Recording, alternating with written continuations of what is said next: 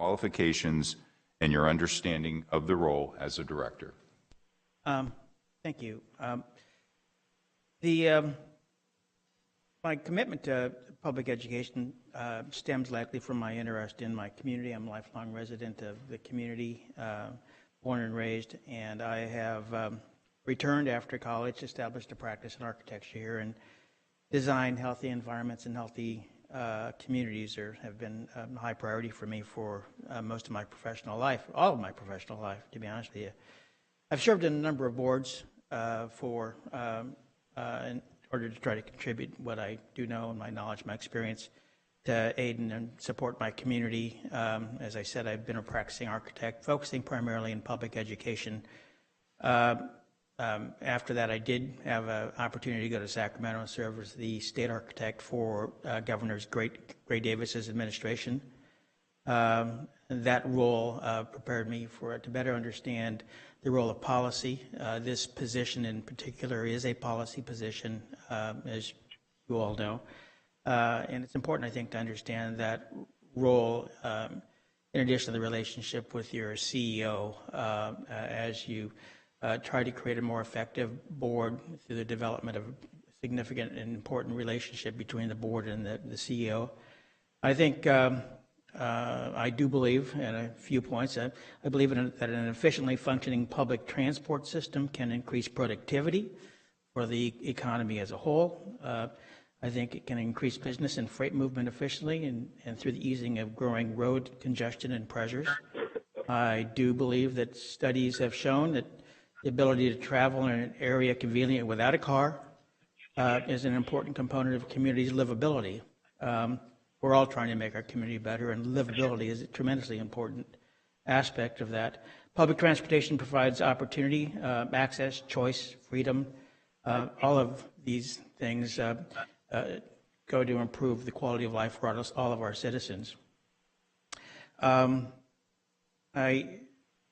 I also believe that transportation is a critical factor that influences the health of a community.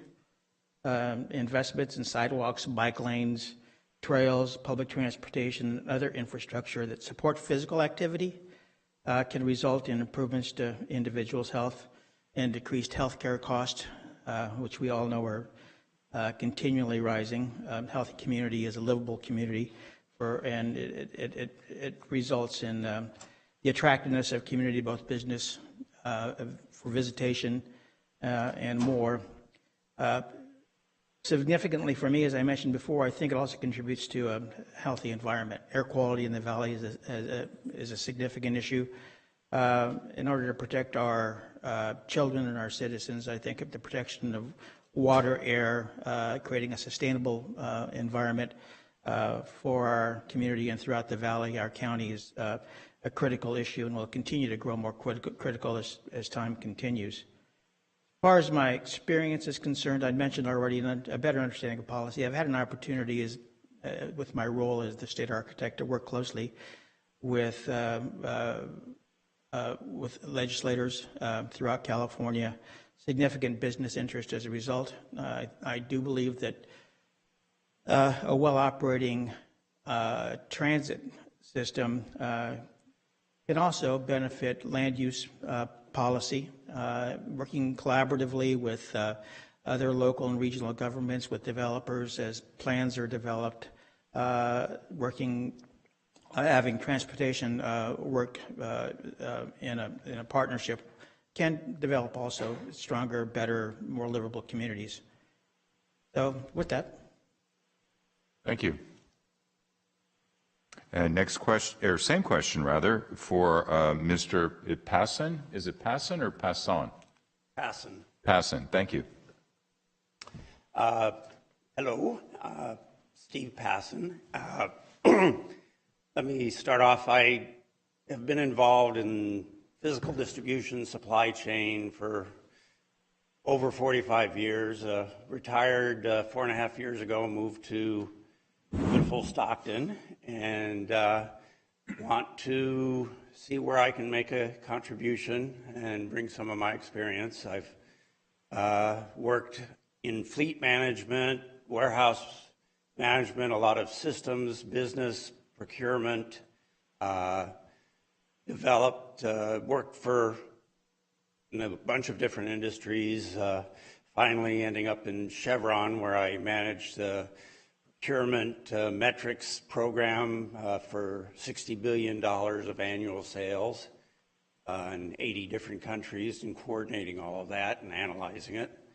I started in transportation when I got out of college with my ROTC Army commission and went into the Transportation Corps, and that gave me something to be different from some other people. Found it very interesting, and I've moved into a number of different locations. I've worked with major suppliers and users. I did quite a bit of systems development work in the later years, and large part of systems design and working to provide an interface between the users and the systems people to build a fleet management system and warehouse distribution systems, in addition to this, the procurement. And as I said, we moved here 4.5 years ago to get out of the expensive Bay Area and really fell in love with the community. So I just want to say, in terms of what I can bring, is number one is a broad experience and management of the operations and systems for large organizations, and bringing efficiency and new ideas and new ways of solving problems.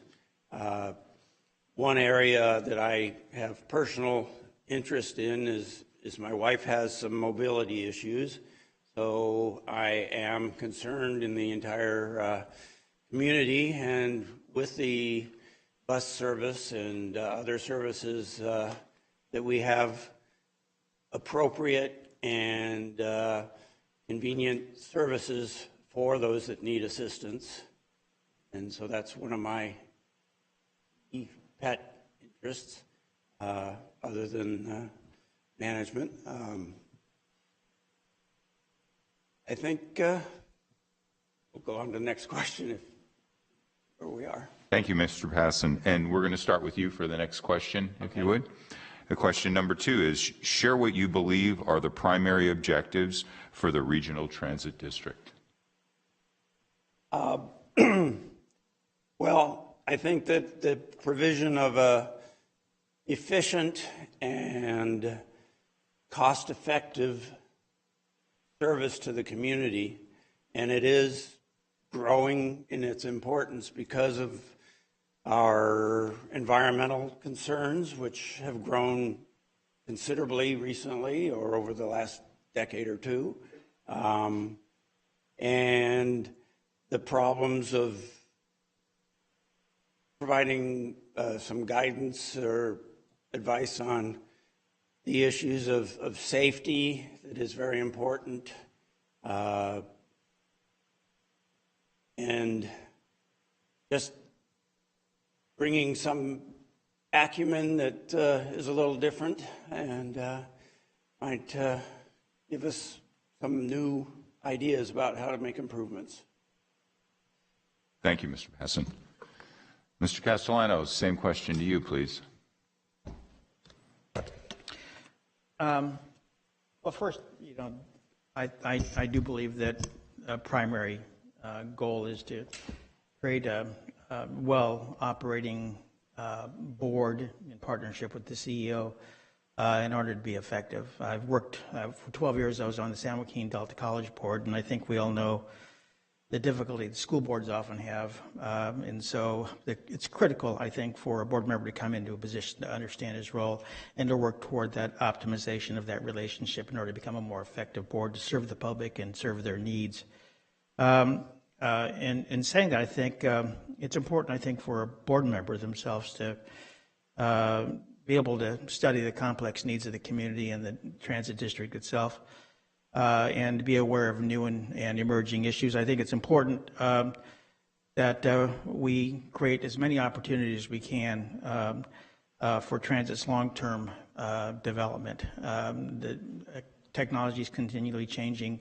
One of the issues that I think we'll have to confront is the notion of ridership itself, and the fact that there has been a decline in, as many other sectors have suffered over the last few years. But so focusing on ridership, which also brings with the idea of how do we assure that riders are safe and secure in their environments, that the service is timely, that there's high quality and effectiveness. I know the transit district is constantly looking at new routes and improving those routes, adding to those routes, adding services in general.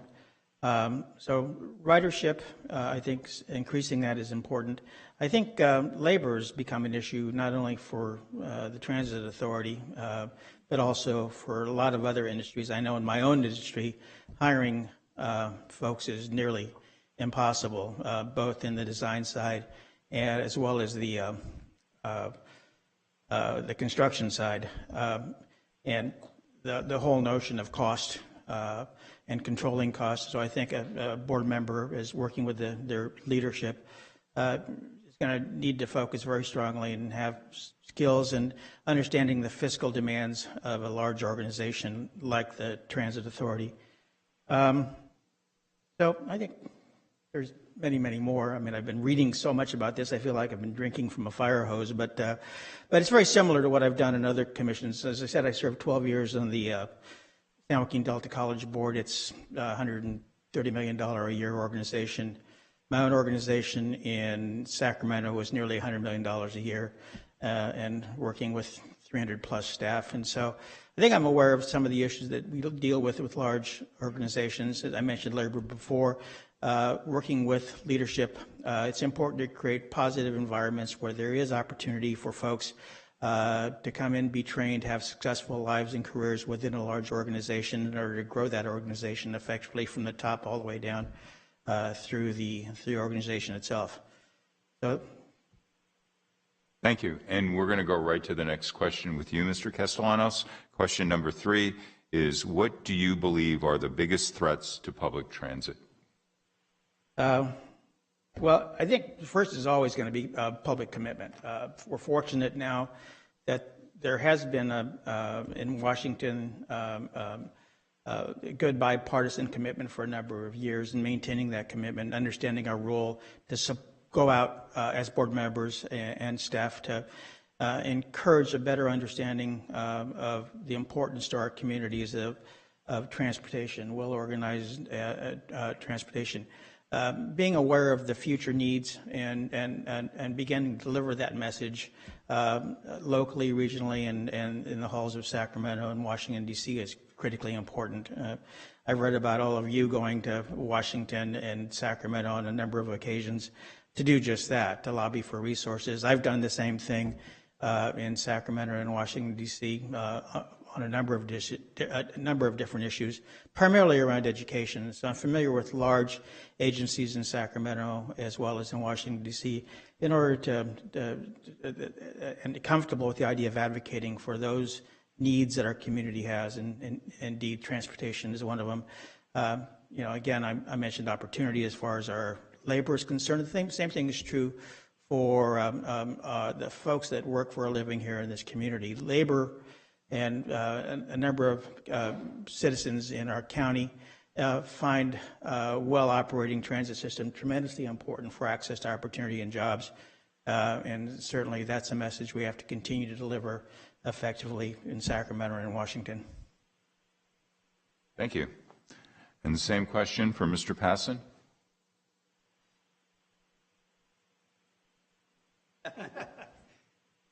Yes. I think that one of the biggest issues is safety, both in terms of the passengers' personal safety while in the vehicles or on the streets.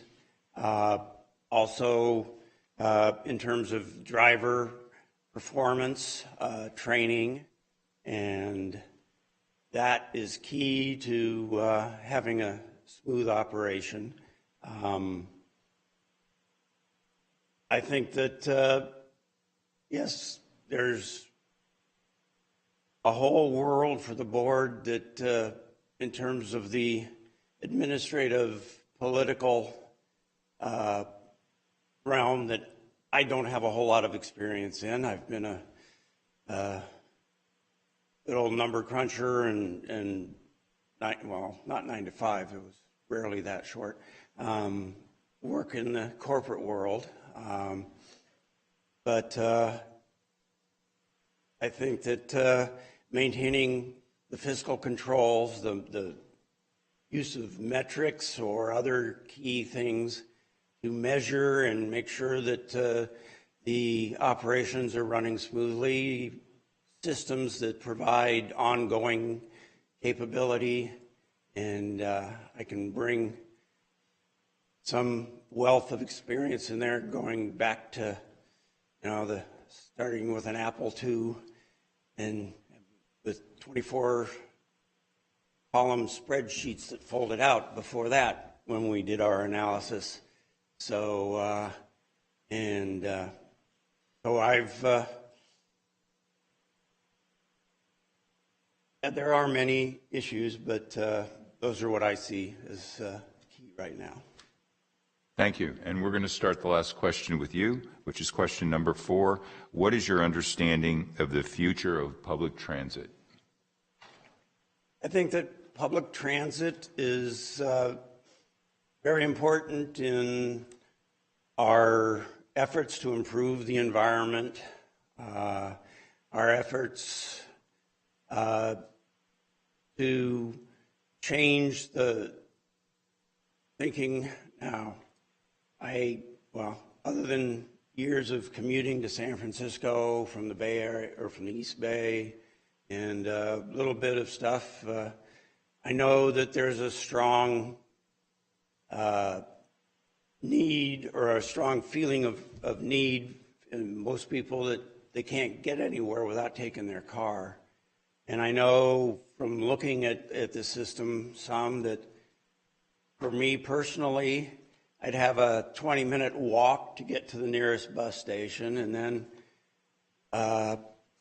multiple stops and transfers, and then who knows how long of a walk when I get there. And there must be, I know we have limited resources and everything, but there must be something down our path in the future that can free that up some and make it more available.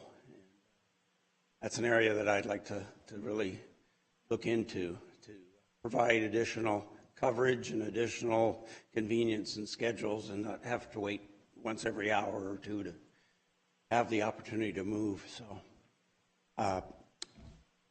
thank you very much for your attention. Thank you, Mr. Passon. Mr. Castellanos, last question. I think I've stressed a few items along your lines of your question, and I do think that there's that an investment in transit is an investment in our communities and the lives of our citizens. I think that as a designer, I do believe that an emphasis on transit affects the physical quality of our communities. And we take a look at other communities and transit-oriented development. I think there's an obvious opportunity there to begin to influence the development of our community in a very positive way to create a healthier environment, healthier population as well. I think access is always been a primary emphasis for me throughout my career.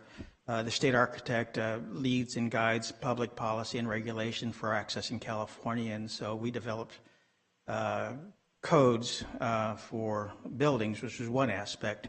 Public accommodation is one aspect of access, but certainly the services provided by the public, I think it's Title II of the ADA, that govern public transportation are critical to the development of all of our citizens and providing opportunity for all of them. I learned early on that the disabled population was one of the least served and lowest employed, even though they're highly educated. And that's changed over the years because of the passage of the ADA. Even though it's legally required for public agencies to comply with the ADA, I think we have found over the years that there have been issues with that, lawsuits for large agencies that have tried to create models, better models, for public agencies to better understand their role and responsibility. But I think we're finding with organizations like the Transit Authority that not only is it an obligation, not only is it just the right thing to do, but it also expands economic opportunity and economic growth for our communities. And I think we have to take a look at those things in general, all the things we do in order to enhance our community. As I mentioned, not only is an investment in transit an economic boon to our communities, but it also, that boon is not just economic. It comes in a number of different ways in creating healthier communities, a healthier environment, and more opportunity for all of our citizens. Thanks. I'd like to thank both candidates, and with that, I'll turn it back over to our board and the city council members for any further questions you might have. Thank you, Jay. Any questions from any council members or board members? Okay, Mayor Lincoln. Thank you, Chair. Thank you, gentlemen, for taking time to come in and interview. Understanding, I want to ask this question through the lens of a constituent, a resident of Stockton, who frequents RTD services. Understanding Stockton usually accounts for upwards of 70% of ridership for RTD. What do you view as the greatest need for transit-dependent residents? And as a board member, board of director, what's your role in addressing that? You can go first, Mr. Castellanos. I'd like to listen to him first, so it helps me. So, I mentioned before, I think improving and increasing ridership is going to be it continues to be a challenge for the district. But I think some of the opportunities to improve ridership are relatively apparent. We have to have reliability. We have to comfortable, safe equipment. Our staff has to be well trained in order to make people feel comfortable and protected as well.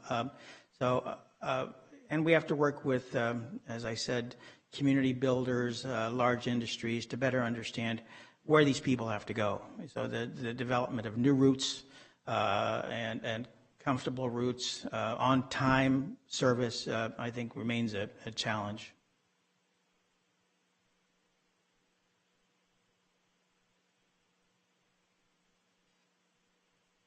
I think that I have to admit that I have not a great deal of experience in ridership, but one of the major first steps I would do is spend a lot of time on buses and talk to people.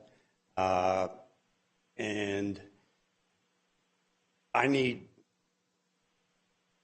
just because of my experience, I need some additional work in that, and I recognize that, and would start there. I also know that the board has to work with the business development people in the city and county, and have good communications with that group or groups, and be able to be ahead of the activity, be thinking ahead so that we can make the improvements on time and in coordination. I think then the basic day-to-day maintenance of the environment for the rider is also important. So it runs the full gamut. I mean, and I also mentioned looking for new ways to provide broader coverage. I know that big old buses can't go everywhere, and can't afford to, couldn't take one down my street. But we need to find other things, and expanding the the call for a ride opportunities and stuff like that. So, thank you. Anyone else? Yeah. I just have a general question. So when was everybody else given the opportunity to come to this meeting? The other applicants, when were they notified? Through the chair, Councilmember Canepa, actually the other two applicants, applicant Mamborg was planning on attending today. However, she had a death in her family and was going to be traveling today, so she was not going to be able to participate telephonically or in person. The fourth applicant, Lewis, we attempted to contact using the contact information provided on the application, and we did not make contact with that applicant. Okay, so those are the last two, and then that's fine. Thank you. I have a couple of questions of the candidates. Mr. Passon, probably first. I'm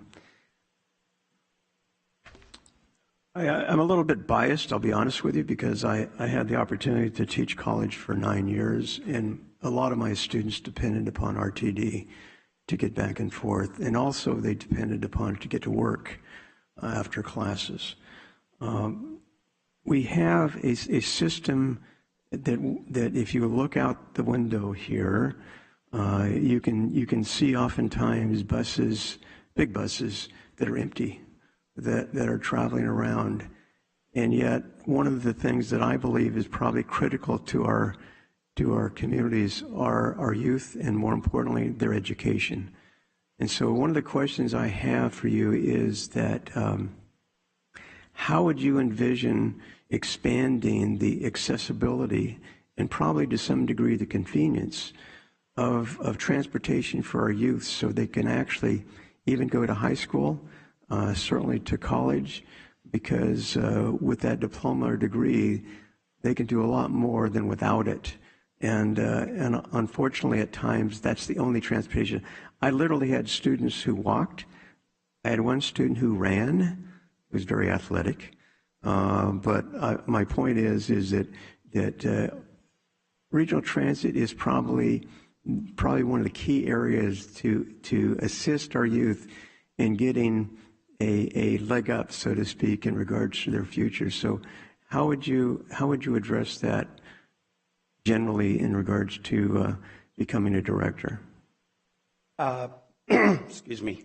I mean, I remember watching RTD commercials on TV about a bunch of teenagers running to the buses and pushing or promoting the corridors and ways that they can get to different areas, and that has a limited effectiveness, I think. I would have to say that this ties in with my general problem solving, and it needs to be studied. As Steve here has mentioned, there's a lot of coordination with education, with the school district, with the community college. And one of the things that in some of my fleet operation experience way back when was there are systems for measuring your distribution, laying out where the people are, where the destinations are, that can be applied. I'm not sure how much they are done with the RTD at the current time, but that can help and make sure you locate your pickups, identify areas where you need to use smaller equipment, and possibly in a feeder kind of a system to help the folks like me that have 20 minutes to get to the nearest bus station down on Fremont. So I think that advertising has something to do with it, but coordination with the educational institutions and a more complete evaluation of the starting and ending locations of the market that we're looking at is going to help to lay things out possibly in a better way. Before I let you go, and then Mr. Castellano is going to answer that, are you familiar with the RTD program Van-Go? I've seen the equipment, and yeah, I believe that's a call and for people that need to go to medical and or other things that more of a personalized transport that I'm not sure about the current effectiveness of it or the costs of it, but that's definitely something that I think probably an opportunity for additional incorporation. Yeah, actually, it's since its inception has been very popular with residents because of the convenience and accessibility and the cost and the connection with obviously more main routes. So anyway, well, thank you very much. And Mr. Castellanos, do you want to answer those two questions, please? Thank you for answering the second half of your question for me. No, Van-Go has been very effective, and it's been recognized across the country for its effectiveness. The cost of ridership for the ADA portion of the services that are offered were able to be reduced and improved at the same time that ridership for on Van-Go has showed that it can also reduce costs and improve service. And so I think it could be and likely is a tremendous opportunity to serve students. I mentioned I'd been involved with community colleges for quite a long time, and I had the opportunity to serve on the state trustee board as well as a leader, and then also on the national trustee board. And so I learned one thing pretty early on that I learned about the importance of data, and I did fairly quickly as I was looking more into RTD. Did realize that they're among one of 20 agencies that participated in a nationwide transit customer survey. So not only does the agency survey its own passenger needs, but they do that and share knowledge with folks across the country, board members across the country in order to share best practices. And I think that's a tremendous opportunity for our district here as well. The other thing I learned, in terms of what I was talking about earlier, the community college issue, community colleges reached out some years back with a grant from the governor and the chancellor of community colleges in order to learn what the condition of our students really is, and the findings were frightening. 40% of our students at San Joaquin Delta College were troubled with housing security. Many of them were homeless. We ended up putting Wi-Fi in our parking lots in order for people that slept in their cars who wanted to be successful in school and struggled to do that. The same thing with food. Delta College now has a food pantry for its own students to serve the food needs of those students. But what that clearly states is that money is really important. The public, the school districts, community college districts, public college institutions all find the same issues, that these students oftentimes have families, they have jobs, sometimes more than one. Their schedules are oftentimes difficult, and so having a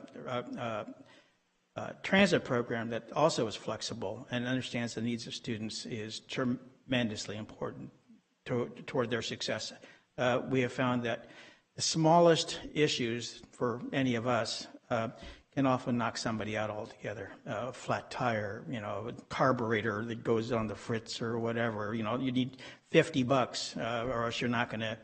It's a choice between eating or getting to class. And so transportation is one of those needed items. It's a critical issue, and we have to address it. At Delta, and like other college districts throughout the state, we addressed it by working directly with the Transit Authority. We found ways of reducing cost in some cases, offering free rides when possible, and that has to continue as the plight of our students continues, and which affects the future of our community and the future of our state and nation. we're going to have to find ways of reducing cost, providing better service, as well as reducing cost to attend college. We're fortunate in California because essentially community colleges are free, but we have now to make sure that all those other services allow those people to work, support their families, and attend college and be successful. Thank you very much. Any other questions? Okay, seeing none. Public comment? Anyone wishing to speak? Please step forward and state your name, please.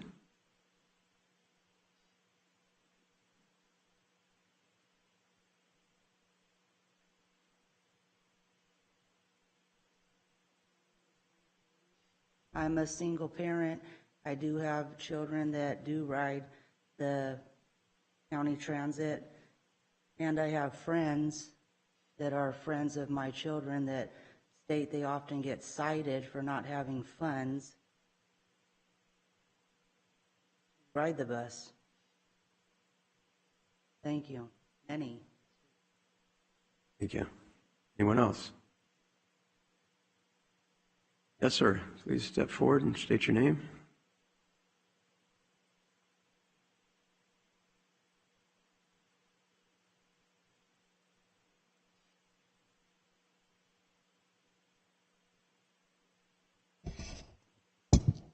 My name is David Grantham. I want to apologize for being off subject here, but I have a serious question. Why was San Joaquin County Sheriff's Office arresting people without a crime? Sir, this is not the time. This is a joint meeting with the City Council. So we have a, Sir. well, we have a public comment. Make a public announcement. I have the right to speak in public. And now I'm going to have this individual stand up over here to intimidate me. I've tried to speak to the Sheriff's Department. I was told point blank that it's within their policy that they can arrest people without a crime being committed. They arrest people on state property, that not county property, without the state having either. Let me just give you some information.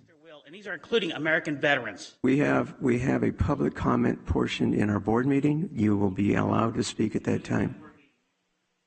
It's probably, it will probably be faster if you would quit speaking. So if you would mindly, please wait until the appropriate time. It'll probably be, I don't know, maybe depending on how much the vote is, probably at least 30 minutes because we have to resume. No, this is, okay. Well, thank you very much and look forward to your comments in the future. Anyone else? Okay, any other questions? Chairman Nguyen? Yes. I apologize. I do have a written public comment that I'd like to read. Okay, thank you. This was submitted by Ms. Kay Saffold, who writes, the current composition of the Board of Directors for the San Joaquin Regional Transit District, RTD, does not fully reflect the ethnic diversity, equity, or inclusion of the City of Stockton or San Joaquin County. The composition of the board members have stayed the same for the past several years. We need more board members who actually use the transit system and have personal experience, equity awareness, and knowledge to address the transit needs of minorities in disadvantaged communities. The RTD board oversees service cuts and fare increases. A more diverse board will have firsthand knowledge and be more aware of how these decisions impact our communities. RTD receives millions of dollars from federal, state, and local transportation funds, which gives them the fiduciary responsibility to ensure that our most vulnerable and dependent have mobility services. I encourage both the City Council and the County Board of Supervisors to appoint more diverse members of the RTD board and seek broader participation in this selection process. As we move forward into the uncertain future, public transportation will be even more important to our youth, minorities, disabled, and low-income individuals. With rising gas costs and inflation, public transit service is for many the only means of transportation to get to medical appointments, school, jobs, and essential services. We need an RTD board of directors that fully represents the communities it serves. The RTD board appointments should be made with due consideration to diversity, equity, and inclusion. Thank you for your consideration. And Chairman Nguyen, if there's no further questions, I do want to take a minute to explain the ranking process for the board and the City Council when you have time. Go right ahead. Okay. So I just want to be clear to the board members and the city council their options today. While 2 applicants did show up for the interview, all 4 applicants can be considered and ranked this morning. So they are all listed on your ranking sheet. 2 of them that are highlighted are the 2 that were not able to attend today's interviews. The Board of Supervisors do their ranking 1 through 4, with the first being the first choice and 4 being the last choice. And I understand that that's a flip-flop at the City of Stockton, so I appreciate your accommodation this morning. Once you guys have filled out your scoring sheets, I'll collect them, and then I'm going to tally all of the results and provide that to the board and the City Council, and then you'll be able to take action to appoint someone to the RTD this morning. If there's any questions, I'll be happy to answer. Any questions? Supervisor Patty? Yes, thank you. Through the chair, Madam Clerk, would you explain, so we're doing, since it's a flip-flop, do we want to flip-flop to the lowest score, or we want to flip-flop to the highest ranking? It's flip-flop for the City of Stockton, I believe. So we're ranking 1st through 4th, 1st being your first choice, 4th being your last choice. So the person that you want should be ranked number 1, and then cascading down to number 4. Okay, so it's not a scoring system with numbers of who got the highest score. I'm going to tally the results and provide that to the board and the City Council so that they understand who received the lowest points, which is the one most desirable. Okay, thank you. Any other questions? Okay, if you mark your score sheets, please.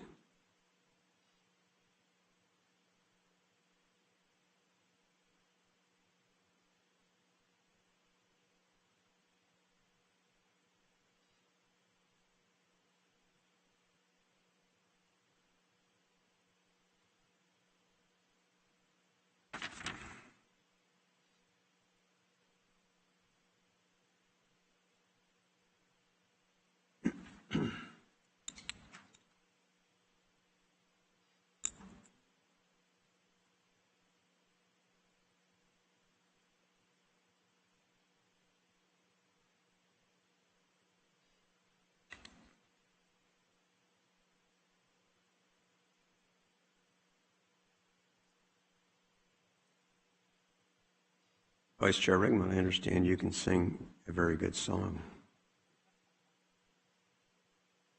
Oh, okay. All right, we'll pass on that then, thank you.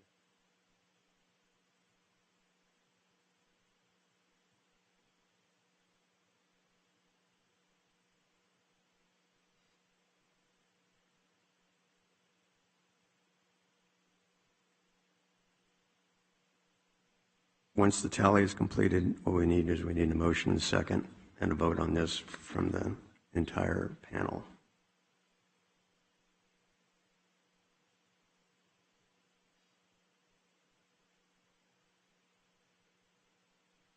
Chairman, if you do want to take a quick recess while I tally this, that would be fine too.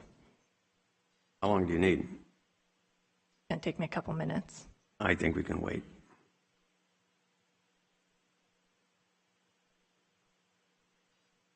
Herding cats.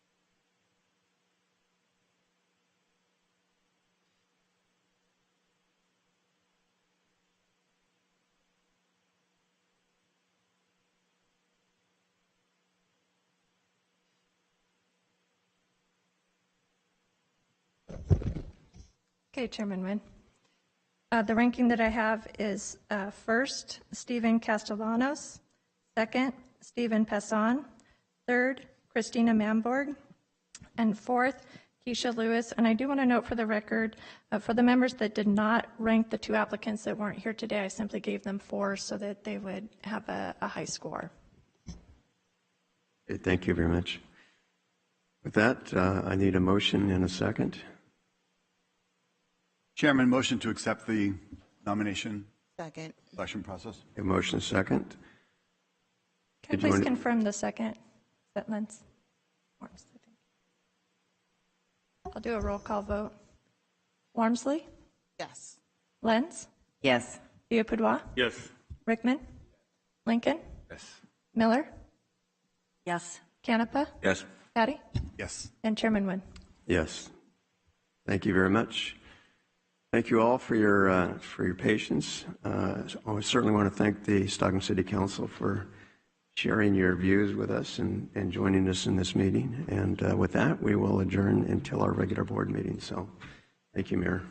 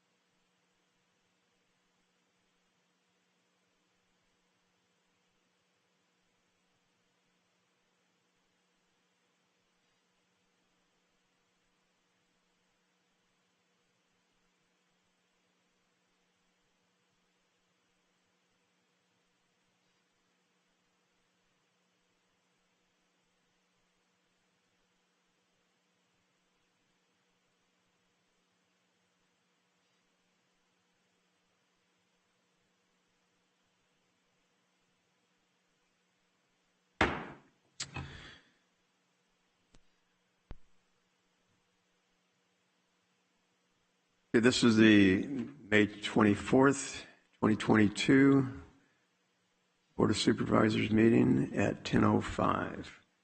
Before we begin, I have a couple of adjustments. Mr. Miles? Thank you, through the chair. We have two housekeeping items. First off, I'm requesting that the board add an item to the agenda under Government Code 54954.2B, which provides that if an item comes to the attention of the agency after the agenda has been posted and it requires immediate action, that the board can add it to the agenda. So I'm asking that the board add to closed session a discussion of the matter of California Department of Water Resources versus all persons interested in the matter. It's their contract extension validation action. We learned on Friday after the agenda was posted that if the board intends to appeal the decision that was rendered by the court in favor of DWR, that we need to do that by June 2nd. So we need to put that on the agenda so we can have the closed session discussion today. And that requires a 2/3 vote of the board in order to place that on the agenda. I'd make a motion to add it to the agenda if needed at this time. Second motion. Okay. Clerk of the board? Please vote. And it's adopted 5-0. Thank you. Mr. Miles? The second housekeeping item is that we have been informed that council on the afternoon hearing item, the appeal by Viaggio Incorporated, that Mr. Atterbury is not available this afternoon. He unexpectedly, and they're asking for a continuance of that to a later date. I believe the chair has recommended the first meeting in July, which would be July 12th. Be appropriate to have a motion to continue to a date certain. I'll make a motion to continue the date. Second. Okay.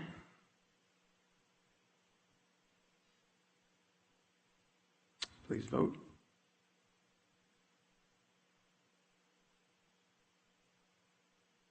And it's adopted 5-0, and the appeal hearing will be rescheduled for July 12th. Thank you, council. All right, moving along to proclamations, recognitions.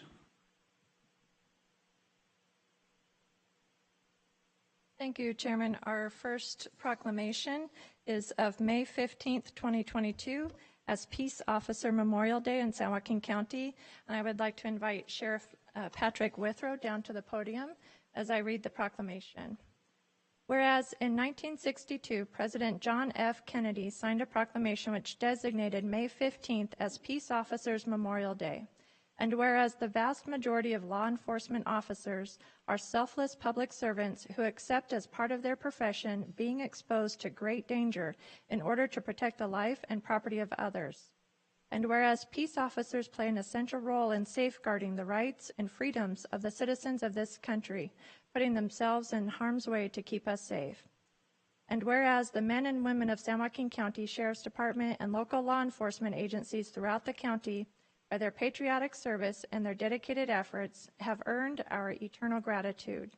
Now therefore be it resolved that the San Joaquin County Board of Supervisors does hereby proclaim May 15th, 2022 as Peace Officers Memorial Day in San Joaquin County, and encourages all citizens to remember law enforcement officers who have given their lives or have been disabled in the line of duty, and acknowledge all law enforcement officers' dedicated service by taking a moment to say thank you when crossing paths or sending a note of gratitude to local law enforcement agencies.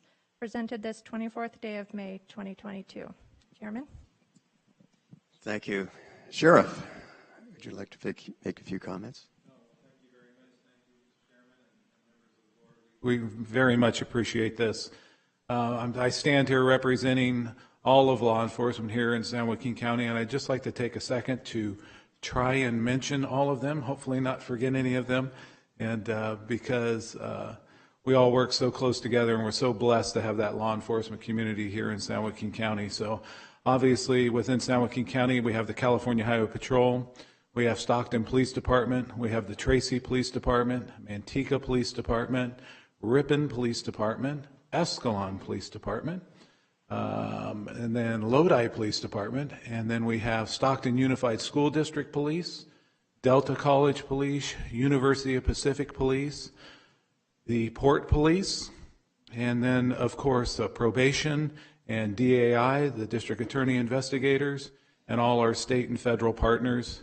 And hopefully I didn't forget anyone. I was kind of scanning the county in my mind there, but we are blessed, as I said, that we work so closely together, all the chiefs and everyone involved, that we share resources and knowledge and information to make sure that we do the best we can to make sure that San Joaquin County is safe. And obviously we can't do that without the support of our boards and our city councils throughout our county, and we are blessed to have you guys support us so much. So thank you all for recognizing all the officers. Thank you, Sheriff. Supervisor Villaputra. Thank you, Sheriff. Sheriff Wither, I'm really impressed you can remember all those names, so congratulations. I just want to thank you and your officers and all law enforcement throughout the county and the state. Amazing job what you guys do to protect our community and our citizens. And every day is Peace Officer Day, so thank you. Supervisor Patty. Thank you, Chairman. So many words of praise should be given on a regular basis, and I appreciate that we have this recognition today, at least.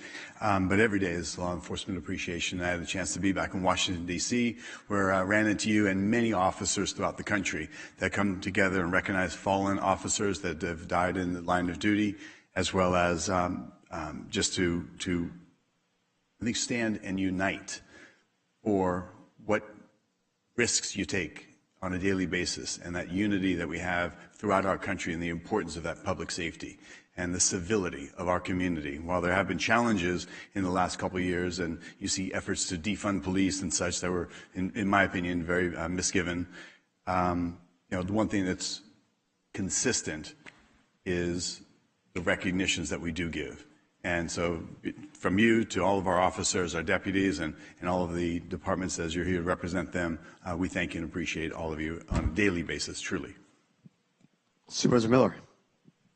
Thank you. Sheriff, to you and to all the members of our law enforcement communities throughout San Joaquin County, we say thank you. It's important to set aside a day to really recognize all of the sacrifices made not only by the men and women of all of the various departments, but by your families as well. They do without you a lot of times for special occasions, and we recognize that it is also a sacrifice on their part. So on behalf of elected officials throughout the county, we do say thank you, recognize that many members of your community have given everything to protect us. And we are also really grateful for the collaboration and the closeness between all the various departments in this county, because we are truly well served by it. So thank you. Vice Chair Rickman. Thank you, Chair, and thank you, Sheriff, and thank you all the men and women of the San Joaquin County Sheriff's Department for the hard work that you do, and for all law enforcement. And just to put it in perspective, in 2021, 617 officers lost their lives, and 2022 so far, and unfortunately this number will go up. We've lost 105 men and women in law enforcement, gave their life protecting their community. And as everyone knows, unfortunately, it is getting more dangerous out there, and our men and women in law enforcement are asked to do so much more with reduced personnel, with aging equipment. And I just want to thank them for what they do, going to work every single day, and thank their families for standing by their spouse, brother, sister, father, mother, who goes out on the beat every day to protect our community. When there's birthday parties or family gatherings, many times these officers aren't at home. And I know last year in 2021, San Joaquin County, we lost Officer Jimmy Inn with the Stockton Police Department that hit our community very hard. And, it's a job that many folks can't do or are unwilling to do. So to all the men and women in law enforcement, thank you very much. We stand with you, and God bless you all. Well, let me add, Sheriff, I really appreciate your efforts in regards to your deputies. Certainly, you're our law enforcement agency for the county and do a tremendous job. I had occasion when I was a young officer back in 1970, probably most, I don't know, maybe Bob remembers it, but the Newhall shooting, April 6, 1970. Allen, Pence, Gore, Frago, 4 officers were killed that night.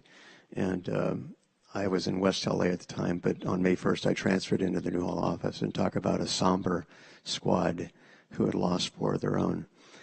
Through my career, I lost 4 fellow officers myself that I worked with, and it is devastating. It's devastating when you lose a loved one anytime. But for someone, especially in law enforcement, and you're well aware of this, and I know the officers are also, is that there is a closeness, it's akin to the military, where you depend on each other and you become family, truly. And you spend often more times in a patrol car with a deputy or an officer than you do with your own family. So that bond is irreversible. So I just want to thank you all the deputies, certainly thank all the officers in this county, all the law enforcement personnel, because it's not just the officers which are key, but it's all those who support them, who are their lifeline, et cetera. So again, thank you for your dedication and commitment, and please pass on to the deputies our sincere recognition and appreciation for what they do on a daily basis. Absolutely, thank you. And with that, I'll give you this proclamation for all the law enforcement.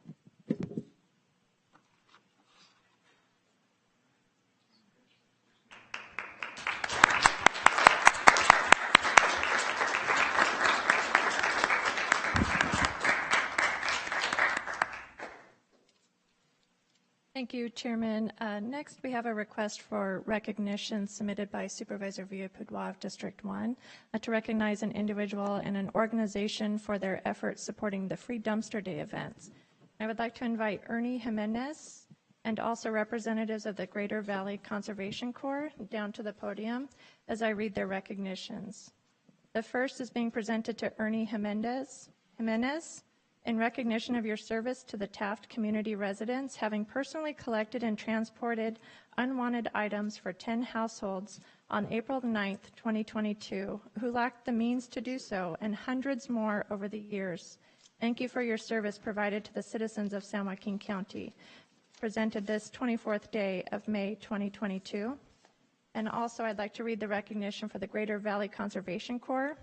In recognition of your service to the community over the last 5 years, having collected and transported unwanted items for more than 200 individuals comprised of elderly, disabled, and military veterans who lack the means to do so themselves.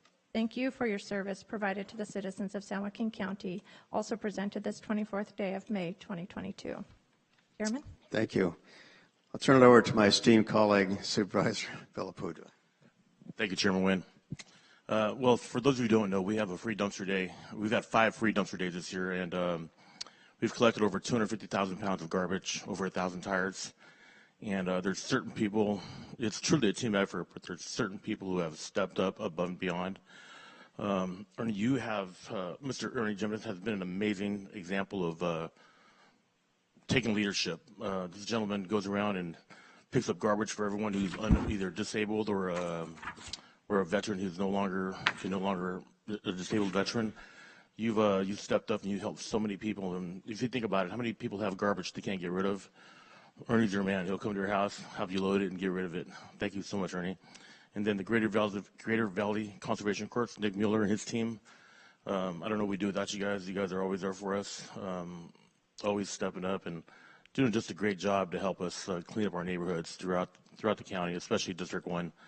We really want to thank you. And there's so many other teammates. The Sheriff's Department brings their crew out. They're amazing. Community Development, Public Works, and my own Chief of Staff, Christopher Pay, who's always there coordinating and working hard. So really, this day's all about you guys for helping out. We really appreciate everything. Like to make a comment? I'll just thank you for this opportunity of being here, and I take pride in my community, and I've worked very hard. being there, and I wasn't raised there, but I wasn't born there, but I was raised there, and it's fun. Thank you. Supervisor Miller. I just want to echo Supervisor Villaputua and thank you all. You're a great example of community spirit, and all the neighborhoods are improved because of your efforts. So thank you to all of you. We really appreciate it. Supervisor Patty. Thank you, Chairman, Mr. Jimenez, and the Conservation Corps. You guys are truly a great example of a community and the engagement. I mean, you see things laying around oftentimes, oh, somebody else will get it. Well, who? Or the government's going to take care of it. Oh, it's really sometimes doesn't get taken care of at all. So just taking action, setting an example, taking ownership of your community makes a difference and sets an example for that beautiful young lady that's perhaps their family member, maybe a granddaughter or something. Yeah, so it's just a great example of your leadership, and she'll be that next one to carry that on as well. So thank you all for your contribution and making a difference. It really does matter, and we appreciate that. Thanks. Vice Chair Rickman. Thank you, Chair and Supervisor Villaputua, for bringing this forward, and Mr. Jimenez and the Conservation Corps. Thank you for all you do. And Mr. Jimenez, you hit the nail on the head when you said taking pride in your community, and that's exactly what it is. People getting involved like yourself, leaders stepping up and helping out. And we need more people to do that. If we want our communities to get better, people need to get involved. And so thank you all very much for taking your time, a time away from your families and your personal time for helping the greater good. We appreciate it, and God bless you.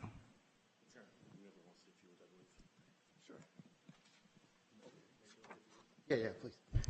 Hi, Nick Mueller, Director for the Greater Valley Conservation Corps. Just on behalf of everybody, our Corps members and staff, just thank you for the recognition today. Our Corps members and our staff are amazing.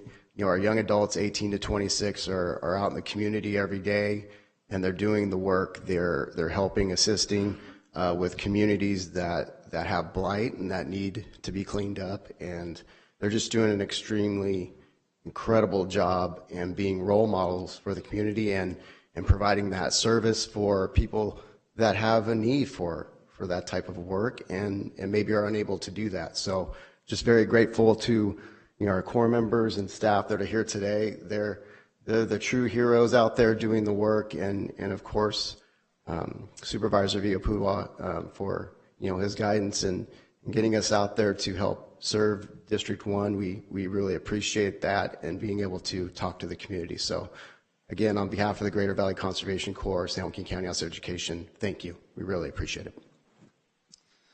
Well, thank you. Real quick comment. First of all, I want to thank again Supervisor Villaputua because he has been the impetus, he and Chris Ruppe, his Chief of Staff, in organizing and working with your organizations in regards to actually getting the job done. And you may not know this, but based upon his efforts and your efforts and Chris's efforts, we are expanding the program countywide. My particular district, District 4, which is the eastern part of the district, we are replicating what you're doing. And the reason is you've been so successful, and you provided really the example for the rest of our county to replicate. And that's really the key, is it takes one person, one group to start, and you're kind of the catalyst, which then motivates others to do the same thing. So as we expand, now that we've kind of been on pause because of COVID, but now that we're out of that and we're starting to expand, you will see what you've been doing probably for years spread throughout the county. And when you see those individuals in the different parts of the county, think that you were the beginning of it. You were the impetus that gave them the motivation to do that. So congratulations to all of you. Certainly you're making a difference in our community, and hopefully we can do this on a countywide basis. So congratulations.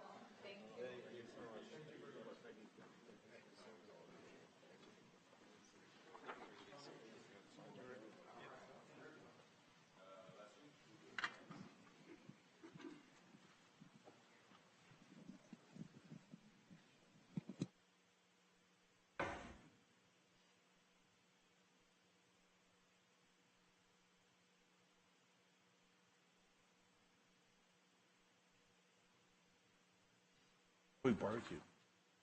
Barbecue.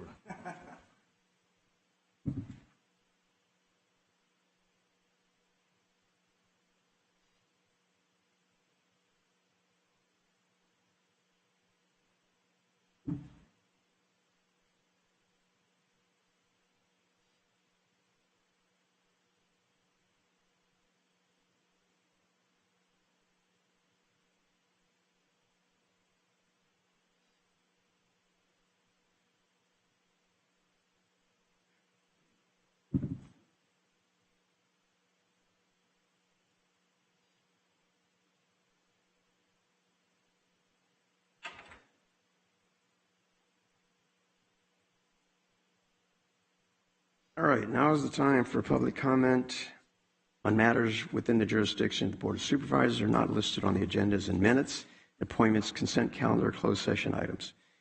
Request that you fill out a comment form, which you've done. If you wish to address the board in person, there's a time limit of 3 minutes for these comments. There's a device on the podium with green, yellow, and red light. The yellow light will come on 30 seconds before the end of 3 minutes. With regard to public comment, the law strictly limits the ability of board members to discuss matters not on the agenda, so that it is not appropriate to have time to have a discussion with the board regarding your comments.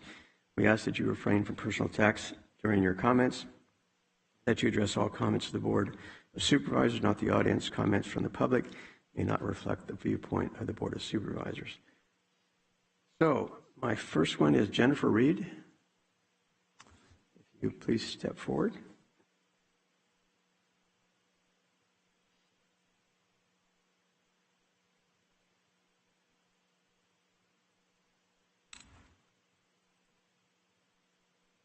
Hello, everybody. Thank you for everything today. Start now? Go right ahead. Thank you. I have a green light. I have a definite concern about juvenile hall in French Camp or Stockton, California, as far as violating Title 15 rights of minors visiting. I'm going up the chain of command, and it's very hard to get a response. I went to juvenile hall staff. I've talked to receptionists, probation officers. I've talked to my legal representation, probation supervisor, administration at juvenile hall, human resource department here on the 3rd floor, including a supervisor. 6th floor, Rupert office with District 1 here. I've emailed a numerous amount of times within the last month. Number 9, I took photos of juvenile hall court. When you first enter, that is where the board information is. That's how I investigated and was able to get here through somebody named Donna on the 3rd floor. I was unaware. I've talked to an investigator. At juvenile hall, I've also contacted Board of State Community Corrections. I finally, yesterday, got a hold of a field representative that works at Board of State Community Sacramento. So I went up the proper chain of command. It was very hard to get a response. And again, they are violating the minors' rights as far as visiting, and a lot of other things are going on here. Hall. I've written up all of these citizen complaint forms. And it's very hard, like I said again, to get it investigated and looked into.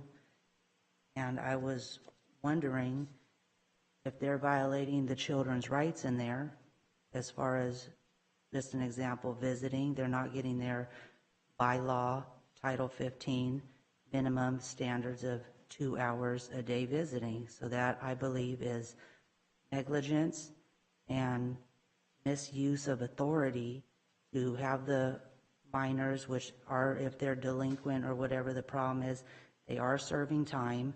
So I believe respectively their rights while they're doing their time should be in compliance. What could be done about this immediately, please? Well, as I've read, we can't deal with this because it's not agendized, but you have dealt with Supervisor Villaputa, is that correct? I have no response with him. I've responded to somebody named Rupert. Rupe. Rupe, excuse me. He's the Chief of Staff. All right. We'll have somebody get in contact with you and follow up on this to see if we can resolve this particular issue with you. All right? Thank you. As stated here in district, comment I've heard earlier is it takes a team, or somebody would have to stand up, like for example, and try to do the right thing. I'm just here to try to do the right thing, not only for my child in there right now, but also for other children and entities that are taking advantage of their authority and don't want to respond when I try to do it the right way and get it done there. And I had to go through all of these things to get it done. All right. All right. We'll have someone contact you. All right. Today? I would really like my daughter released. I can't speak for the probation department, but we will have somebody contact you. My daughter be released from that entity. I can't answer that question. I have nothing to do with the probation department. So all I can say is that we'll have somebody contact you. I would assume it would be as soon as possible. So that's all I can say. I'd appreciate that. Thank you. All right. You're welcome. Lisa Rodriguez. Okay. All right. Jim Shoemaker.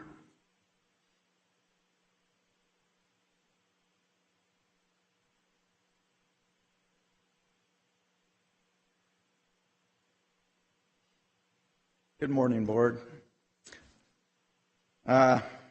Seeing that you're recognizing law enforcement, which is an honorable profession, I also wanted to mention that as part of the local law enforcement, support your local law enforcement committee, we've been putting that out in support of our local law enforcement for over 3 years, and we want to say thank you to them also.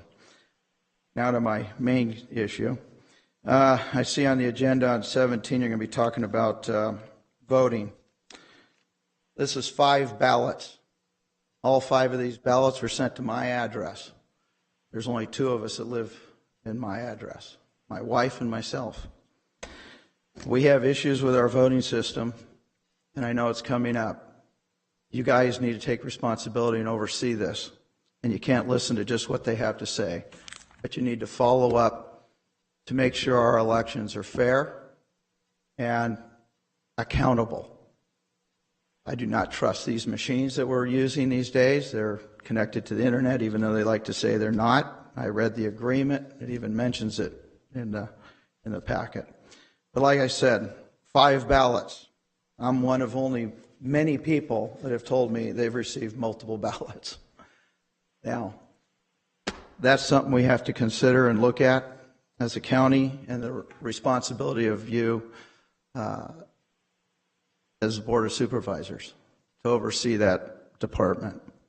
Also, to me, this falls under the premise of what has happened this year with the Fulgent situation, where we're being negligent in the fact that we are selling DNA samples to a company that is affiliated with China, which then falls into a national security issue.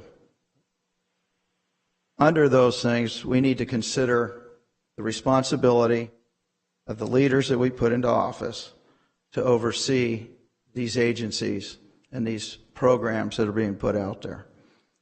So as of now, that's about all I got to say, but I just definitely want you guys to look at the fact of where our voting is and how our Register Recorder's Office is handling this. All right, thank you. Have a great day. Hey, Carla, I'm not sure. Okay.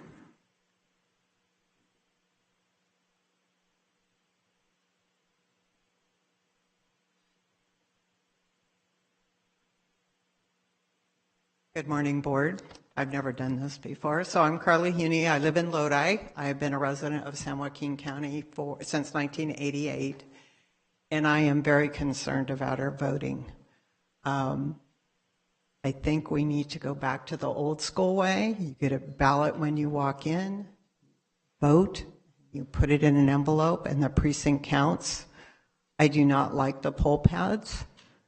The ROV has actually said they had glitches in the recall. I do not know that those are fixed. I also would like to see one-day voting. We've already started voting here, and they're Dropboxing them. I don't trust the Dropboxes either. So as a favor, I mean, if we don't trust our voting, we have nothing.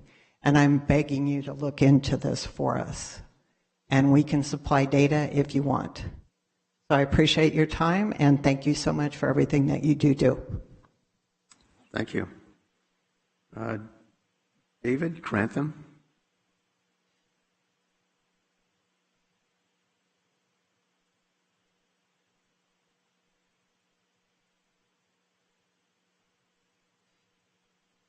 Thank you for pronouncing it correctly, sir.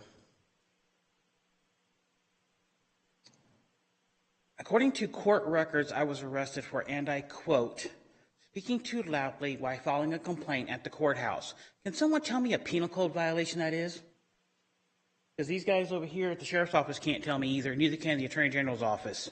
But the DA put that on a charging document.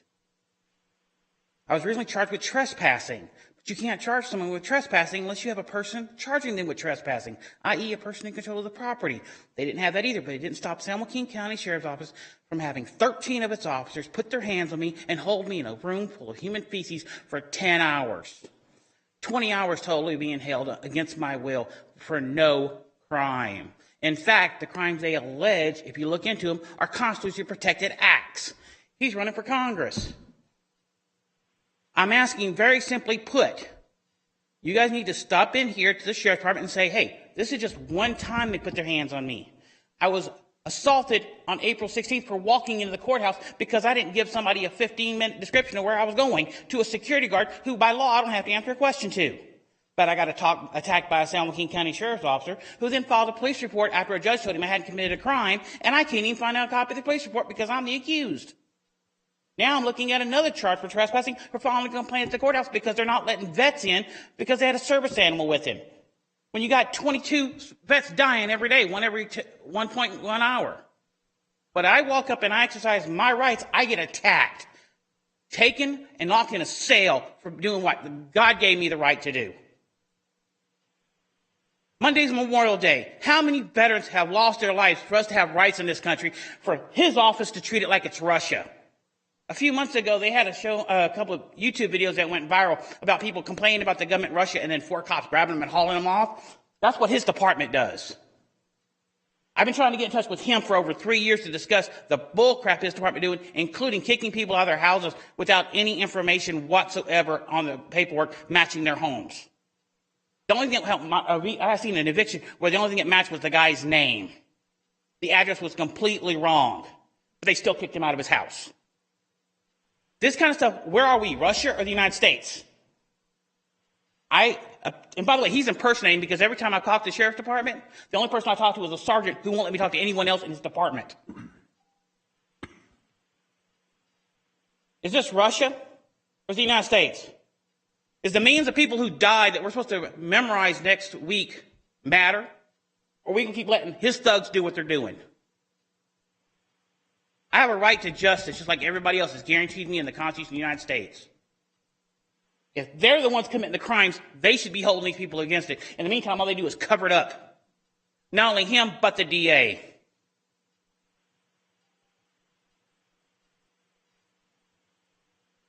Lauren Cardinelli, is that correct? Sorry.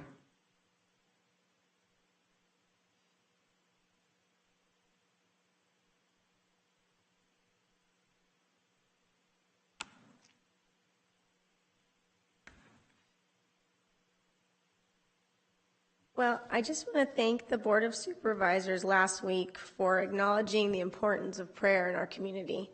It was a big relief to me as a mother and as a community of the Diocese of Stockton. I want to thank you for showing people that it's okay to be themselves. I was a victim of a hate crime at a very young age, and it took me 20 years to reconcile everything that happened to me because of my Catholic faith. Our high school was attacked, and I was personally attacked. I never proceeded with anything because it was looked upon and frowned upon. And frankly, religious hate crimes are on the rise.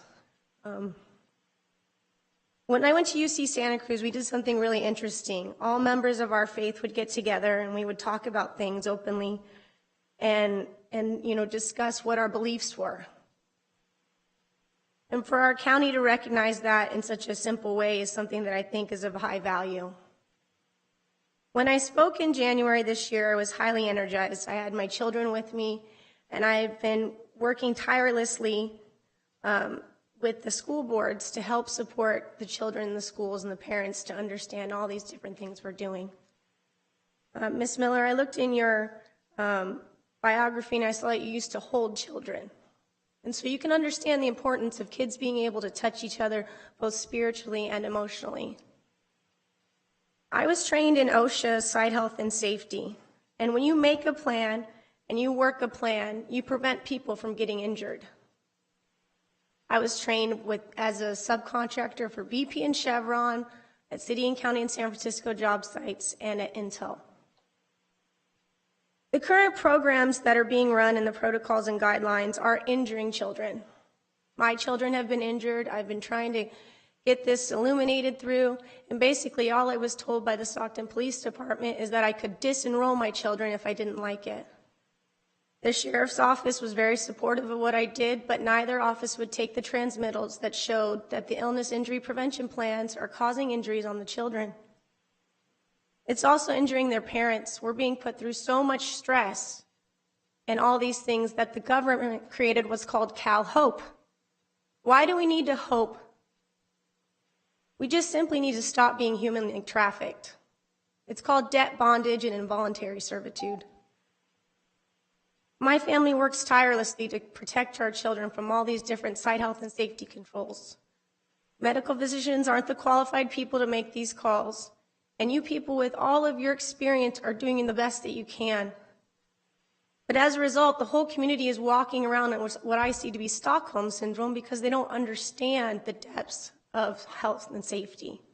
And if there's ever a time when you need people to help, we're all here in the Catholic community because we care for our children and all the other communities that are out there. And thank you for your time. Thank you. Anyone else?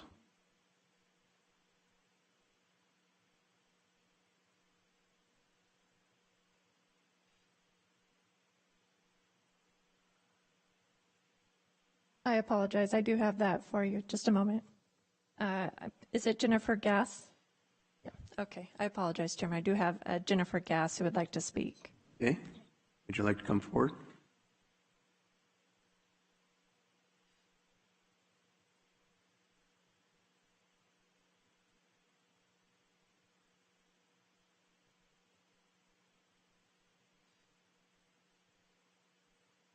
Okay.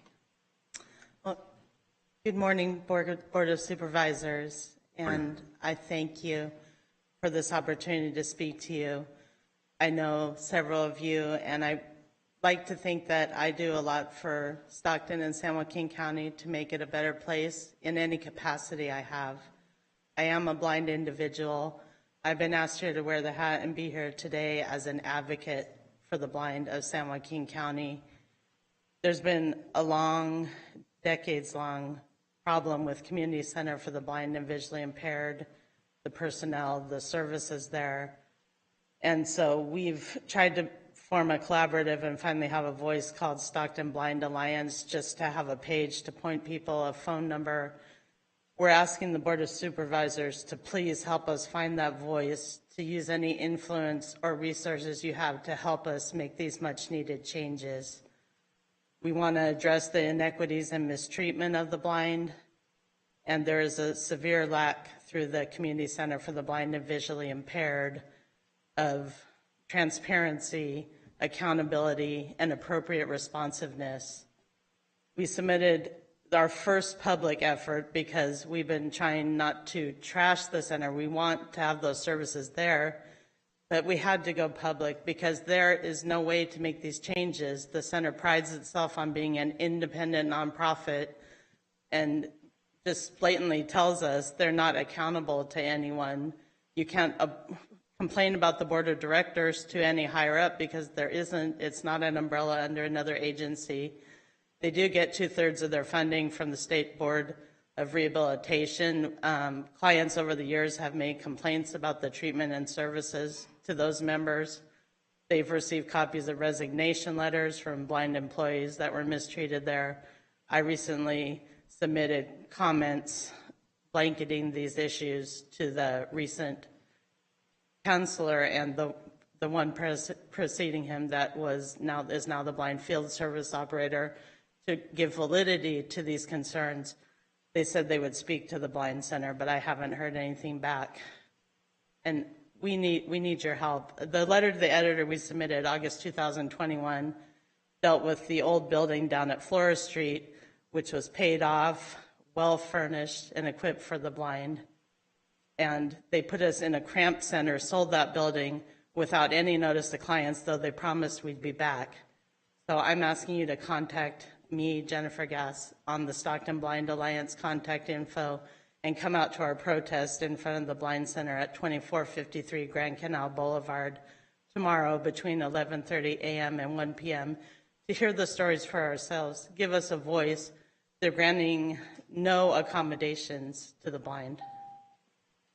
Just a quick question. Do we have your contact information, Rochelle?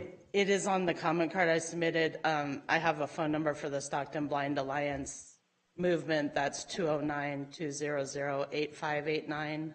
There are serious concerns here, and I would appreciate any support because we're a super minority that is being marginalized in San Joaquin County.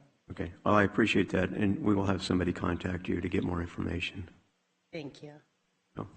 Lisa was going to share her story of mistreatment as a client, but she had to leave for transportation reasons. Okay, fine.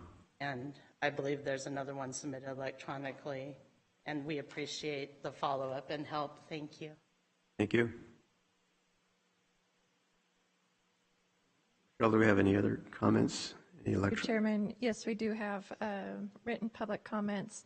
And I do want to quickly note real quick that Jennifer Gass submitted this public comment on behalf of the Elena Torres family, and also brought to my attention that our online public comment form, the CAPTCHA code doesn't have an audio feature for people who are blind. So we're going to look into that and see how we can accommodate that to make sure that people can participate fully. Good. So the comment submitted writes, before her death, Miss Myrtle Stevens Clark established the Community Center for the Blind and Visually Impaired, CCBVI. Her vision was to create a social atmosphere where the blind in the community could visit, learn, and mingle with others having the same disability in hopes that these blind persons could feel welcomed in a warm, caring environment.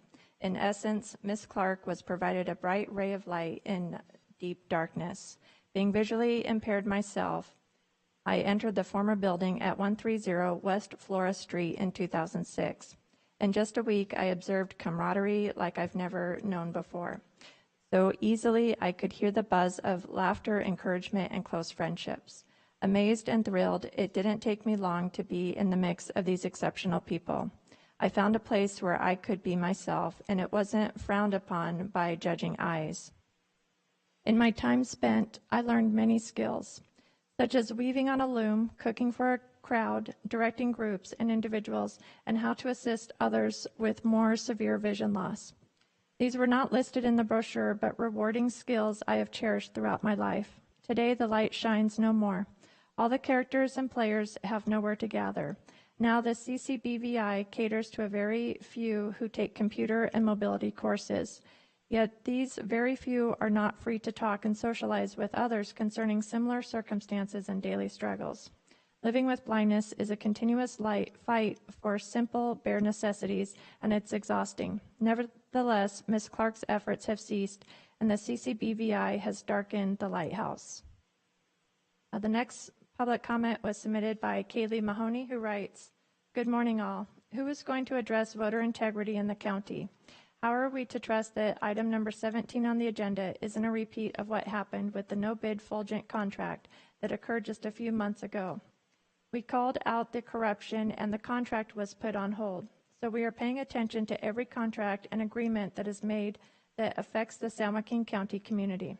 We the people are demanding our county take action to ensure we have election integrity for all citizens during the upcoming June 7th primaries, as well as the November general election. We understand the corruption that already exists here and will continue to call it out, especially for those that are turned out of their positions and don't care about election season.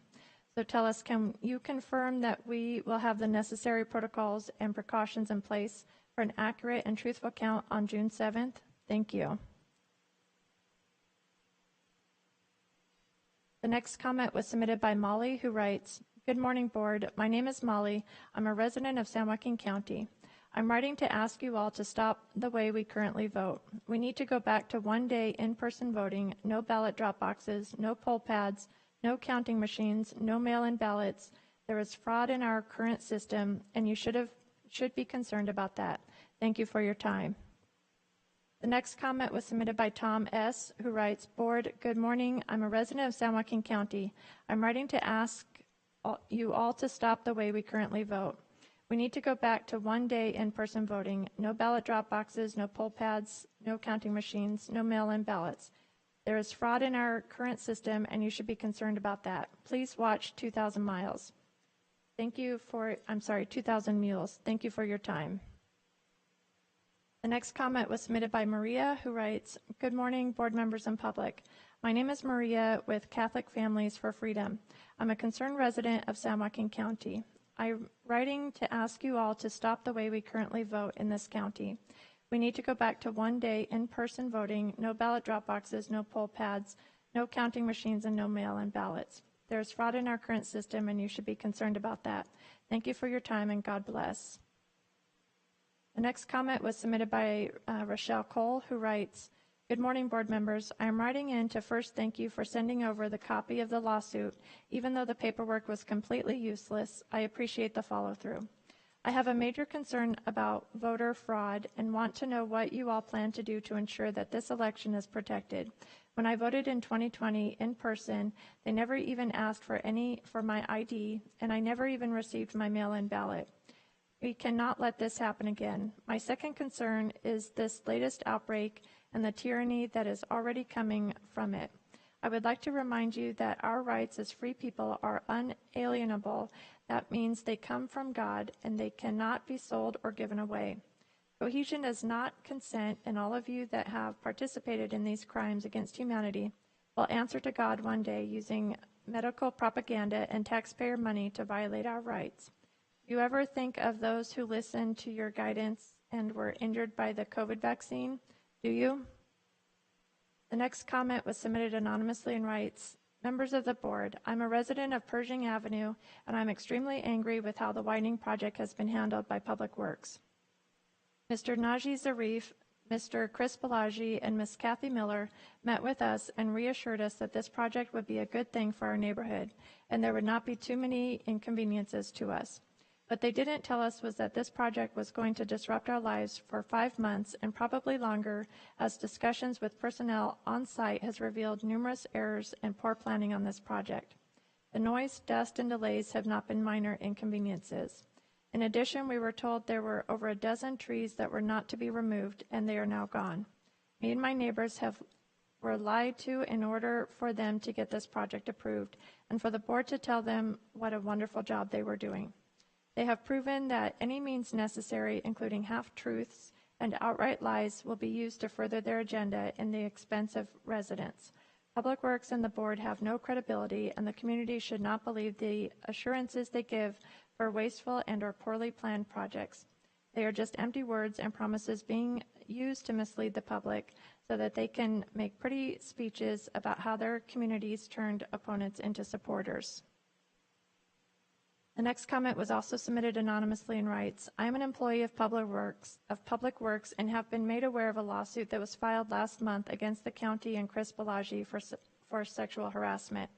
According to the complaint, the county retained an outside investigation firm who found Balaji engaged in sexual leering, and Christy Ray was informed of the allegations and not only failed to report them to the county EEO office, but assisted Balaji in retaliating by releasing the employee. Mr. Balaji is now the City of Tracy's problem, but the taxpayers of the county are still going to have to pay for the board's colossal mistake in bringing him back. It took all of 2 months after he came back to place us in a position of paying a huge settlement. What I want to know is why Christy Ray, who is the business administrator, oversees Public Works. HR division is still employed when she failed to follow the law and the county's policies. With the non-action against Bestolarides, Patty, and now Balaji Ray, the board has proven to the women of the county that they can be sexually harassed, discriminated, and retaliated against without protection, and the board will protect the perpetrators. This is such a serious violation of the law and employees' rights that Christy Ray must be immediately released from county service. Show us for once that you will do the right thing and serve the county like you were elected to do. The next comment was submitted by Tony Vartan, who writes, Good morning. Each year, millions of Americans face the reality of living with a mental illness. During May, we join the national movement to raise awareness about mental health. Each year, together, we fight stigma, provide treatment and support, continue to expand services, educate the public, and advocate for policies that support people with mental illness and their families. San Joaquin County Behavioral Health Services, staff, community providers, NAMI, peer support services, and all local advocacy groups will continue to amplify the message of, quote, together for mental health, end quote. We will use this time to bring our voices together to advocate for mental health and access to care. Together, we can realize our shared vision of a nation where anyone affected by mental illness can get the appropriate support and quality of care to live healthy, fulfilling lives. In recognition of Mental Health Awareness Month, I would like to thank the members of San Joaquin County Board of Supervisors, the County CAO, the Director of Healthcare Services, all San Joaquin County Behavioral Health Services staff, and our community partners for their continued commitment to serve and meet our community's behavioral health needs. Respectfully submitted, Tony Vartan, Director, San Joaquin County Behavioral Health Services. And the last comment was submitted by Kathy Miller, constituent, Taxation without representation is a crime. The comment reads, Good morning, Board of Supervisors. I attended the Lincoln School Board meeting last Wednesday and witnessed what could only be deemed as complete lack of communication and failure on the county's part, specifically Kathy Miller's District 2, to the school district concerning the Pershing Road closing this summer. The City of Stockton has done an excellent job in communicating and coordinating with the district for the Culvert Bridge project on Alexandria and Lincoln Road that is slated for this summer, which would impact summer school and the athletic activities at LHS and SMS. I witnessed several board members voice their concern about students who take that route for walking to school, my neighborhood, and having to divert to Meadow Avenue down to Pershing. While that might seem like an easy task, we're asking students, including some middle school age students, to add an extra 1.5 miles to their route to and from campus. Here's where the poor planning of the county comes in. Students who are heading down Meadow wouldn't even be able to access Pershing due to the county's road closure during the same time. So now the district is discussing bus routes that fiscally already impact a low enrollment district that shouldn't have to be dealing with the mess in communication from the county. This comment is directed to Kathy Miller and anyone else listening to fully understand that this woman does not do her job. She plays political games and wipes her hands clean of the responsibility in our area. And Chairman Nguyen, that concludes the written comments. Thank you. Anyone else in the audience wish to speak? Yes. Please step forward and state your name.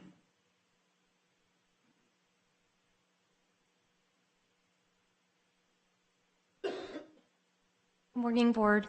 My name is Joni Shoemaker, and I would really like to encourage you to look into the voting situation. We became aware of the problem when the recall came on for Gavin Newsom. Our address had been changed in the system. Why did that happen? We weren't receiving our ballots, and a friend of ours, brought to our attention that maybe you should check your status, your voting status. So I would highly encourage everyone who's listening, please check your voting status, because it could be changed one way or another. And it's our responsibility to have that opportunity to vote. And I would encourage all of you to consider going back to the one-day voting. I would encourage you to look into that. It's serious. Please take it into consideration. Thank you. Thank you. What else? Okay, seeing no one. Moving on the agenda to the minutes for May 3rd, 2022. The revisions, changes, modifications to the minutes. I would move to approve the minutes.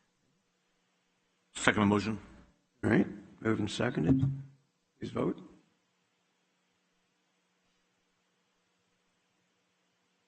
And it's adopted 5-0. Moving on to appointments to boards and commissions. Vice Chair Rigman. Thank you, Chair. And I'll make these appointments in the form of a motion. First one, Aviation Advisory Committee, one position number 1402.4, and recommended for appointment Greg Hennifer. Behavioral Health Board, Consumer Rep, one position number 6702.1, and recommend for appointment Karen Ivy. Boggs Track Community Center Advisory Board, category Low Income Representative, position number 1503.1, recommend for appointment Luisa Torres. Low Income Representative, position number 1503.2, recommend for appointment Regina Griffin.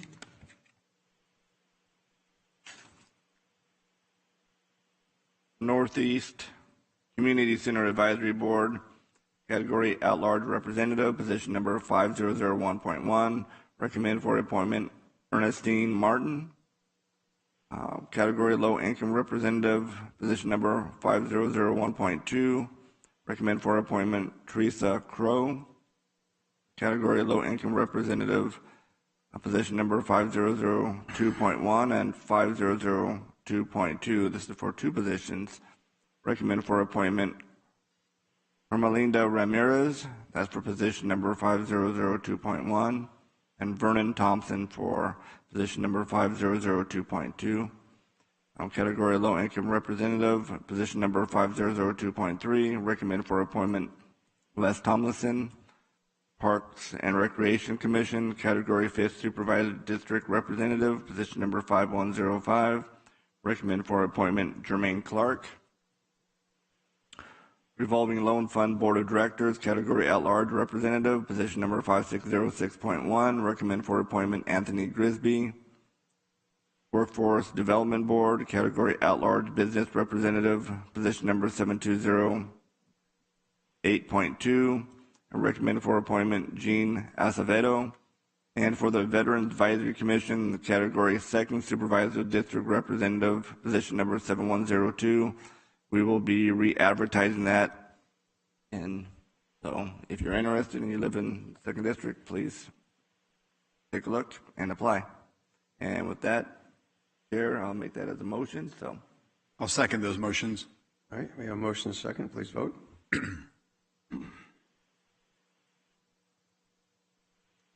That's adopted 5-0. Very much. Now we have our COVID-19 discussion. And then is Mr. Diederich online, or I know he is? He is available via Teams to participate in this meeting today.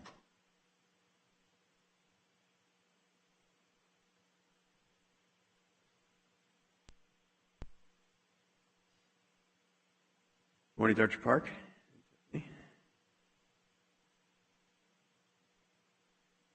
Director Diedrich is on Teams, but he has lost audio, so I'm not sure if he would be able to. Okay.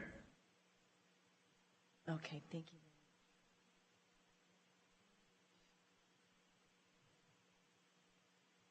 So just this first introductory slide, I put a picture of our raccoon. We've named him Boost the Raccoon, for a campaign that we have created for the children's vaccines, causing it San Joaquin County's vaccine superhero. I want to start off as usual with our epi curve, and instead of showing the epi curve over the last 2.5 years since the beginning of the pandemic, I'm just showing you this segment of time from April 1 to May 22, just to show you the slow and steady rise that we've been experiencing in the last few weeks. You can see that early on, in the early days of April, we had many days where our total count of confirmed cases was under 50 for the entire county, and now we're in the 200s. This might not seem to be a very significant number, but I want to remind you that this is a huge undercount, as this is only the number of people getting PCR tests done, and we know that many people who are mildly symptomatic are not getting tested, or they're using rapid at-home antigen tests that do not get reported. So this is from the CDC and shows the cause of the current surge going across our state and the nation. And if you can look at just the colors, I know this is hard to see, but the red color in the top bar graph is the BA2.12.1 subvariant of BA2. The pink is BA2, and the darker purple is the BA11529, the original. So the original Omicron variant, which caused a lot of increases in cases and hospitalizations back in January and February, now only accounts for about 2.8% of all sequenced virus in the country. And just a week ago, the pink and red were kind of 50-50, with BA2 and its sublineage BA2.12.1 being about half and half. And now just this morning, this was updated, and so I have the latest picture here to show you that the BA2 now accounts for about 39% of all cases in the United States, and the red bar, the sublineage of BA2, BA2.12.1, accounts for 57.9%. So it is becoming predominant. With each successive variant, each one is a little bit more transmissible than the last. So 12.1 is more transmissible than 2, and 2 is more transmissible than 1. So we're watching carefully to see if this leads to a huge surge. At this point, it seems to be a slow and steady rise that might persist in our county for the next few weeks before we get that rise to plateau. The lower part of this picture shows the country in regions, and our region is looking like it's about 50-50 already, with the prediction from the state of California looking like we will have the 12.1 become more predominant very soon. Various modelers are looking at California as compared to New York, where the 12.1 really took off and became the predominant variant. Here, the rise of 12.1 has been a bit slower, but it seems, though, that it will still take over the. So that's the cases.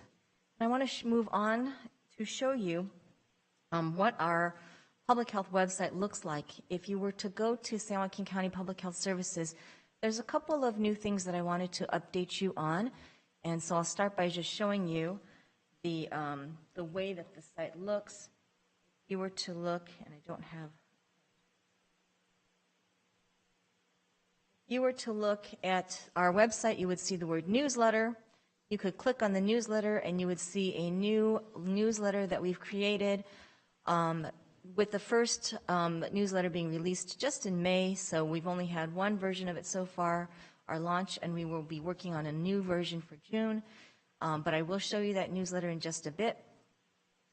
If you were to look at the words COVID-19 data and reports and click on that, you would get to the portion on the right that says COVID-19 dashboard. And this dashboard just launched live yesterday. I'd like to share that with you and then show you the newsletter. So this is very exciting. It is our new COVID-19 dashboard, which, if you recall, Mr. Chuck Davis, he and his team at Digital Helix worked on this along with our epidemiology team. It's been a lot of work. This is a data dashboard that gets automatically updated using various sources from CDPH to gather all the data. So here is where I hope that people will get used to looking at some of the most pertinent data that we're looking at. And we have the spark lines to show you whether things are rising or going down, green indicating things might be better than obviously yellow or red. So you will see that our total confirmed cases is at about 170,000, deaths 2233 deaths to date. And unfortunately, our case rate is rising. If you see that line that says case rate 18.4, if you were to actually be on our website with your cursor on the case rate trend spark line, you would see that if you followed that line with your cursor, that really the top of that is 22. So our case rate is really about 22 right now, and the reason why it turns downward and hooks down is because the last few days are still being added. So it always look like there's a little hook downward, but actually it is climbing, and we're at a case rate of 22 per 100,000 right now. So hopefully that makes sense. We did that to mirror the way the state does it as a 7-day moving average. You will see that our hospitalizations and our ICUs are trending upward. Obviously nowhere near as close as it has been back when we had many hundreds of people in the hospital. However, this is definitely an increase where we had just maybe 8 people in the hospital a couple of weeks ago, and then 14, 15 last week. We're now at 28 people in the hospital. So seeing these numbers double and triple just in a time. Whereas we had maybe 1 person in the ICU a week ago, there are now 5. So just wanted to share that with you, and there is that link on our website. If you give us a few weeks, you will see that this dashboard is expanding. It might become a bigger forward-facing dashboard on the homepage, and there are many additional links that have been created that have a lot more granular details that I think people might find interesting. So the newsletter looks like this if you were to click on the word newsletter. And as I said, it launched just at the beginning of May. And what we decided to do was dedicate the first month's newsletter to the topic of COVID therapeutics, because we do receive many questions about the drugs that are out there and how to get a hold of them. This is a 3-page newsletter, and so I'm showing that to you because if you have constituents with questions about where to get Paxlovid, this is where you might want to direct them, is to the website. And of course, SJ Ready does link back to all of this. The last page of the newsletter I just want to show you looks like this. That bottom portion is a therapeutic distribution locator and the link to that. And this is created by federal HHS to show where anybody can maybe find a Walgreens or a CVS that has Paxlovid or Molnupiravir. Where are the treating facilities that might have Evusheld? And so that is for somebody who might have already a prescription from their doctor and needs to find a dispensing pharmacy. The top portion is Test to Treat. It's a locator that shows where you can go for one-stop shopping, where you could walk in, get tested, and if you're positive, walk out with Paxlovid all at the same time. And so I do want to point that out to you as one of the parts of our newsletter. At this time, if you were to look at that Test to Treat locator, you would see that OptumServe in Lodi and OptumServe in French Camp are now Test to Treat locations. And you would see that there's a third location listed on the federal website, CMC. Community Medical Centers is a Test to Treat, but serving just their own clients. So I would direct others who are not CMC clients to go to one of the other sites. So just again to highlight that the OptumServe test sites, which are sponsored by the state, are now Test to Treat sites, not just test sites. So recall that they were doing PCRs, and then they transitioned to doing the rapid tests with PCRs on request. Now they are doing rapids and PCRs, and if you're positive, they're able to offer the Paxlovid, the Molnupiravir, and perhaps the renal dosing of Paxlovid for people with mild to moderate renal disease. So if you look at the top picture, that's Lodi Community Services Center, and I want to say thank you to Director Chris Woods and Elise Vigil at HSA for helping us to secure this site. We had to move the OptumServe Lodi site to a new center because the old one was a former school site that had to be demolished. This is the parking lot. On the right side of that picture is the actual community services center, that building that you see on the right. And so that is where the meds are being housed and kept temperature controlled, but you drive into this area to get the testing done. At San Joaquin General Hospital, same sort of thing, test to treat. You can get tested in the tent, and then in that temperature controlled storage unit, we do have the medications available for the public. The way that this works is that there is now an RN at these sites, a nurse who can gather your information, see that you've tested positive, contact a telehealth doctor who then grants the prescription if they feel that you're not at risk for side effects and that you're a good candidate, and then the medication is dispensed. I want to let you know that although those are the two sites from OptumServe that have always been sponsored by the state, we did feel the need to try to do more test-to-treat locations in other parts of the county. So we are working with Carbon Health, and we are launching this Thursday at a different community center, Larch Clover and Tracy. Again, thank you to our partners at HSA for helping to secure this. Again, trying to give us some weekend dates to make it extra convenient for folks who need to find a place that can do test to treat on Saturdays and Sundays. So we're very excited to be working with Carbon Health and to be able to offer this in South County. All three of the test to treat locations that I just showed you will do testing on anyone, whether you're insured or uninsured, and at no cost. Did want to say a few things about the second booster doses. I mentioned this at the last meeting, but I think there was a lot of confusion in the public, so I just wanted to take this opportunity to clear things up. Second booster doses of mRNA vaccines are available, and those who are 50 and over are eligible to receive them. That is anybody 50 and over. And then anybody 12 years and older who has some immunocompromising condition. And then anyone who had a Johnson & Johnson first dose vaccine and then got another Johnson & Johnson as a booster is eligible to get a second booster as an mRNA. After this came out, and recall that the CDC said you may get it if you're in one of these three categories, the CDC then released some clinical considerations. I believe that caused some more confusion because the clinical considerations said that if you work in occupation that puts you at high risk, if you're in a congregate living setting, for other conditions, if you live in a community with high rates, you may get the second booster. But really, that was for anybody who is in one of these three categories who was kind of indecisive about whether they should get that second booster or not. Those clinical considerations were released to say people in those categories might consider not waiting and getting that second booster now. Caused some confusion because now we had doctors and nurses and other people thinking they were at occupational risk and needed that second booster. However, you still needed to be 50 and over, and then that clinical consideration could help you make up your mind. All that is gone now because just a couple of days ago, the CDC strengthened its recommendation to say instead of may, the highlight now is on the word should. We've had enough people get the second booster to study it, and I think there's enough evidence to show that it is helpful. And right now with the rising case rates across the country, the CDC did strengthen this to a should. Also, just in the last couple of days, the CDC expanded eligibility for COVID-19 booster shots for children ages 5 to 11, and that was released as a should receive. And so that would be a third shot for children, and that they could get that as long as it's been 5 months from their initial 2-dose series. It is the same Pfizer product and the same dose that would be used for that. We did see a lot of hospitalizations across the country with children during the Omicron surge.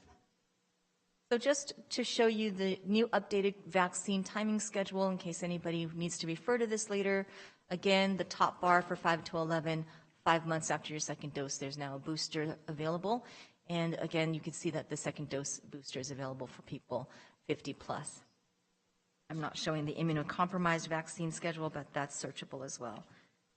And my last slide, Just wanted to let you know that we are purchasing, or we have purchased, more at-home rapid antigen tests. I recall that through the MOOC, we did have some of these that went out to cities several months ago, and the cities did distribution. We made another purchase of these, and about 59,000 of these at-home tests, 2 per box, will be distributed in the next week or two, and the cities are aware, and they know that they are going to be picking it up, and they have all of their own distribution plans. We're also distributing to CBOs. So some of these are coming through the MOOC process, and some of them are from those that we purchased.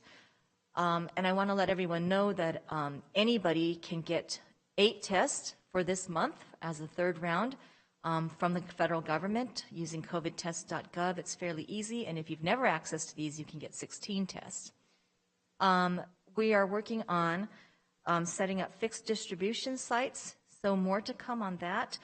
Talking to possibly community centers and libraries that might be willing to serve as sites where the tests can be readily available, and there will be a constant steady supply so that anybody who's needing one of these can go to one of these fixed sites and pick one up. And when we have some of those sites secured, we'll be sure to put that in the next iteration of our newsletter and on SJ Ready. Thank you. Any questions? Vice Chair Rickman. Thank you, Chair. And good morning, Dr. Park. How you doing? I'm great. Thank you, Supervisor. Good. Yeah, a few questions. First of all, I want to say thank you, Public Health and HSA, for bringing some testing to South County at the Large Clover. Appreciate that.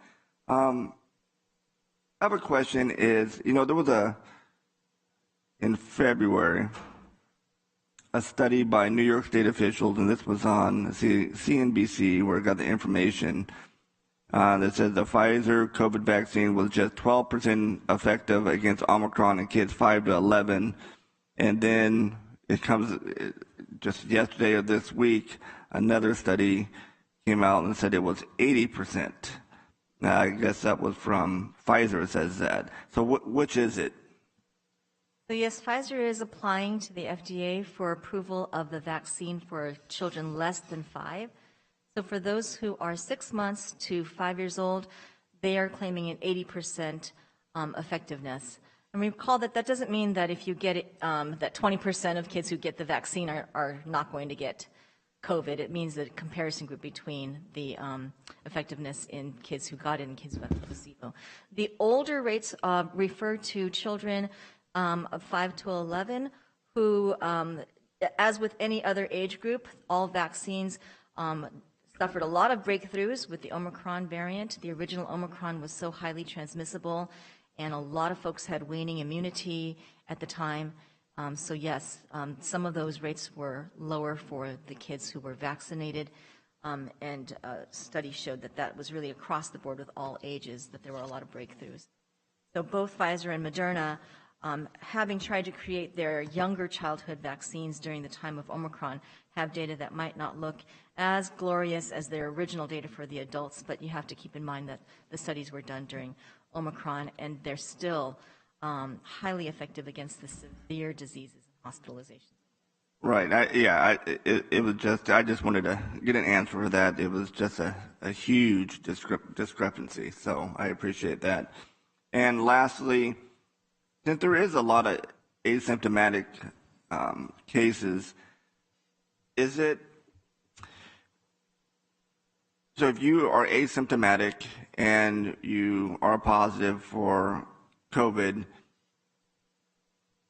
you don't have to quarantine, do you, for the 5 days anymore?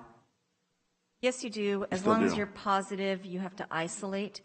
And isolation is still 10 days for the CDC and CDPH, unless you can test out at day 5.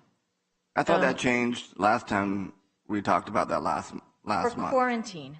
So quarantine is for people who are exposed to COVID. Okay, and that's where but are not testing positive themselves. Those folks, if they're vaccinated, do not have to stay home. They don't quarantine. However, if you're positive, whether you're symptomatic or not, you're positive, you could be infectious to others, and you have to isolate.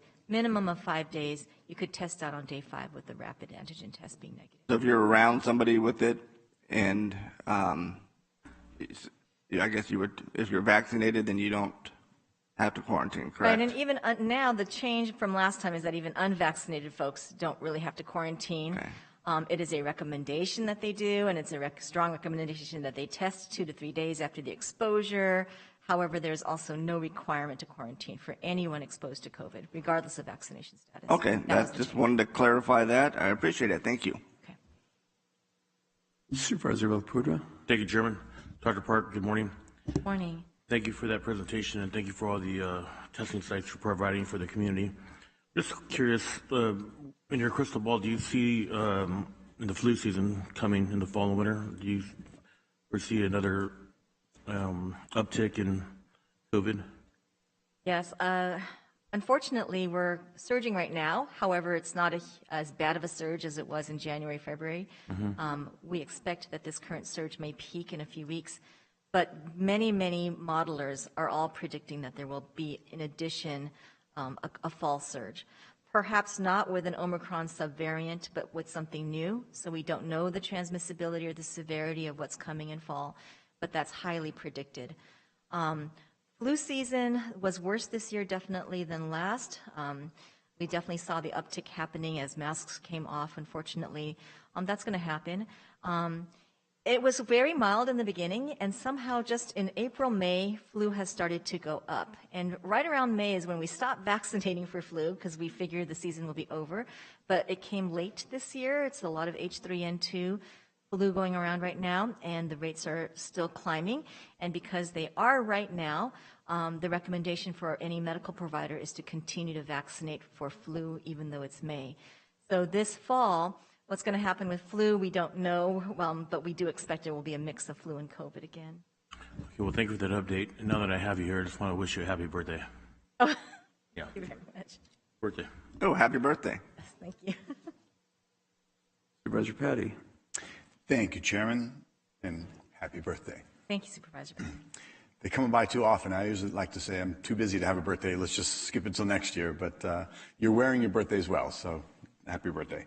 A couple quick questions for you. And I appreciate we're kind of really keeping our fingers on the pulse of what is upcoming. I love that we have clinics as well as some treatments available and 7 days a week. So that's very helpful. From what I'm reading, some COVID cases on the USA 7-day average, and this is quite reversed than what it was about a year ago. It was less than what it was prior with the first wave of the virus.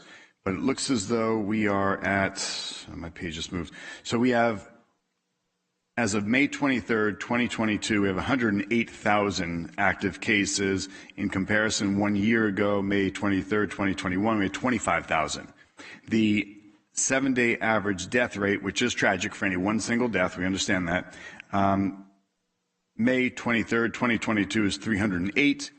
May 23rd, 2021 was 563, so it's roughly half, even though we seem to have what appears to be 4 times the infection rate. We have at least half the death rate. And again, every death is tragic, and it's somebody's loved one, family, that's somebody's life. So from what I'm hearing, this is more endemic than pandemic at this point. And even Dr. Fauci had said, it's just the flu. It's going to be here. It's always going to be here. We have to learn to live with it. And that's just a reality. So are we expecting to mask for all of eternity because the flu seasons are here, imposing on kids? And I think you just said, if I understand this correctly, that the vaccine was highly effective for children against hospitalization. Is that actually what you said? Yes, sir. So I'm unaware of a massive wave of children having to go to the hospital because of COVID. In fact, all studies are showing that it's children have an innate, and you being a pediatrician, a specialist for children's health, every indication is that children have what's called an innate defense mechanism against COVID viruses. So where's the epidemic or rush of kids in San Joaquin County if we have something unknown to any other report that I've gotten out of St. John's and Harvard or anything else, any of the published studies, I guess. Where's the concern in San Joaquin County? How many children have we had in the hospital? How many mortalities do we have with children in the hospital that are not comorbidity issues, that is a COVID-related issue that warrants us needing to promote vaccination for children? What do we have going on in San Joaquin County? Yeah, thank you for the question. And you're right. Definitely what we've seen in the last couple of years is that children are luckily, very fortunately, not as affected as older people. So that's been, you know, the one good thing, if you could call it a good thing. But obviously, children are still affected. We have many kids who have had COVID, don't know about their long COVID symptoms or the downstream effects. I don't have the number of kids in hospital right now for our county, and our mortality is still at 1. It's still 1 person under the age of 18 died in our county, so that number has not gone up. As far as deaths in the state, there have been 46 deaths in children aged 5 to 17 and 25 deaths in children less than 5. And as in the slide that I showed you, where it said in the United States there's been about 180, that was for the entire country for the 5 to 11-year-olds, because that was the slide about the booster for 5 to 11-year-olds. There's been a lot more deaths than 180 if you count the less than 5 in the country. And then, of course, there's been about 1,000 cases of MIS-C in the state, about 8,000 in the entire United States. So we don't know if these children are going to have long-term effects from the MIS-C. I don't have numbers right now as far as how many children from San Joaquin County are in hospitals. It's an interesting question. Many of our children don't stay when they're very sick in the county. They end up getting flown out to Children's Hospital Oakland or driven by ambulance to UC Davis, end up in those ICUs. Would you say that the children that are high risks would be, and everybody's child is precious. I have a 13-year-old, I understand, and I believe we should take every measure possible to protect, and if it's whatever care and precautions we could take, that's great. I'm also reading, though, that the natural immunities from having COVID are one of the better immunities. These boosters are lasting a matter of days, not months, unlike what they were first projecting. Is that, you know, you got your shot, you got your booster, and you are good. Actually, come to find out, the boosters are not that effective beyond a few weeks. So I'm just wondering, as you are representative to the state, this concern and this drive and this fear. I meet children that were living in a mask. It's 100 and something degrees over the weekend, and they were outdoors at an outdoor festival, and they will not take off their mask.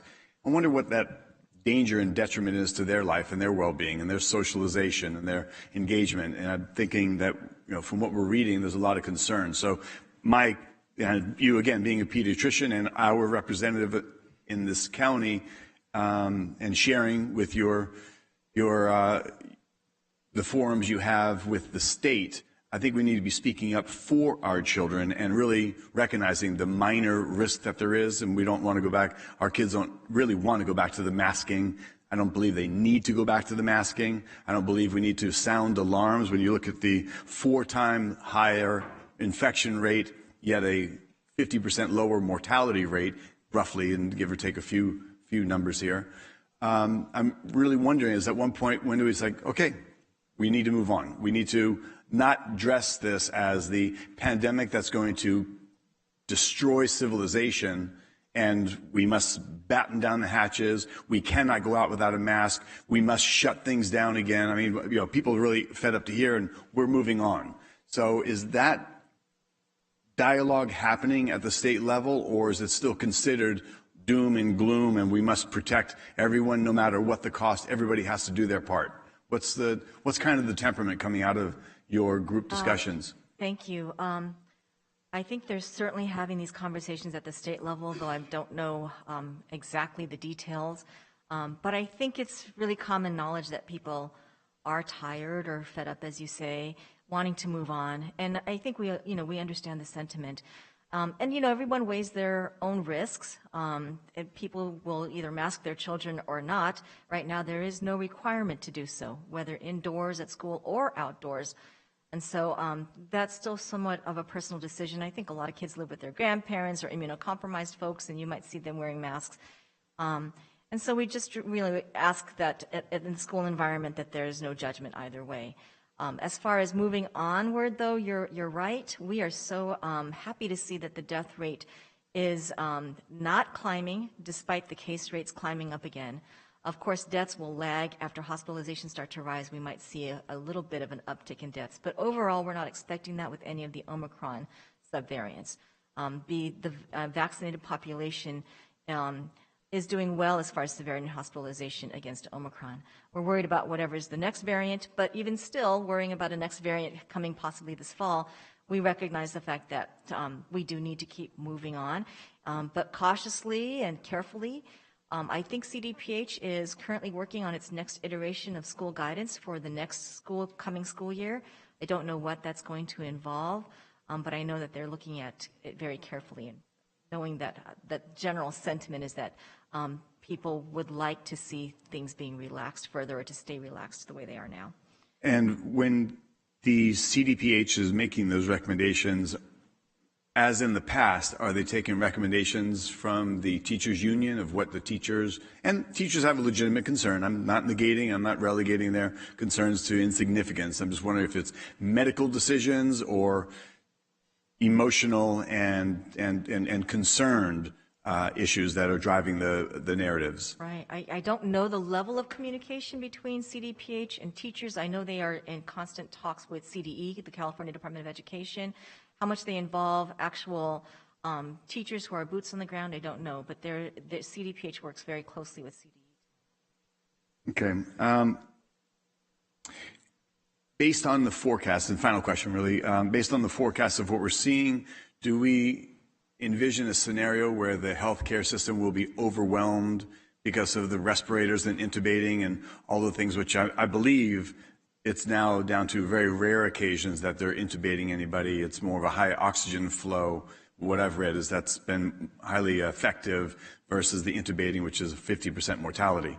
So what are we projecting to happen in the foreseeable as we looked at spikes in the past? And we are notably higher than what we were 1 year ago. So we have a highly infectious variant going on, but it seems to be a very low severity load. I think a lot of that is dependent on people and how they keep their guard up. And really what we're looking at, what we're concerned about is the fall and some new variant, as I said. And so there is a potential that the hospitals will be overwhelmed again. And so what we're really trying to push is this understanding that, yes, you're vaccinated and you did really well, but your vaccine status will wane. So we have a mixture of those with some natural immunity, those who are vaccinated. Either way, both of those protections wane over time. And so this is why we need to keep talking about boosters and talking about recent infections being protected, but an old infection might not be. And so let's make sure that we're still as prepared as we can be for what's coming, no matter what your immunity status might be. Try to protect yourself. Okay, thank you, Dr. Park. Appreciate the diligence, the hard work, the effort, and the continued engagement on the issue. It's obviously very pressing. And again, happy birthday. Thank you.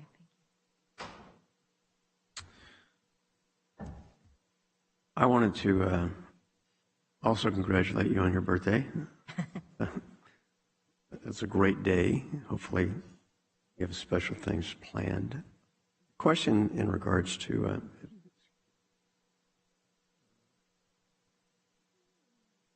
right now, as you can tell by our audience, or lack of it, what currently is required? What is mandated? Is there anything mandated in this state currently? There's some things still mandated, but in very specific situations. So, when it comes to masking, everyone still needs to mask in a hospital or a skilled nursing facility. Because of the nature of sick people arriving to the emergency room who might have COVID and those who are already in the hospital immunocompromised, everyone still has to mask in those situations. But for the general public, No, there is nothing but a strong recommendation to mask indoors and in public settings indoors. Then when it comes to, let's say, teachers who are unvaccinated, there is still a mandate from the state health officer that they need to test once a week, as long as they remain unvaccinated, and vaccinated meaning fully vaccinated. 2 doses would get them out of that. So there's some things, there's little things here and there that different sectors, different businesses know that they have to follow. And our healthcare system knows this, and our school system knows this, and they're, I believe, to my knowledge, they're all following it. And of course, when it comes to work standards, OSHA presides over most of that. So essentially what you're saying is for the average person or family, they're pretty much free to make choices as they see fit. Is that correct? Right, and of course, as we said about the isolation, there's no choice to isolate when you're positive. Things like that, there's no choice. But for the most part, yes, people can try to educate themselves and decide whether or not they want to go to a huge indoor concert, and if they do they want to wear a mask? Do they want to do the right thing and test before they go to hang out with friends? And a lot of people who are very responsible will choose to test before they see friends and have a gathering, but some will not take that measure. So a lot of it is really choice and the amount of risk people are willing to take. Well, I obviously several of us went back to Washington, and I know at least one individual in our group contracted COVID. I'm also aware of another much larger group, similar type, that had there's several hundred people, but they had also a large number that contracted COVID. So, and the reason I bring that up is that, they acted as they felt appropriate at the time, and obviously back there you have a number of meetings, some large, some small, et cetera. But I think most importantly is, and you're absolutely right, people have moved on. They're tired. They're tired of, and you can see just by the lack of participation in our audience, they're done.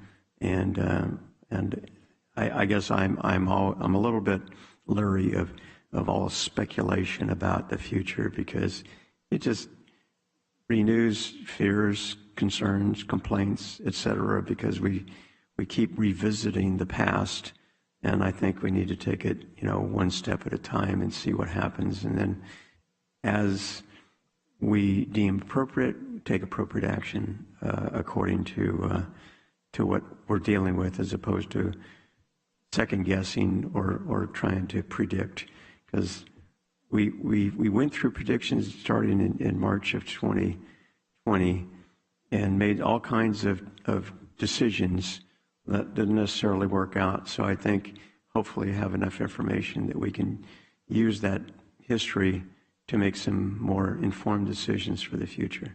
Supervisor Miller. Thank you. Well, I don't want to be the only one to not wish you a happy birthday. So happy birthday. Thank you. And I do appreciate that for most of us mentally now accepted the fact that COVID is here. It's some form of it is going to be around, and we're going to deal with it the way we do with things like seasonal flu and chicken pox and measles. And I mean, even though there are vaccines, there are occasionally outbreaks of those things as well. And so while I appreciate the fact that our public health departments have learned a great deal in terms of being prepared, and I hope as government we have learned something, because we woefully underfunded our public health departments nationwide for many years, and that was part of why we were caught unprepared. I agree that there really isn't any point in speculating, and I think professionals have to be prepared for potential health outbreaks. But for the average person, it really comes down to personal responsibility. It's our job to try and keep ourselves safe, to keep our neighbors safe, to keep our children safe. Common sense should prevail. If you're symptomatic, it shouldn't require a health order to tell you to stay home and stay away from people any more than you shouldn't go to work if you know you've got the flu or a bad cold. It's just what we should all be doing. So I really appreciate the new look on the website, updating it. That's really important to keep material fresh. Tiffany, I see your hands at play in these kind of things, but it is really important, because if people pull up a website and they just see the same thing for weeks and weeks and months, they stop accessing the information. So thanks for that. I think it's eye-catching when you look at where we started in 2020, and we were looking at very drab, very text-heavy, very unengaging messaging.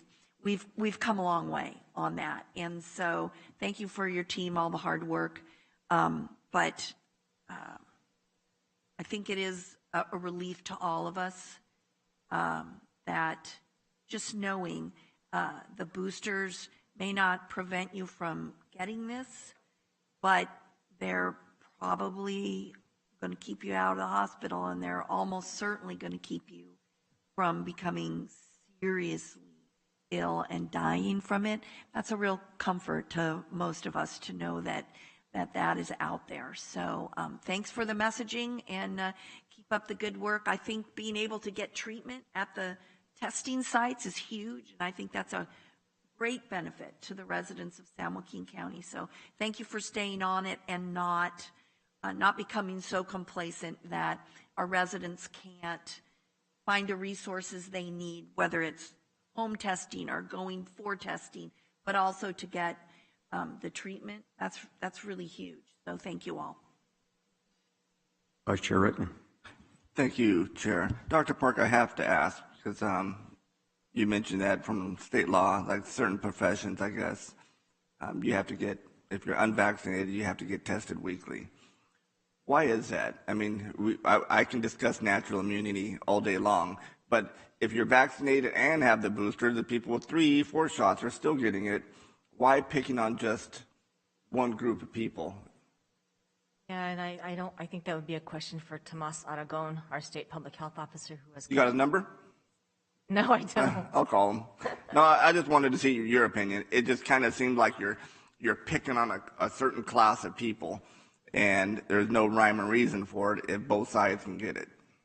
I think this was just an order that came about a long time back in regards to certain people, certain occupations, and in particular, I just mentioned teachers as an example because they're around kids all the time, so I think that was kind of a setting where you already know there might be 30 people in one room.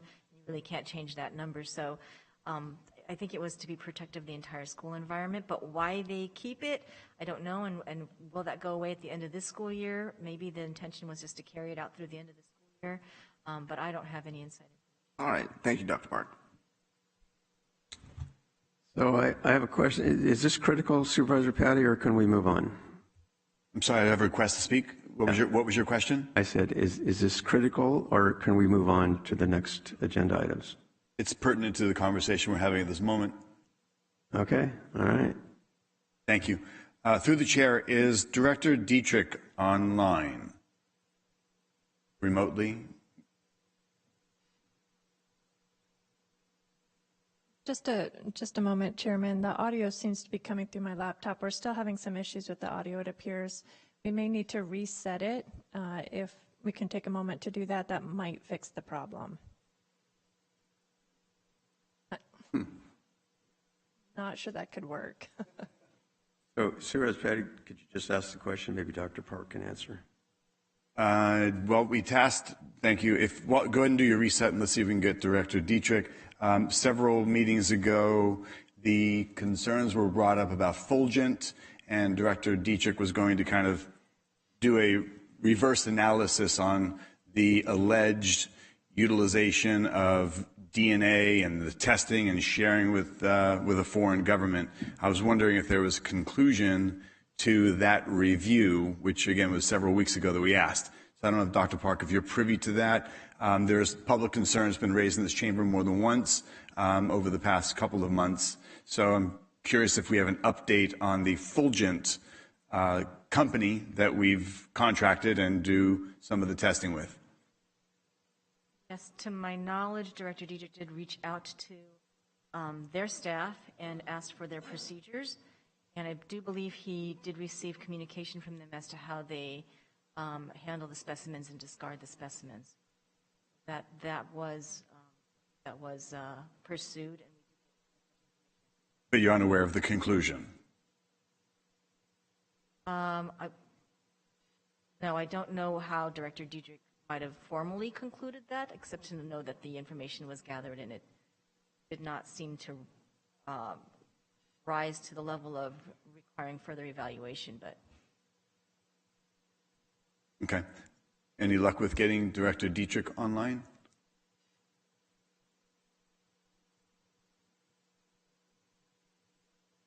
Okay, well, since we have a technical issue, it seems like it's amazing every last chamber we have multiple challenges with technology, but I'm glad our request to speak is working. So Chairman, I guess until we can get Director Dietrich, maybe he'll chime in later and give us an update on what that was, but it was a concern brought forth from the public on multiple occasions, and if there's some pertinent information to be shared to kind of address those concerns, I think that would be great and as timely as possible. Thank you, Chair. Okay. Anything else? Well, thank you, Dr. Park. Thanks, Tiffany. Appreciate it. And for Greg, who may be able to hear us, thank him and tell him. Chairman Nguyen, unfortunately, again, Greg can hear you, but his audio is coming out of my laptop speakers. That's okay. We can re-agendize and make sure that we have that information for Supervisor Patty at the next meeting. All right, moving on to consent items. Anyone wishing to pull any consent items? Chair, can I pull 17? I just have a quick question. 17, any others? I'll pull 29 and 35 as well, please.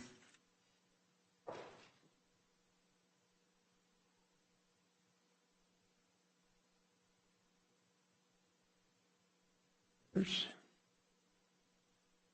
15, pull 15, and also 16. Okay. Seeing no others, moving on to item number 15. Miles or Mr. Wolverding? I believe Mr. Wolverding has that one. Okay. I have that one. Thank you, Chair. So government code, and this is regarding the appointment of Abraham Mendoza as the Director of Child Support Services for San Joaquin County. This appointment will be effective June 6th of this year. And Government Code 54953 requires an oral report on salary or compensation before your board takes final action. And today's action recommends the Director of Child Support Services appointing annual salary to be approximately $149,248. So I wanted to make that disclosure in front of your board. Thank you. Okay. Any questions? No? All right. Moving to item number 16.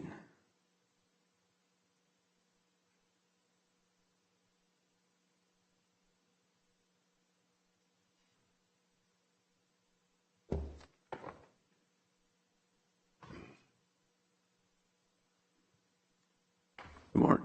Oh, yep, still morning. Good morning. Good morning, Chair Nguyen, members of the board, Mr. Miles, County Council, Mr. Wolverding, CAO, Johnny Terry, Director of Purchasing and Support Services. I pulled this, Mr. Terry, for a couple of reasons. One is primarily the overview in regards to spending, and I think it's kind of related to a discussion item we have later in the agenda in regards to our local vendors in regards to pursuing. And the reason I pulled this as opposed to just having a discussion item, which doesn't really have any information, that this particular item does cover some information in regards to the contracts and more importantly in regards to the local vendors and how we are pursuing them. And I know we all have a copy of the procurement process for local vendors in regards to that. So if you could kind of give us an overview and maybe we can do two items simultaneously and maybe address Supervisor Patty's questions. Thank you for the question, Chair Wynn.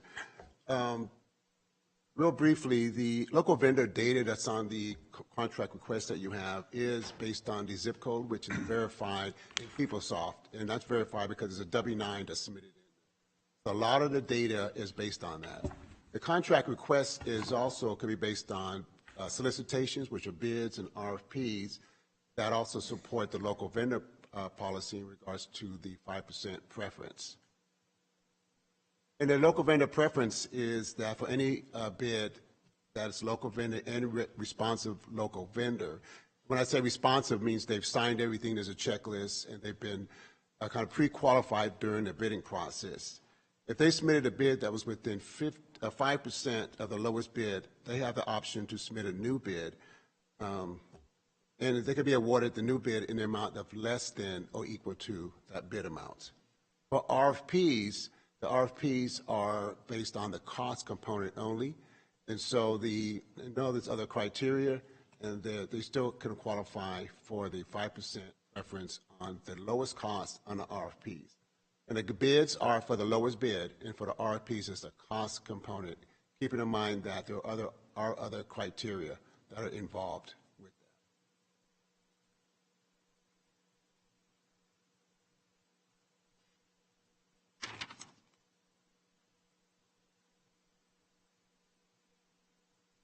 that. I did want to note a couple of items. We have been surveying our local vendors as well, and some of the comments we've received from informal inquiries, just communicating with a lot of our local vendors, is that with the staffing shortages, and the economy is starting to pick up now, they are getting a lot of business, not only in the public sector, but also in the private sector, is that sometimes they are a bit too busy to continue to have additional county business. It's that the staffing resources, and they are picking up some business on that. And also we found out, again, from informal inquiries that a lot of vendors that do provide the professional services, such as legal, financial, and engineering services, are providing those remotely.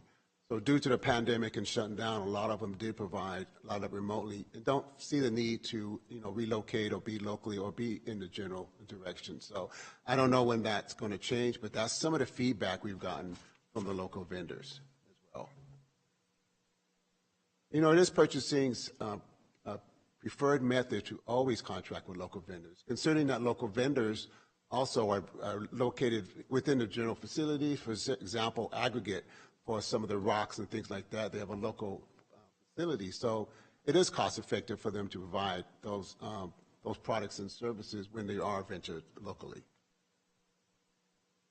I did want to note one more item, is that I'm excited as far as the local vendor outreach in the small business, is that purchasing, general services, environmental, employment, economic development, and public works was collaborating to help local businesses. And what we're doing is we're helping to survive and thrive by hopefully keeping those awards within the local community. We do envision collaborating, working with, especially because employment, economic development is at the new location at West Lane, so they really have the facilities where we can start hosting more events for the local businesses. And not only how to do business with the county, employment economic also provides local funding opportunities, training on submitting bids for the job order contracting, what is a DBE, how do you submit things, and just really how to get more business. So they're more knowledgeable, and it opens them up to more open business. So there's no barriers, actually. We're removing all the barriers so the local vendors, local businesses can continue to compete with everyone else. So open to any other questions regarding to local vendor as it relates to this contract request? Well, in your staff report, you do talk about the number of different vendors, 339, for example, in 2021, 102 were local, and then you talked about the numbers in 22, and that's $395.99, and then you talk about an increase 22-23. So I guess my question is, I'm assuming, based upon what you said and based upon the numbers, and also based upon the busyness of some of these businesses, that we're doing everything we can to attract local vendors to provide, obviously, work and revenue, et cetera. Is there anything more we could be doing to enhance that cooperation with local vendors and local businesses to maybe increase the numbers or the volume of revenue that we're generating? Thank you for the question, Chair Wynn. And one of the items, I would say yes, based on the collaboration we're getting ready to do. And so increasing that outreach, really educating our local vendors on what's required, inquiring, why aren't you bidding? You know, yes, we realize there's staffing shortages and, you know, businesses picking up, but, you know, really reaching out to them. And in partnering with all three of our departments really is really going to help out for that. And from that, we should be able to gauge based on the responses we get and hopefully the continued increase of our local vendors that are bidding or being awarded a lot of our contracts.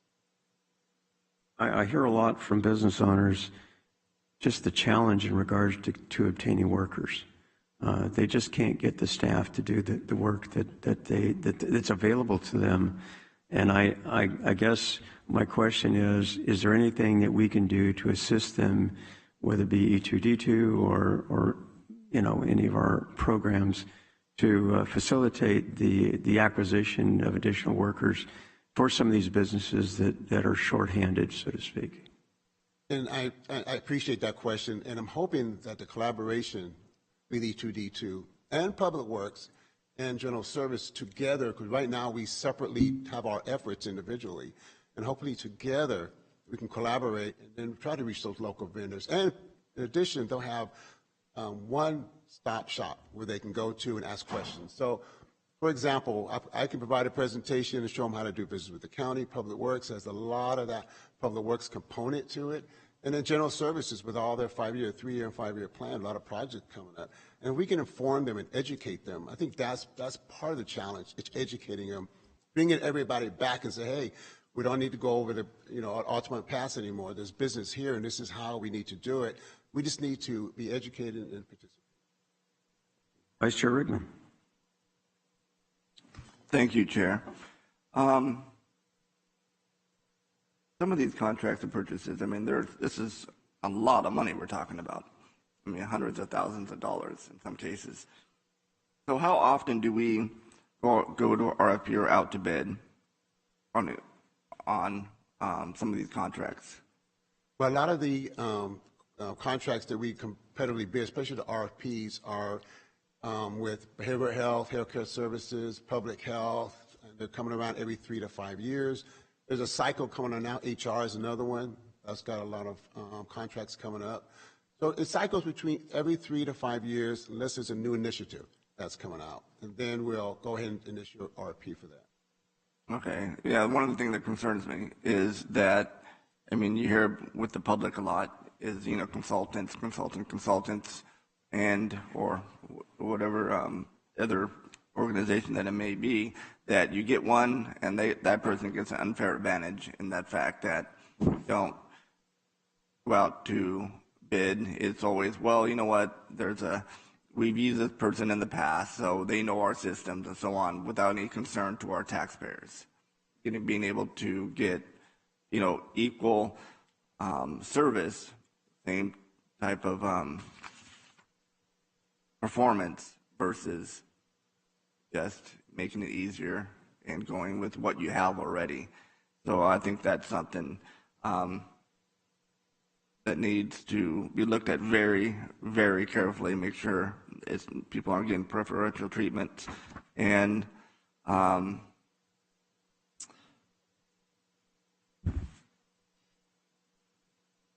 back in here, a second. No, I'll leave it at that for now. Oh, well, actually, audits.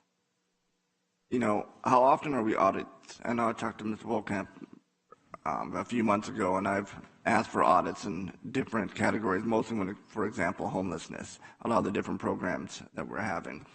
So how are we making sure that people we're contracting with are actually doing their end of the bargain and, you know, we're actually getting the benefit that we want out of it? I mean, if we're not seeing a decrease in something or an increase in something,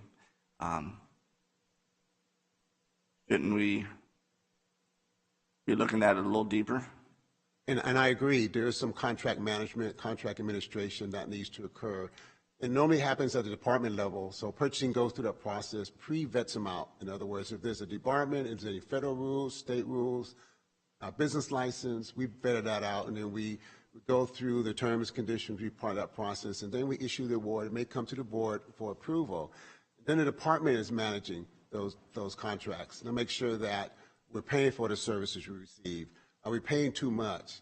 And also vendor performance. Is there a scorecard to really determine if the vendor is performing, to make sure another department doesn't utilize them or inadvertently utilize them? So I agree, contract management is very important.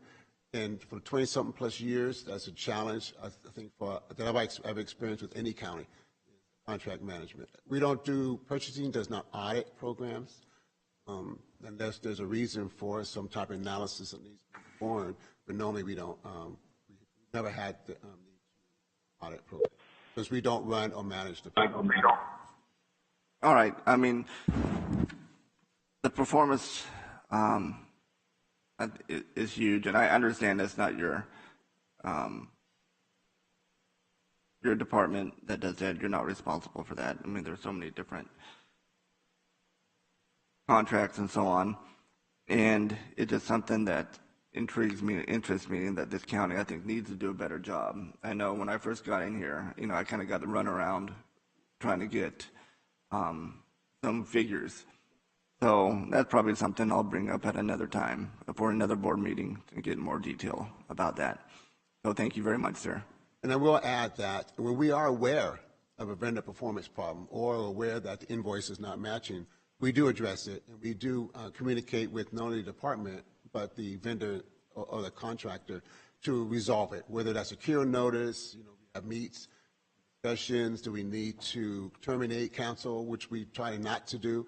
But we do it, we're aware of it. But, you know, for example, you know, we all have goals and strategy, department does, this board does, and if we're not reaching that with a particular contract, why are we still using that contract? And it seems like in government, you know, was it there's nothing more permanent than a temporary government program kind of thing, right? It's just, in my opinion, it's something that we need to look at. But thank you. Just clarification, you're talking about auditing all contracts, not just local vendors, correct? Correct. Okay, great. Supervisor Patty. Thank you, Chairman, and through the chair. I guess we can delve into this discussion point, and it's timely that's all on the same agenda item, so some of the concerns I have now will relate to the discussion item. So let me just, for clarity, are we approving the allocation of the funds as identified in this schedule, and this is what's been approved for 2022, 2023? To the chair, the request before you is for the board to approve that contract list and that budgetary requirement. So this is allocating the funds for this point forward for the next year, whatever the contracts would be. We're starting for the next fiscal year. Okay. So here's my concern. I'm looking at Allied Universal Security Services, located in Pasadena, California, and $891,000. I'm looking at American Security, same type of company, same type of service, located in Stockton, California, for $200 and something thousand. So I spoke with a couple of directors and asked, how's this process go? Are you given an option? And I mean, I'm speaking quite honest. They said if I had an option outside of Allied, I wouldn't hire them. We have too many problems with them, too inconsistent, too many problems, not even given an option. So I'm wondering why that would be. And I noticed, and when we did this, it was through my initiative that we did a local hire and a local vendor review with then Director Drake. And he said, let's kind of try this 5% margin. And as our chairman had pointed out in the past, and as he said today, what more can we do to help local vendors? Here's an example. You have almost, $900,000 versus $250-something thousand out-of-town company, big national out-of-town company versus a local vendor that does services, same type services. So we've got what qualifies as a local vendor is somebody that has a current business license in San Joaquin County or the city of the county. So all of a sudden that Chicago company becomes a local vendor, or employs at least one full-time and two part-time employees, primary residents in the San Joaquin County. It seems like we might want to do more than that as it relates to, and again, that's why my discussion item is up, to do that kind of review of how we can revamp it. So I'm concerned with these allocations as they are. I don't believe that we're being as fair as we can to local vendors, and again, timely that we have a discussion item, but I would be in favor of pulling this from consent, not allocating the dollars until perhaps the next board meeting where we can do a review and perhaps allocate, an option for local businesses. Another concern that was brought to my attention is in the janitorial business. We have a local vendor that has worked in many buildings here in San Joaquin County, and they have decided not to participate. And I said, well, how come? And they said, well, you guys have, unlike other counties, we have a unique scoring system, and it penalizes per point, I believe, is $1,000. So he said, for instance, explain your business model. He goes, for instance, I do a building. He goes, I'm going to have between a $4,000 to $6,000 profit at the end of a month. He goes, and your scoring system is that if somebody says, oh, there's a wrapper on the ground, it wasn't picked up, it was there since last Friday, or they didn't empty my garbage pail, that's a point, that's $1,000. He goes, I can't risk losing my $4,000 profit for every time somebody in a building of 500 garbage pails, if a pail is missed, and you're hiring a labor force, and they're going through the buildings, and then time is of the essence, and they might be doing multiple buildings in one night. There's surely going to be some sort of issue that might be missed. And he says, and we have a response team that when it's called in, we'll send over a team right away, we'll rectify it, take care of it, no problem. He goes, but I can't risk that very small margin of profit that I have with every 1 point $1,000 penalty. He goes, I could get 5, 6, 8 points. Next thing I know, I end up owing money to the state or the county in this instance. When did we start a penalty system in our purchasing department? Supervisor Patty, we do not have a penalty system in our evaluation. And I believe what you're referring to, first we go back, is the awards for contracts like janitorial security guards are multi-award. There's a natural cutoff on the point system. So any contractors that get below that specific contract, where there's a clear delineation between the points, normally is 8, 9, 10 that are awarded. And multiple one of those are local vendors. Departments have the opportunity to select any one of those vendors that they select that meets their business needs, because all the department's requirements are detailed in the RFP, and each contractor vendor is proposing based on those. So the rate structure, how they're going to perform, the qualifications, all that meet that particular facility. So each department has a requirement for that. I believe what you're referring to as far as the penalties, I don't believe that they're not penalties. During the evaluation process, each department evaluator is evaluating the performance as one of the criteria for each contractor. So one, it might be, how do they perform in cleaning this building, this facility? How are we doing this? And if the ones that are currently incumbents on there, they're aware of how they're performing it. But it's also not just that. They have a handbook, a form. How are they going to manage the services? How are they going to do they have the resources? And so there's no penalties that are assigned or being evaluated on that. The only penalties I'm aware of, they're not penalties, they're liquidated damage as it relates to construction contracts, and that is not these.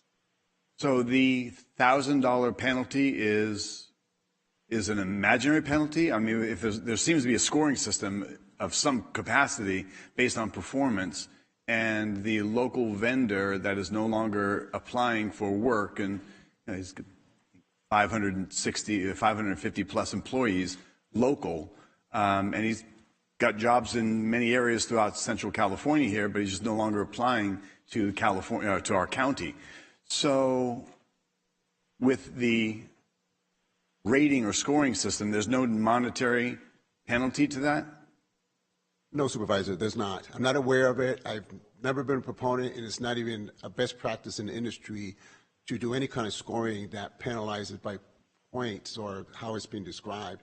There's evaluation rating criteria that has criteria that list the qualifications, how they're going to perform, and each RP is slightly different, but there's a standardization that does not include a penalty of points. And there's also a standardized pointing system for the costs when it comes to RFPs.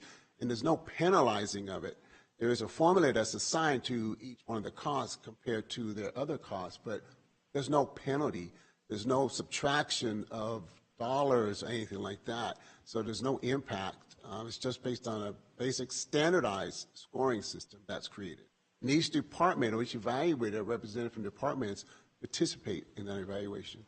When you say standardized, is that standardized for our county or standardized industry-wide throughout the California or in the industry? Do you know anything about how standard that is? It's standard for our county based on industry best practices.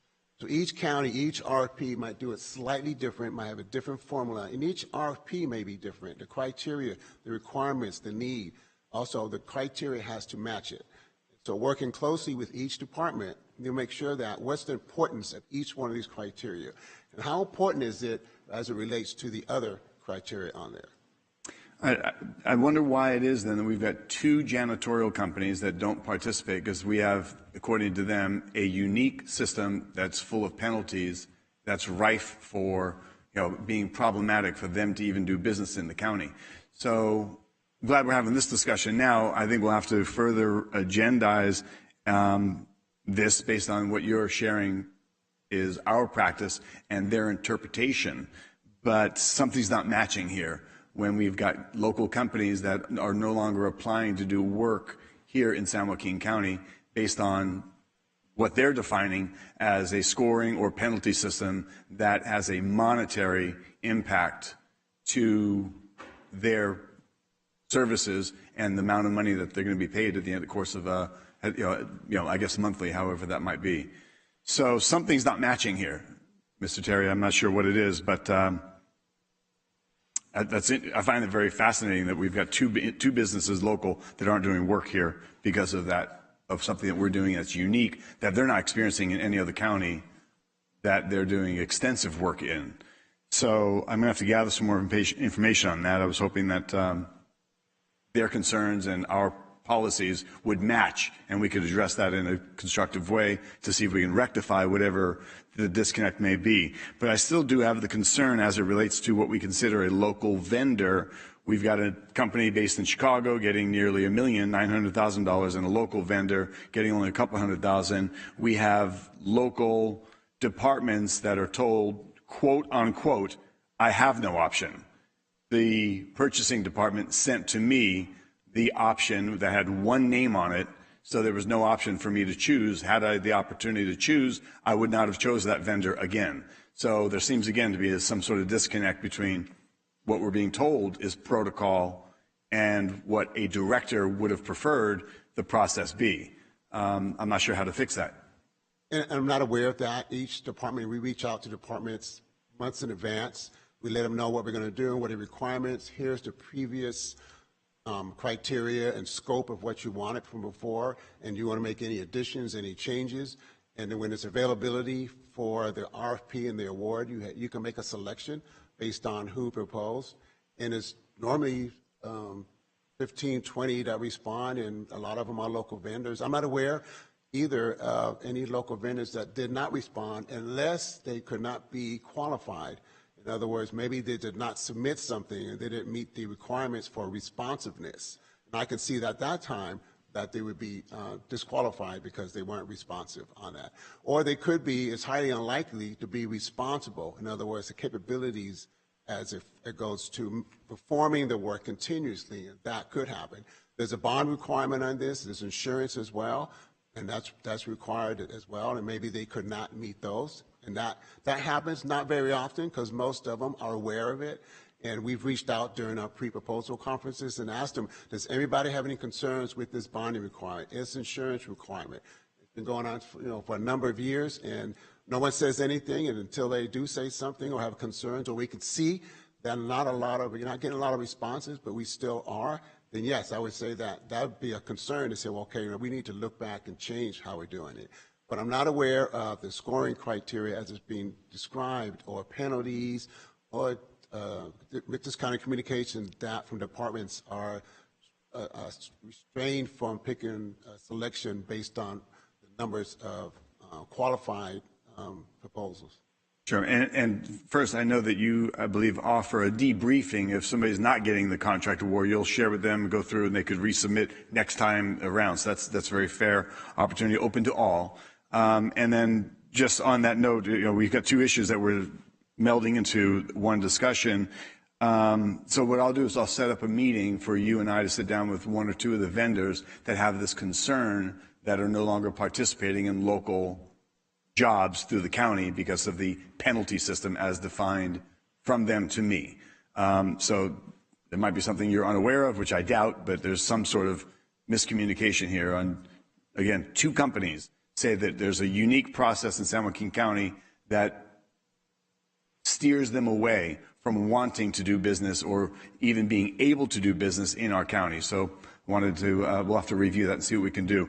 As it relates to the local vendor qualification, I don't know if we're too far upstream here or downstream to change anything as it relates to these allocations, but I believe we should be addressing and looking at what is qualified as a local vendor. A business license, local business license to me isn't the local vendor. Having one full-time employee or two part-time employees isn't a local vendor. I would suggest that if a majority of the workforce lives here, as well as majority of the company's workforce, not just a division, but also the main, the business owner and applicant should also reside here. That to me would be a local business. You can pay people locally and the profits go out of town, wherever that may be. And if it's not local, then we're losing those dollars. So is there anything about that that you believe we should review, as was the spirit that when we first adopted, Mr. Drake had said, let's just kind of give this a try and see what we need to fix or amend. But again, here we have an example, $900,000 versus $250,000 for the same type of services. One company is in Chicago, the other company is local. And I am open to meeting with, and I've opened up to meeting with the vendors. I've even offered, I've not had any responses back from them to have this discussion and go over. I'm more than happy to go over with it. We do have an RFP out on the street right now for the local hire, and I'm assuming that some results of that might look at that results of what you're looking for. And so I would suggest that we wait for the RFP to make an award and let that analysis play out by itself. And some of those questions that you are asking there will probably come out of that. Well, prior to, since there's an RFP out there, what I'm looking at, and the reason why I had agendized, and I thank the chair for letting this conversation go. If I'm at the 10-minute mark and I need to re-ask the same questions, please somebody let me know. I don't want an ethics violation filed against me or anything. But while we have an RFP out there, I'm wondering if and when it's appropriate to address what we are considering a local vendor, which again should be more than one full-time and two part-time. So when do you think would be a good time to address that? I'm open to addressing it any time. I just suggest that since the RFP is out and it's closed and it's almost finished evaluating, with the expertise with the consultants on there, I think that insight would be helpful in moving forward and doing any kind of analysis based on the data that they're going to be able to collect. And what type of RFP is that for? That's for the local hire. A local hire consultant to come out there and look at our industry and the construction industry and our guys. Our local vendor and the outreach and the economy is a combination of data that we're able to use to really formalize and look at our policies and see where we need to make changes, where we need to pivot. And that's going to give us a better guideline. I'm unable to, without the data, to really look at what we need to do moving forward. So the issues that I brought up today, which again would be a discussion item, will be fully addressed? Well, we'll be able to ask those questions of the consultant that comes on board. And what's the timeline of this? Well, it's just been finished evaluating. We got one more criteria left for it, the reference checks, and then we'll be able to make award in move forward another couple of weeks probably. And then by the time they're done with their analysis, 4, 5, 6 months later, fairly, I mean, don't make a hasty decision on something. Do you know what we're anticipating to be when they would come back to this board? That I'm unknown. I don't recall the timeline that was on it, but they presented a timeline on when they're going to provide the data. Okay. I don't recall. I don't have that information in front of me. All right. Well, I've shared my couple of things. I don't know if any other, again, this was a discussion item, but we've segued it when we pull this for review. If any other board members has an opinion on what we consider local vendors or want to wait till we get an analysis, but these are my concerns, and I would look forward to setting up a meeting with you to further evaluate and give you some feedback from some of the companies that are choosing not to do business in San Joaquin County. Through the chair, Supervisor Patty, to your question about the timing on the local hire, my recollection, Johnny, is that from the 2 applications that we received, it's 4 to 6 months for the completion of their analysis. Okay, thank you. Supervisor Miller. Thank you. I'm not sure who this question should go to, Mr. Terry, yourself or our CAO. But I assume since this is on the consent calendar that this item was thoroughly vetted, not only through your department, but also the county administrator and county counsel's office, correct? That's correct, Supervisor Miller. And so I'm also assuming that all of the awards that are listed here are as a result of an appropriate RFP process or whatever our existing process is, and that to pull it now at the 11th hour would perhaps put some of these services at risk? Supervisor Miller, that's partially correct. Some are based on a solicitation, so a bid RFP. Some are based on the department's needs that are under the 200,000 K purchasing authority, and some are based on cooperative contracts. We have with other agencies, such as our DERS, such as our vehicles and equipment, that we get a better pricing by collaborating with other agencies on it. So it's a combination of those. But there's about 40 or 50 solicitations that some of these are a result of bids and RFPs. Okay, then from my standpoint, I think it would be more appropriate for us to go ahead and move forward on this particular item since it was completed under the guideline of our existing processes and thoroughly vetted by our staff. And then we take a thorough look. We're going to have a discussion item in terms of local vendor and how that program may need to be adjusted. And we're going to get a thorough analysis from a consultant within the next, say, 4 to 6 months that will contain hard data that we can base any changes to the system on. So from my standpoint, I think we should go ahead and leave this item along with the rest of our consent calendar for today, knowing that going forward, we are going to take a thorough look at the local vendor process.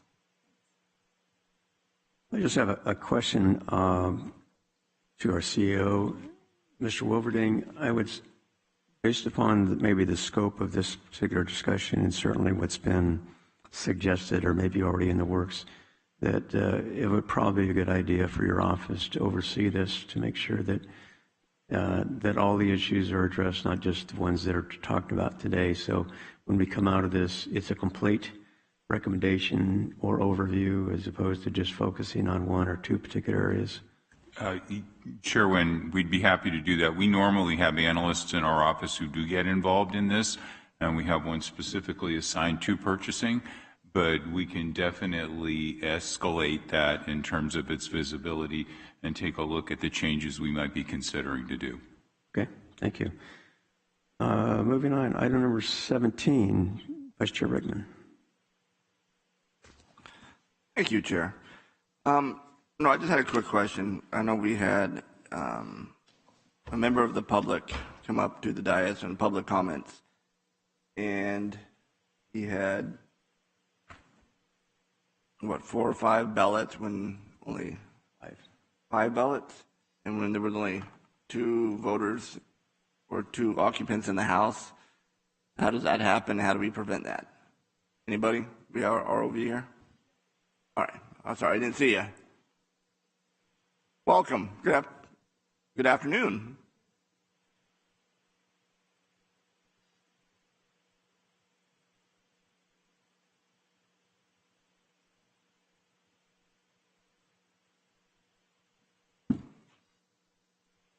Okay.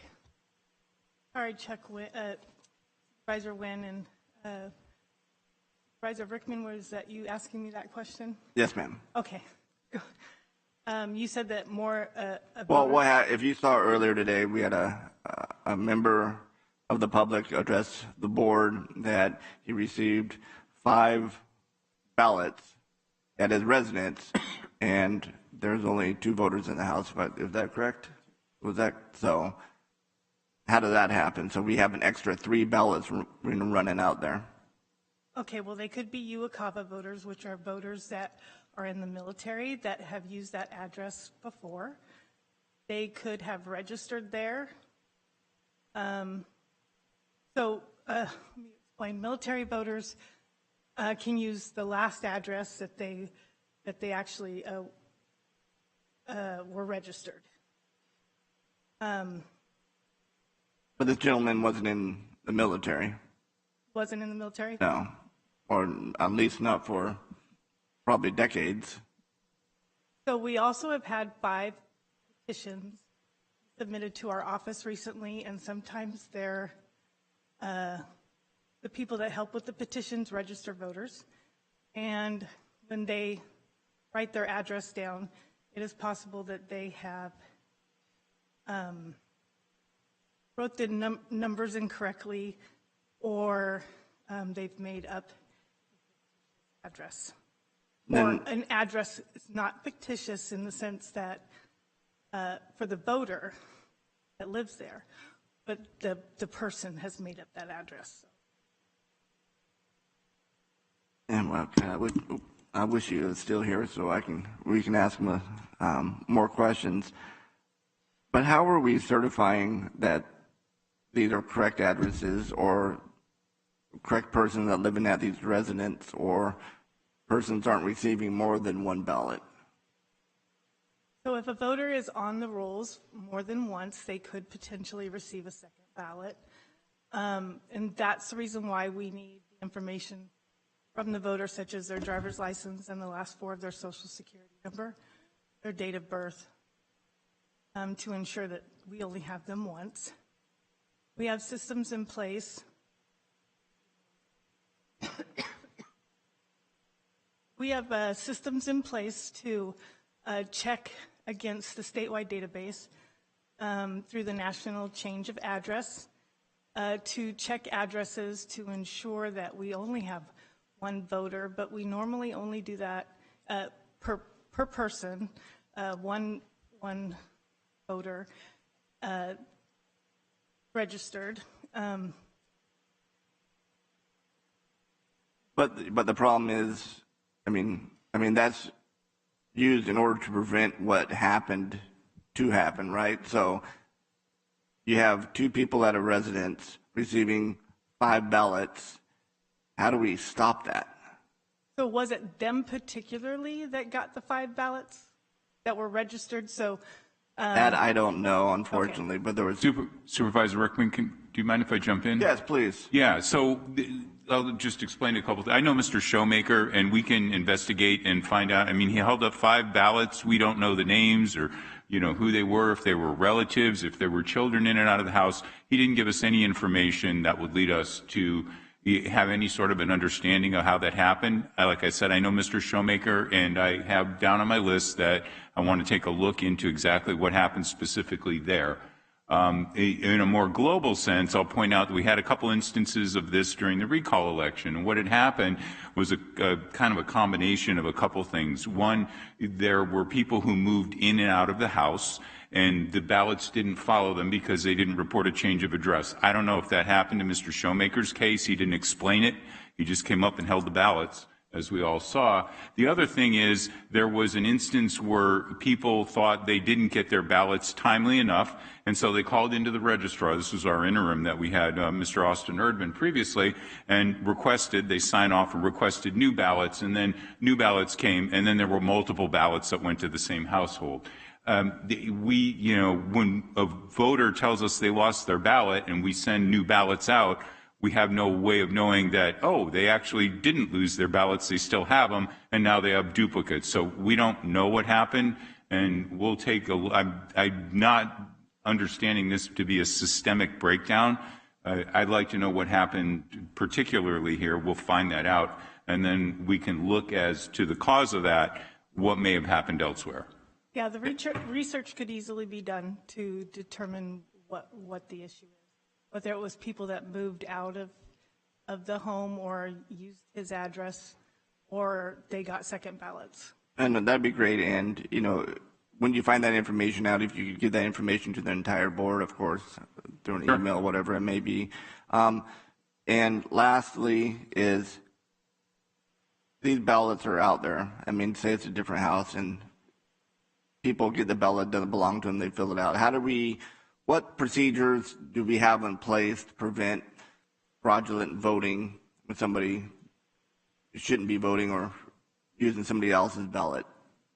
Well, so all vote-by-mail ballots signatures are checked against the voter database that we have, including their supporting documents that have extra signatures on them to ensure that that's the actual person that's voting.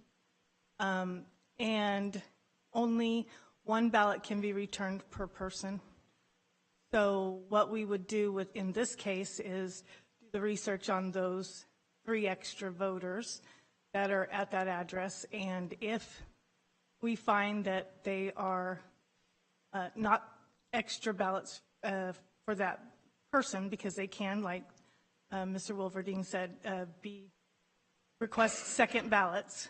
They both stay active until one is received, and then one is canceled and the other one is counted if that is actually their signature. And I did want to point out Ms. Diddy's comment when I talked with Mr. Erdman about those multiple ballots that were out because of the multiple requests from voters. The one voter had asked, so what if I turned in both of these ballots? It was exactly what Ms. Diddy had responded, that the first ballot would have been whatever the first ballot was. Because as you may recall, there was the sample ballots that went out in the same envelope as the live ballots because of the timing of the election and whatnot. And some of the voters filled out the what do you call it? Sample ballots. And whatever the first ballot that came in was the valid ballot. It got verified, it got counted, and anything else that came in after that was null and void. So while multiple or maybe missed ballots might go out for whatever anomaly may have occurred, when they come back in, as Ms. Diddy had mentioned, they'll be validated against the appropriate voter records. All right, thank you. And I just wanted to make sure there's a process in place and that this is brought to the attention of you, because it is a problem. Of course, to this resident who has concern, that we address his concerns, and that people know that there is a process in place so they can have trust in the system, of course, right, and the transparency side of it. So that's all I had. So thank you very much. Okay, thank you. And we wouldn't only count the first, so we would not open that second. That ballot would not be touched. Just a quick addendum to that in regards to following up on this. There have also been several, suggestions, maybe demands, that we go back to voting on Election Day and that we don't do mail-in ballots and all those other things. And if you could just report on what the state requires, because the state mandates, how we handle elections in regards to mail-in ballots, absentee ballots, provisional ballots, all those things. If you could kind of give us kind of an overview of what, requirements or restrictions that you have to follow, and the lack of flexibility that the county has as far as say, no, we're not going to do that. We don't have those options in most cases. We don't have the ability to say no. it's every county has to do the same thing essentially. So that would also be helpful for information for those who ask that question. Yes, it is. It is now required to mail every registered voter a vote by mail ballot. Whether they choose to vote that ballot is up to them. They can go to the polling place on election day. Right. Okay. Thank you. Appreciate it. Chairman, I've got a request to speak. Before you guys go, I had a couple follow-up questions. Thank you. Did our system not work again? I love, you have to love San Joaquin County, our system. We must be back up in the, in the 1920s. We do not have a system that works. So question for you through the chair.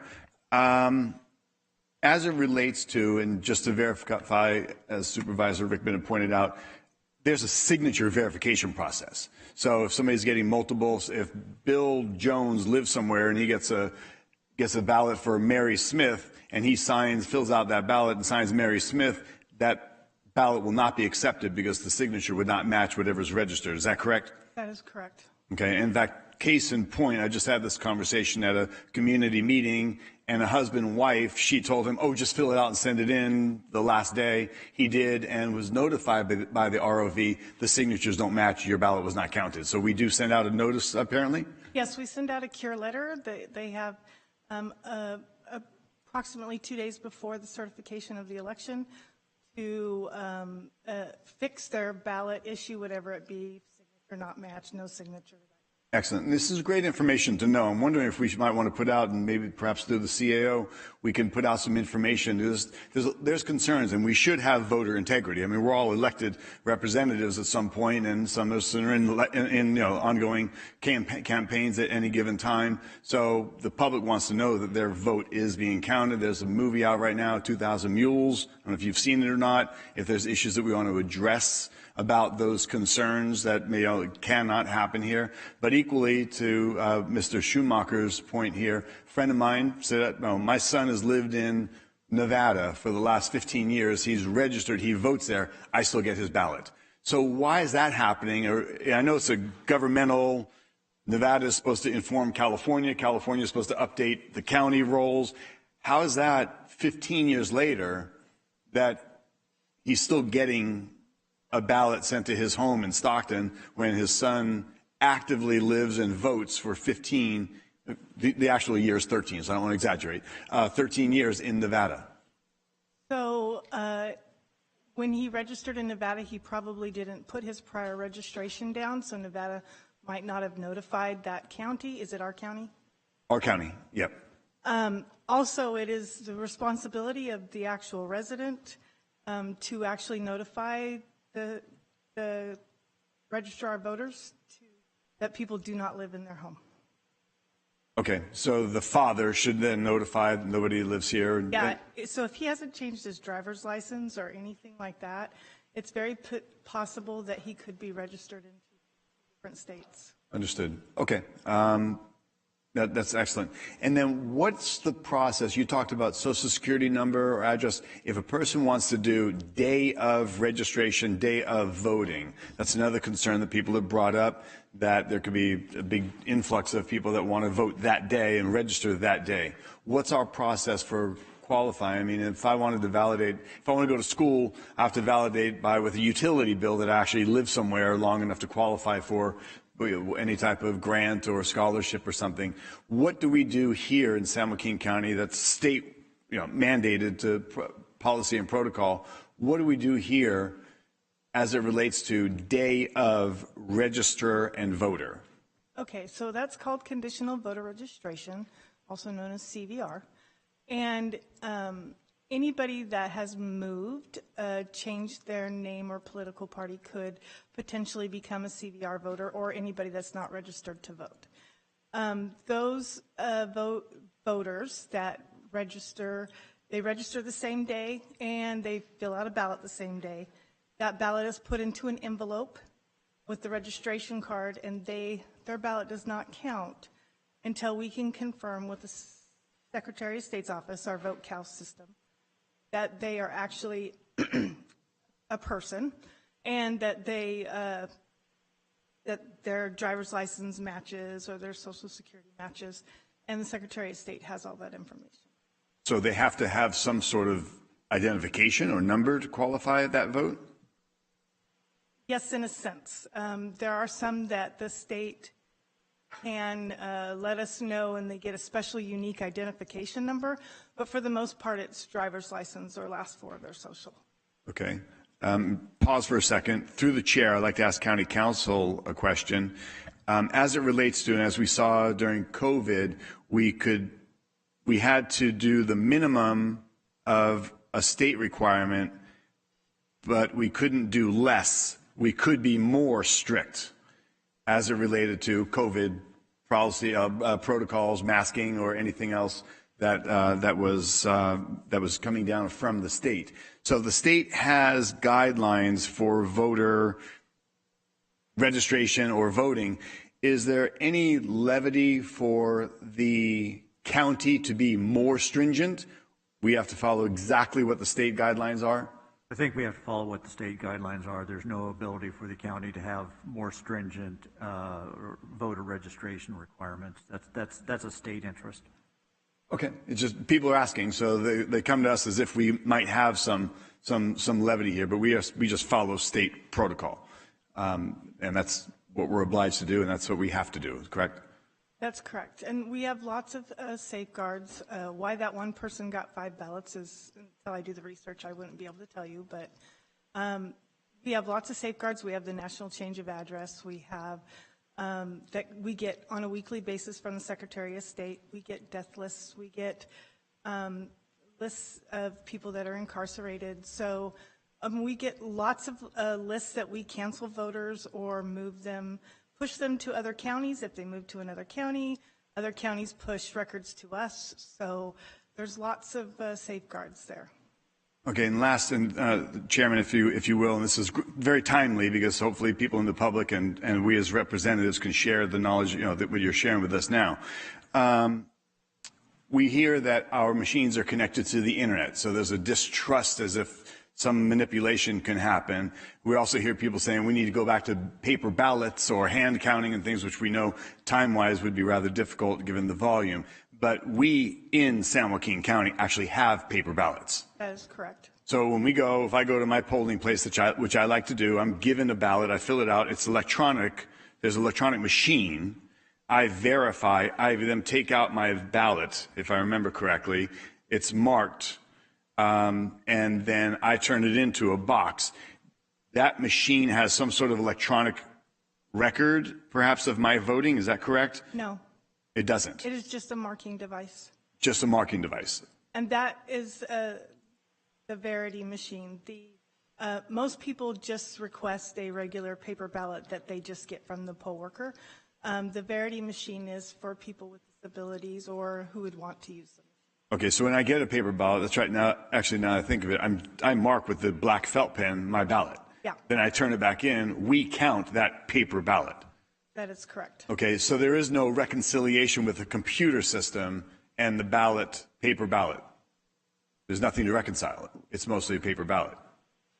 Well, it's a paper ballot, and you do sign a no ink poll pad that says that you received the ballot. Right. That's the reconciliation. But how I voted. We do not know that, and we will never know that. Right, that's not electronically Nope.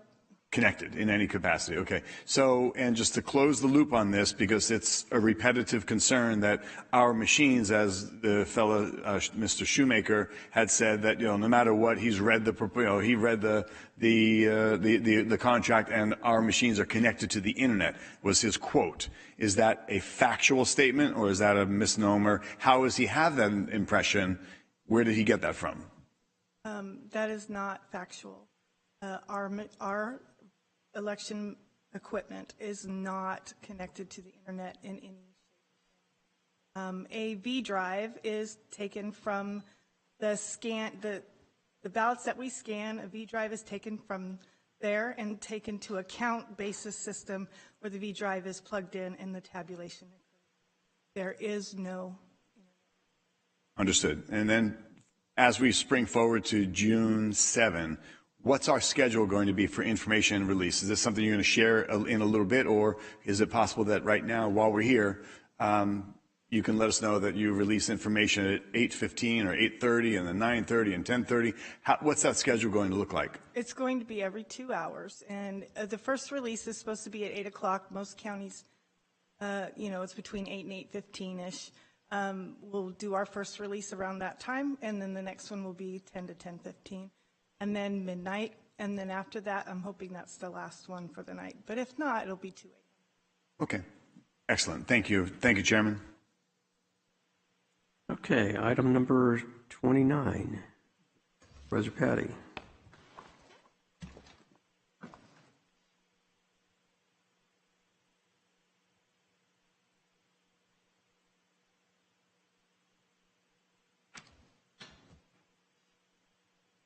Director Woods, thank you for being here. Always good to see you.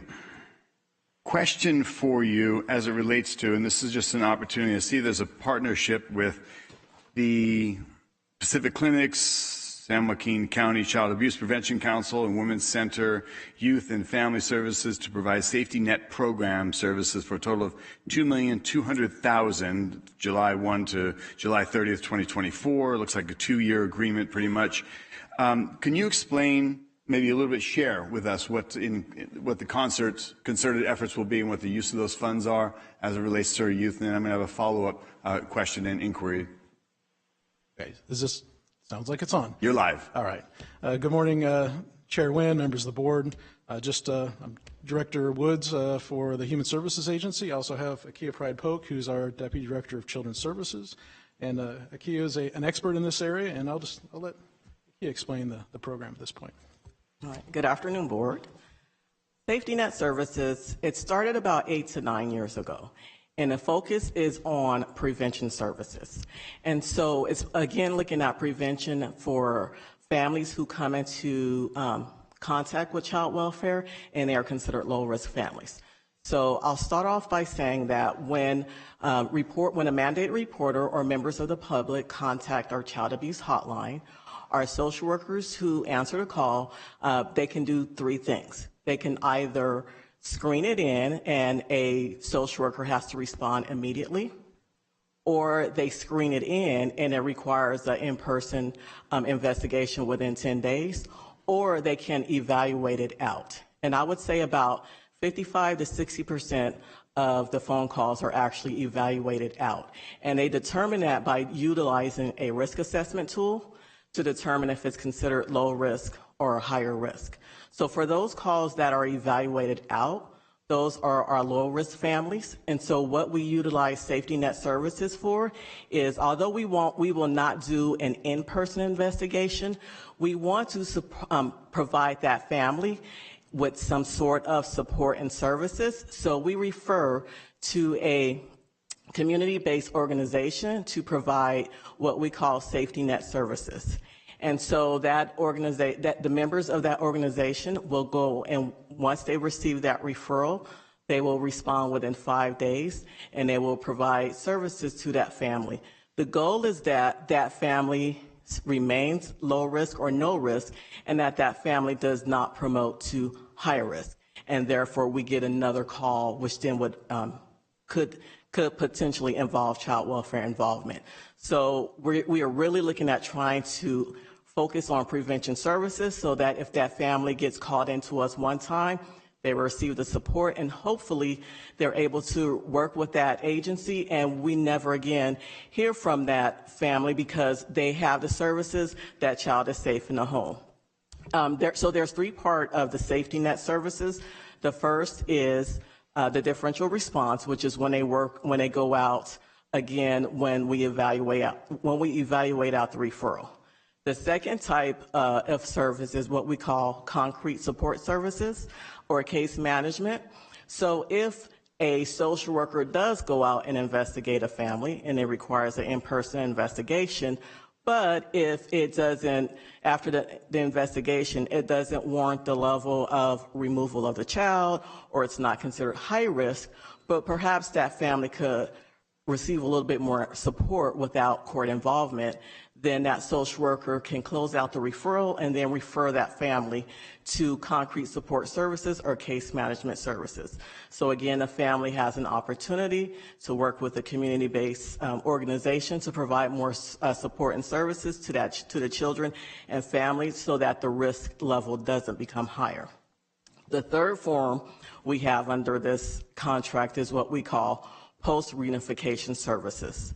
And so this is for families after we have, if it results in removal of the child, we go through court involvement, and then the family has successfully reunified with their child because they've completed all of their services.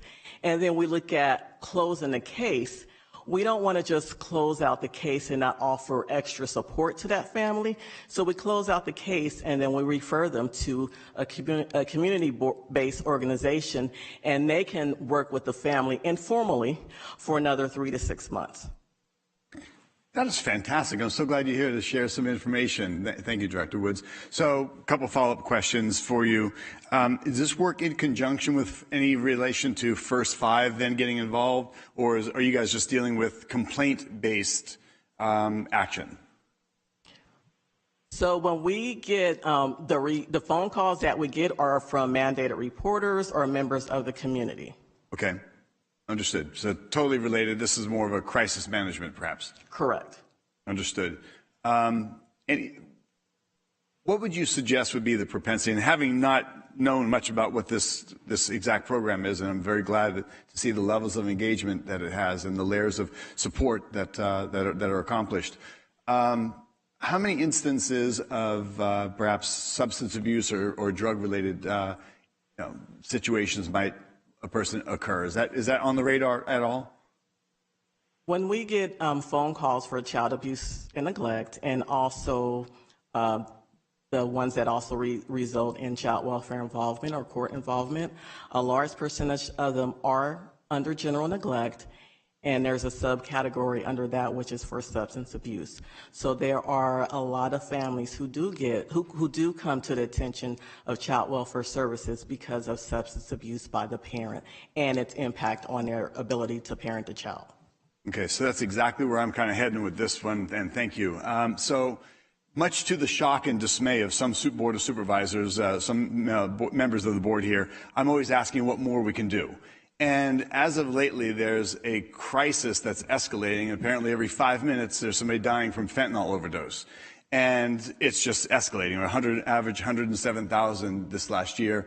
Spoke with a first responder, firefighter in Lodi. They just lost a young lady, a teenager, and he said every day we get calls, there's fentanyl overdoses, and I use the Norco all the time to save lives.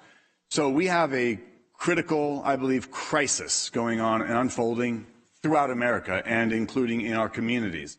So I'm wondering, and perhaps we have budget coming up, so I'm wondering what, again, much to the dismay and shock of some supervisors, what more we can do as it relates to messaging for drugs, anti-drug message, talking about, and bringing forth, if you remember, there used to be a frying egg, and this is an egg, this is this is a brain on drugs or something of that nature. And it was kind of a very impactful commercial and message. And we now know there is empirical evidence that if you're experimenting with drugs prior to the age of 25, there's a higher propensity of addiction and troubles in a person's life versus when the brain is fully developed and mature. So I'm wondering if, as we had approved cannabis in San Joaquin County, and I know it's not a boondoggle of dollars, far from it, but I'm wondering if, with our budget coming up, if it's not too late, and work with the CAO's office, what could we work with through your department, a messaging program for a lot of the families you might be interacting with that have, some crisis management and might have a propensity for, there's an exposure to drugs, as you've shared. What percentage, I don't know, and how that fits. But I'm just wondering what more we could do given this crisis of fentanyl and the overdose and the deaths that are happening throughout our country, but we, right here in our community, what more could we do? Well, and you mentioned Supervisor Patty through the chair. You did mention First Five, and I will share and remind this board that we do have a Weed Free Baby campaign with First Five. We also partner with First Five on some marketing and outreach. One is on recruiting social workers to our child welfare program. I just mentioned that because it's a great effort that you might see on social media. The second is child abuse awareness. We do a campaign along with First Five. We have a marketing and outreach partner that we work with. It might be a great opportunity for us to look as part of that child abuse awareness campaign is focusing on drug addiction and drug abstaining from drugs, making folks aware of the fentanyl. I mean, it's not my wording. I've heard it plenty of times that there is no safe recreational drug because of the poisoning of fentanyl. Those are the conversations I have with my 3 teenagers, and we're not doing drugs. I have to say it. And I think we probably need to say it to our community. And so we have a foundation with First Five and our marketing partner that we could certainly expand that effort. I think it's a worthy effort. Our families are involved in child welfare and that we refer to safety net, they do suffer from drug abuse and addiction. And it's so powerful that folks, parents choose drugs over their kids. And there's no stronger bond that you have than a parent with a child, and somehow drugs get in the middle of that. So I think it's a worthy effort we could take a look at. I appreciate you opening the door to potentially asking for additional resources. I'll certainly look within the department to see if there are any resources available, but look at what can we do to get the word out to our child welfare involved families. Thank you, Director Woods. And exactly to that point, what does a campaign look like? Let's start from the campaign backwards. Let's identify the dollar, the value, what a robust campaign could be, because every day somebody is risking overdose, according to just in Lodi alone. Personally, within months ago, I was with a friend of mine, met his daughter's 19-year-old boyfriend. 6 hours later, he was dead. Handsome young guy, full of life and energy and everything else, and he tried some recreational marijuana that he probably bought from the same guy repetitively, and he was dead. So it's a crisis, and it's very concerning, as I'm sure for every single board member, and we would, I believe, unanimously support extra effort, extra levels of engagement. And I remember at a Rotary meeting years ago, the idea of legalizing marijuana was so that they would be able to do the same thing with that marijuana as they did with smoking cigarettes, is basically message it with the warning labels and kind of get it to the point where it lessens the exposure and the attractiveness perhaps to it. And I'm not seeing that. So if that was a story told back then and they've changed the guard and that's not a priority, but I believe we here in San Joaquin County could do more, and I'm sure that the entire board would support that. So I wanted to bring that up, and got a great idea of what you guys are doing with this agenda item, and would appreciate that as we're heading into the budget time, maybe work with the CAO's office and we could bring to this board an expanded effort, because people's lives, their kids' lives, that's our future. They're depending on us doing more than what we are. Thank you. And I will provide this board the promise that we'll look internally for resources first. And if we need any other resources, we'll certainly come back and ask for those. Big, bold campaign for me. I'm one of 5, but I'd like to see a big, bold TV commercials, information, flyers to teenagers, school, after-school programs. We have to get these young minds when they're still can be influenced and hopefully have an impact to steer them away. As you said, there is no safe recreational drug right now. Thank you. Thank you, Chairman. Item number 35. Where's Patty? Thank you again, Chairman. Real brief. Anybody here from the hospital, Mr. Culberson, or any representative, or perhaps online? Madam Clerk? Yes. Hi, Patty, can you hear me? This is David. I'm online. Can you hear me? I can. David, Mr. Culberson, through the chair, I had a quick question. We've got a series of allocated funding for approval today and consent, and just a real brief question summarizing all of the agenda items. At what point are we looking at our agreement with Dignity and kind of working in concert? If we're going to be allocating dollars, I want to make sure that we're not replicating services and allocating dollars that might not be a good use of funds at this time. Can you maybe just briefly explain where we at in that process, please? Yes, Supervisor Patty, through the chair. Hopefully you can hear me again. I'm remote this afternoon. Yes, the agreement item number 35 is for Owens and Minor. That is a management services agreement that's extending the management of the materials management department.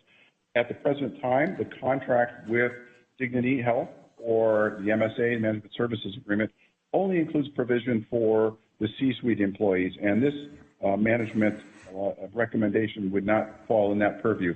That is not to say that we couldn't consider it at some time in the future.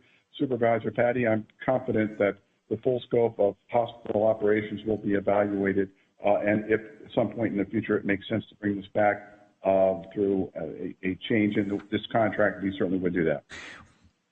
Thank you, Mr. Culberson. It isn't necessarily number 35. If I look at 35 through 45, we're looking at roughly a couple $1 million. Well, actually more. There's number 37 is 4.5. We got the supplemental staffing. That's 29. So we're looking at probably $35 million of allocation. But at this time, are you saying that you do not see any duplicity and or any reason to pause on any of these? Would that be correct? That's correct. There's no duplicity here, but it is something that will be looked at. Again, one of the basic operational ratios we look at is labor costs as a portion of our net revenue, and labor costs are indeed more than 50%, in fact, sometimes 60% or more of operating costs, and so we've got to take a close look at that. But certainly at this time, these are recommended and are not duplicative with the management services agreement with Dignity Health. Excellent. Thank you, Mr. Culberson. That was my question. Thank you very much. All right. That should end our consent calendar discussions. Do I have a motion and a second so we can move forward? Make a motion to accept. Second. Okay, please vote. Through the chair, I apologize. We are still experiencing some additional technical issues with our system. Is currently paused. That's okay. Just do a voice vote. The roll call. Via Poudois? Yes. Rickman? Yes. Miller? Yes. Patty? Yes. And Chairman Nguyen. Yes, thank you. Adopted 5-0. All right, moving on to scheduled 9 o'clock morning meeting. This is the neighborhood preservation. Public hearing, San Joaquin County 22-23 annual action plan consisting of community development block grant, home investment partnership, and emergency solutions grant programs. All right. Sarah. Good afternoon. So good afternoon, Chair Nguyen and members of the board. And I'm going to go over with you our annual action plan projects. HUD allows us to apply for these funds each year. It includes 3 funding programs. One of them is the CDBG Development Block Grant Program, the Home Investment Program, and ESG, which is the Grant Program. So the presentation I have for you today is going to go over these 3 funding pools, as well as the recommended activities for these projects.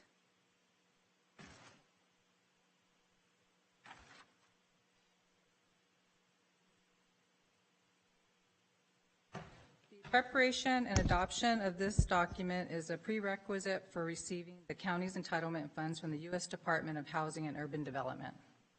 The 2022-23 Annual Action Plan provides a 1-year strategy to accomplish the goals and objectives identified in the county's 2020-25 Consolidated Plan document. The 2022-23 Annual Action Plan specifically describes how the entitlement funds are to be spent during the fiscal year. Combined Urban County Jurisdictions 2022-23 entitlement program funding is approximately $4.2 million. These are estimated amounts. Final amounts were recently received from HUD, and we will adjust the projects accordingly.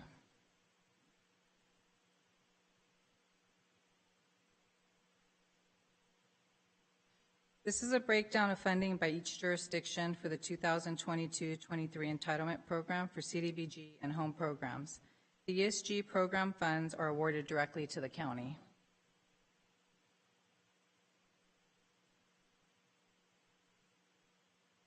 The urban county jurisdictions are allocating 2022-23 CDBG funding to the following types of eligible activities: disabled accessibility improvements, housing and acquisition, public improvements, public facilities, public services, and administration and planning.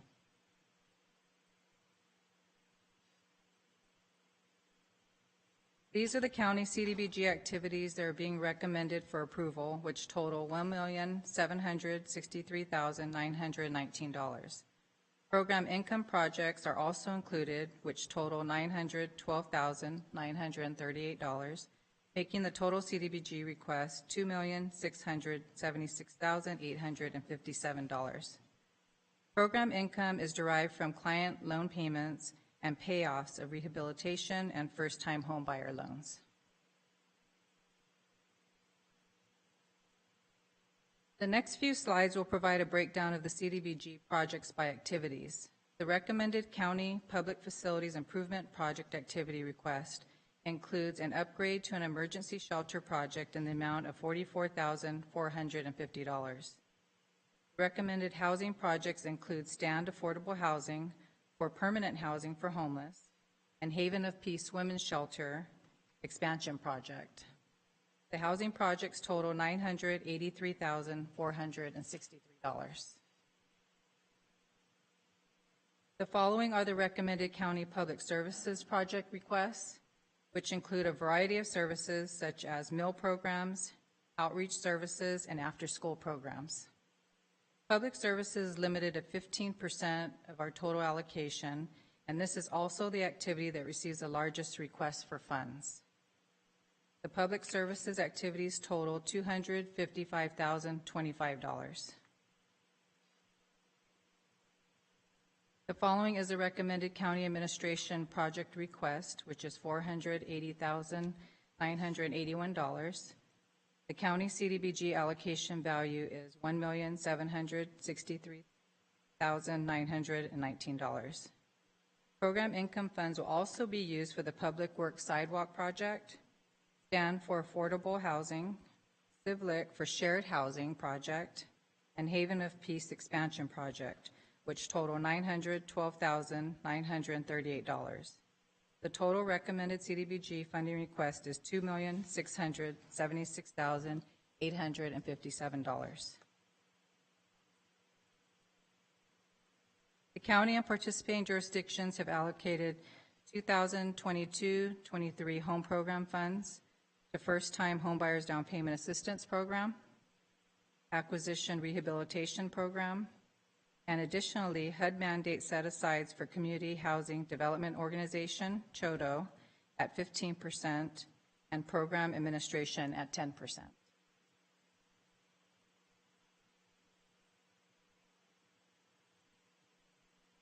Following are the recommended county home activities, which are a continuation of the county's housing and down payment assistance programs. Stand will be receiving $300,000 for the housing program, which includes acquisition and rehab of single-family homes, and the down payment assistance program will receive $199,960. HUD mandates that we allocate 15% of our grant funds to a CHODO, which has been awarded to Stand to use for acquisition, rehab, and GAP loans, and 10% of our grant funds for program administration. County home allocation value is $789,397. Program income funds will also be used for housing in the amount of $3,075,000 for 3 housing projects. Stand, the Vista Project, a 21-unit single-family housing project. ECDC for Creekside Apartments for 40 units for low-income seniors. And CivLIC for Town Center Studios, a 40-unit permanent housing for homeless project. This makes the total for home recommendation $3,864,397. 9 emergency shelters and 5 service providers located throughout the county applied for and will be the recipients of the 2022-23 Emergency Solutions Grant Program funds to assist with offsetting cost with the emergency shelter activities, street outreach, rapid rehousing, homeless prevention, and administration. These are the ESG activities that are being recommended, which total $235,522. The following are the 4 recommended ESG street outreach project requests, which total $35,329. The following are the recommended ESG emergency shelter project requests, which total $105,964. The following is the rapid rehousing homeless prevention project in the amount of $76,565, and administration in the amount of $17,664. This makes the total ESG recommendation $235,522.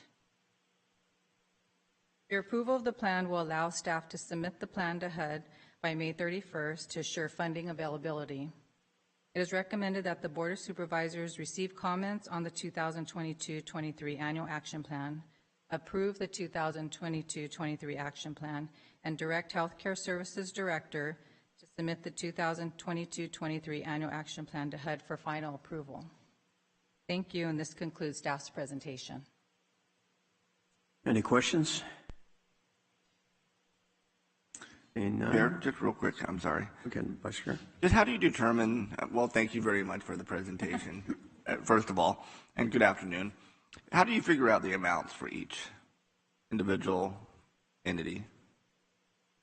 In between our portion and the cities or the subrecipients? Just the recipients. Oh, the subrecipients. So we have a committee for scoring and ranking. So the projects are sent to committees and they review, score, rank, and then funding is awarded based on the scores. And who's on are the cities involved at all with that? Or somebody? The cities, you have their own entitlement portion of these funds, and so they do also their own scoring and ranking. And so our committees are based, and it's people on the committees, they don't have any tie to these projects, but are familiar. And we use a consultant that's on one of the committees, various people that are involved. Okay, I was just wondering. Thank you. Supervisor Patty. Thank you, Chairman. And through the chair, quick question. The dollar amount that's allocated, it's a pretty low amount. I mean, we've got $2 billion budget, so we're looking at under $300,000. Where do those funds come from? Because I know that when myself and Supervisor Villaputua sit down and we get a review and we go through the approval process before it comes here before the board, there's some that get what they're asking for and some that there's cuts and different recommendations made. Where is it that we get this $230-something thousand? Well, usually we go by we fund in the order of scoring. We also look at the request of the subrecipient. We also look if there is a past award, maybe they still have funds available. We take that in consideration. Other things like if they're... I understand why we're scoring what we're getting each person, but why is it that we don't have $2 million to distribute, because we're cutting some down and giving some their full ask? How come we have $230-something thousand versus $2 million or $20 million? There's a lot of dollars that flow through different departments. How is it that we have $230,000? How do we come to that number, not $1 million? HUD decides that, and it's based on, because we're as an entitlement, it's a formula, and so that's how we're awarded our funding. And that's our max. That's what we allocate based on that's what I'm trying to get to, is Correct. We are given this by HUD, and we get it out, and we score it, and that's the amount we're given to get out. I just want to clarify that. We have no control over the awarded amount. Right. Okay. Thank you. Any other questions? All right, then I'll open the public hearing. Anyone from the public wishing to speak? Please step forward and state your name again.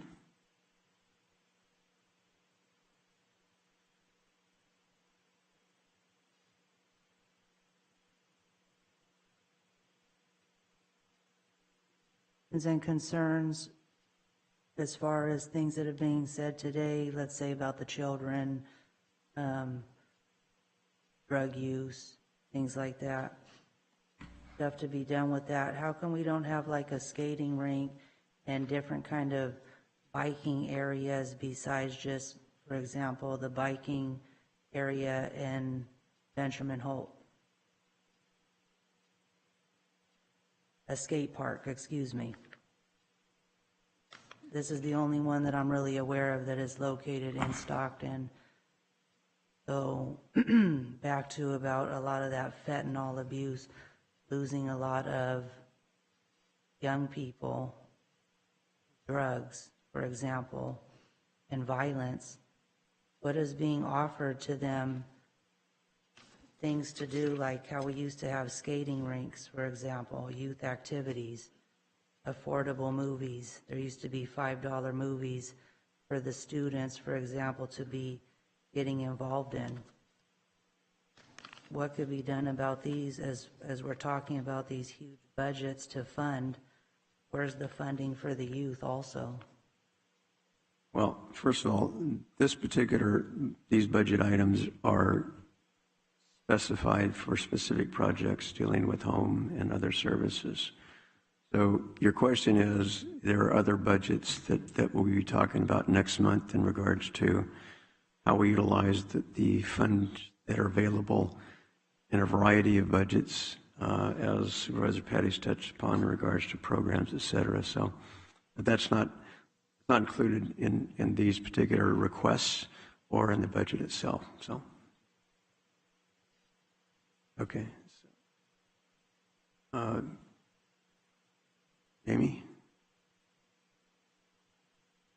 Amy Guerrero.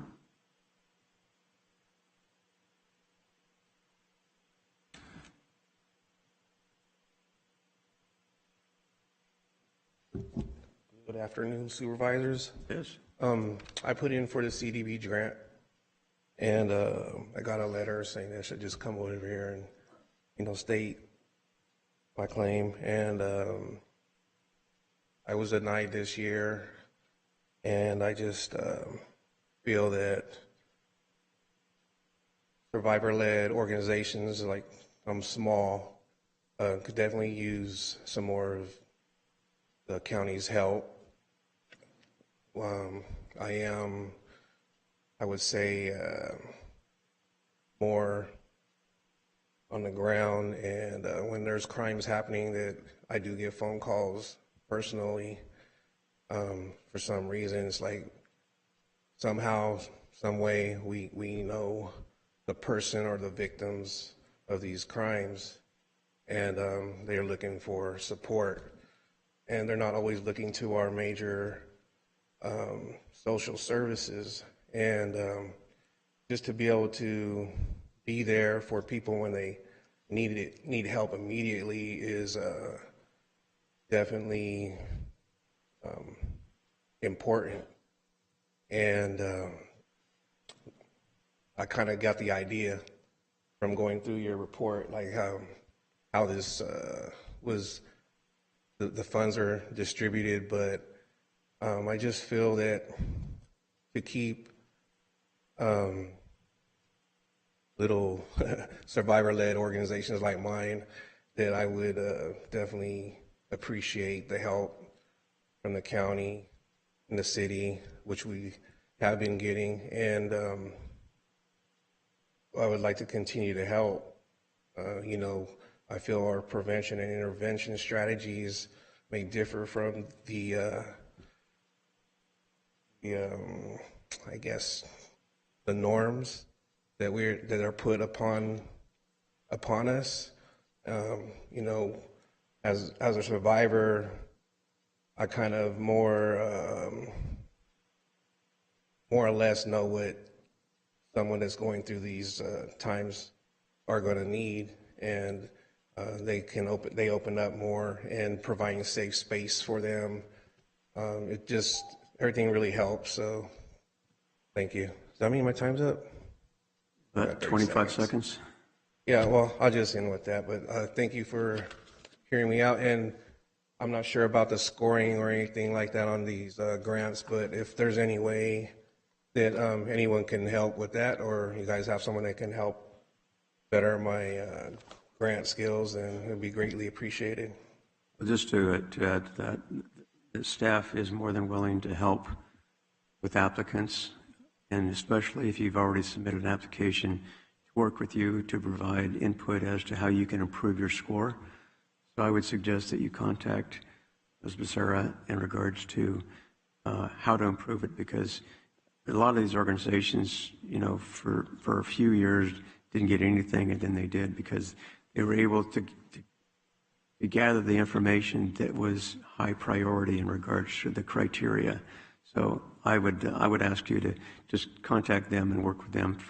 Yeah, I would definitely just think that with our crime spike, that would be a priority.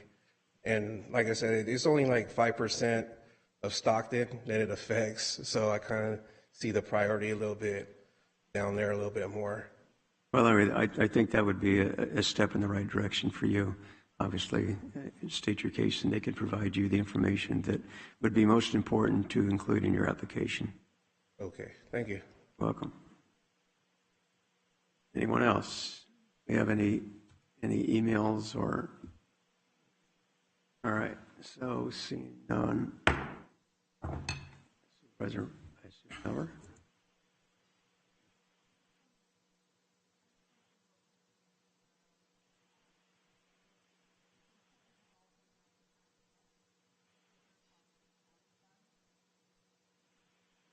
There's criteria involved in terms of providing services to county residents that could partially explain why you're seeing funding from the city of Stockton, because they get their own separate allocation of these funds and perhaps not yet receiving them from the county. So when I don't want to go into a big discussion with you, but when you reach out to Ms. Becerra and to get your scoring, that will be something to discuss along those lines, because we are the county, sometimes our criteria is a little bit different than what the city's is.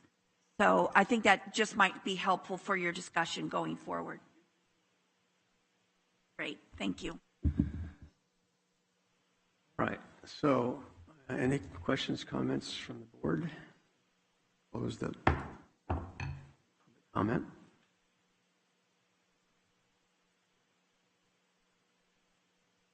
All right, so I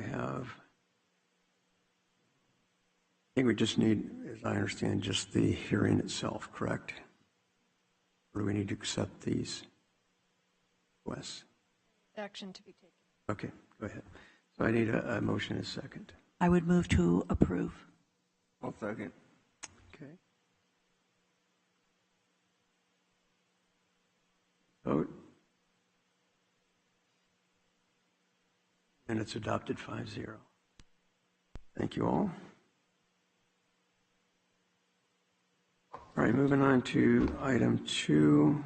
This is a Public Works public hearing regarding proposed water service charges for County Service Area 44, which is the 5th District. Mr. Buckman.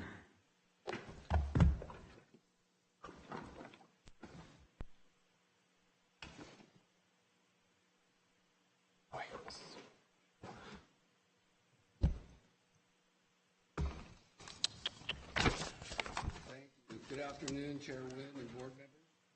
This is the time and date set for a public hearing regarding proposed water service charges or water service charge adjustments for County Service Area 44 and the Tracy area. As promised, we are bringing these rate increase proposals before you as part of our efforts to achieve financial sustainability for our special districts. Staff will provide a brief presentation regarding the proposed service charges. Following the presentation and any questions from your board, we recommend that you open the public hearing. At this point, I'll turn the presentation over to Engineering Services Manager Alex Chetley. Good morning, Chair Wynn and members of the board. The purpose of today's public hearing is to receive public testimony regarding the proposed rate increases and to receive any hand-delivered protests. Special districts provide services only to properties within a defined boundary. Primary source of revenue for the districts comes from service charges paid by property owners. Some districts also receive a portion of their funding from property taxes. By law, all revenue derived from each district is used exclusively for that district, and each district must be generally financially self-sustaining. Service charge adjustments are being proposed today for water rates in County Service Area 44. The rate structure for this district is a combination of annual flat rates and usage-based charges. The annual charge is collected on the property tax roll based on the single family equivalent unit, or SFE. This is the level of benefit or service received by the average single family home. Every single family residential parcel is assigned one SFE. Multifamily and commercial properties are assigned SFE values based on their level of benefit or service received as compared to a single family home. The meter charges are per 1,000 gallons of water used and are billed quarterly to the account holder, which could be a tenant or other occupant. The proposed annual charges shown in the presentation today are per SFE. The specific charges for each parcel are listed in the engineer's report. The metered charges are per 1,000 gallons of usage. The proposed annual rates are a 5-year rate schedule. The proposed metered charges are subject to inflationary adjustments if necessary, not to exceed 5% per year based on the Consumer Price Index, or CPI. Inflationary adjustments may be applied effective fiscal years 2023-24 through 2026/27. CSA 44 is composed of the original district area and 2 zones, Zone E and Zone G, which were added through annexations after the original district formation. The original district area currently only pays an annual flat rate for water service. Zones E and G currently pay an annual flat rate in addition to a metered rate. And one of our goals with this rate proposal is for all of CSA 44 water users to pay the same rates for service. To that end, we are proposing to add a metered rate to the area of the district outside of the zones, basically the original district. Rates for all zones were last adjusted 15 years ago in 2007.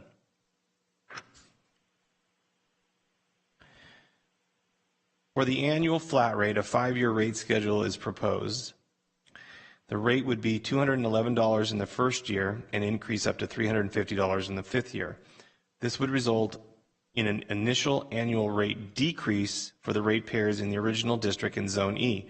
Ratepayers in Zone G would see an increase in the annual rate.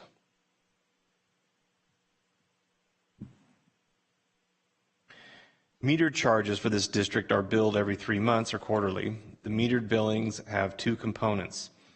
First, there's a fixed fee based on the meter size that is charged every billing cycle. That rate is not proposed to increase. Most properties in this district have a 1-inch meter for which the fee is currently $22 per quarter. The metered rate is charged per 1,000 gallons of water used.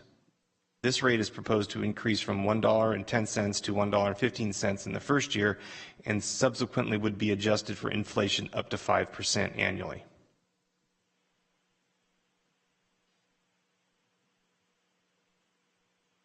An online public outreach meeting was held for the district to communicate the district's financial situation and discuss solutions. The PowerPoint presentation summarizing district financials and the rate proposals were posted to the district websites. And follow-up information was also provided to residents upon request. Questions were mostly from residents who are currently unmetered and were concerned about their metered charges. Some residents wanted to see historical usage information and an estimate of proposed costs, and we were able to provide that information.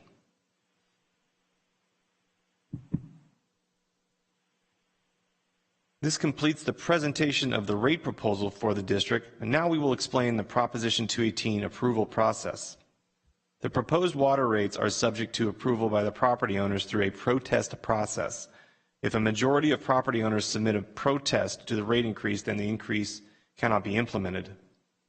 All protests must be in writing and received prior to the close of today's public hearing in order to be tabulated. One protest per parcel is allowed. Protests must contain the assessor's parcel number or site address. All protests must be signed by the property owner, tenant, or authorized representative to be considered valid.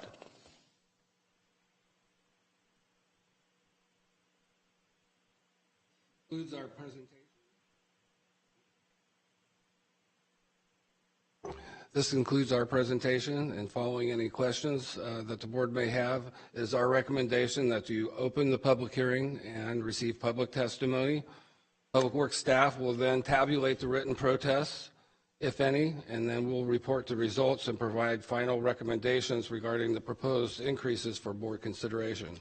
Thank you, Chair Nguyen and members of the board. Staff and I are available to address any questions your board may have.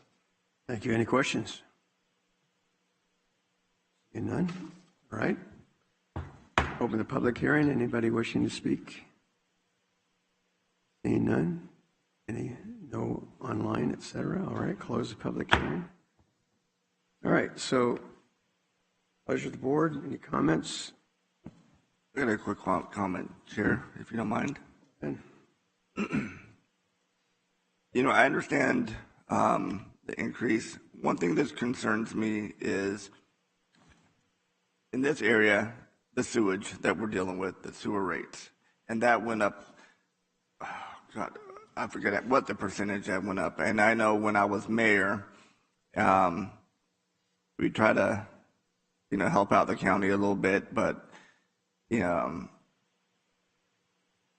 county at that time wasn't willing to work with the city. I know myself and Mr. Balaji have been working with the city in order to rectify that problem, which would decrease the amount that they're paying for sewage. And so my concern is, of course, here we are with another rate increase on this small little nick here out in the county. I would rather wait to see where we come with the sewage, the sewer problem, and how we can rectify that, which would decrease the fees on the sewer, and then we could look at the water issue. Mostly during this time of inflation, it doesn't seem like much, but every penny counts. And so that's where I stand on the issue. Again, we're in constant talks with the city and now with Mr. Balaji working for the city of Tracy. I think hopefully it will move faster. So for me personally, I would rather wait to see what the outcome is with the fees and the sewer issue before we move on this. So that's where I stand. So thank you. Any other comments?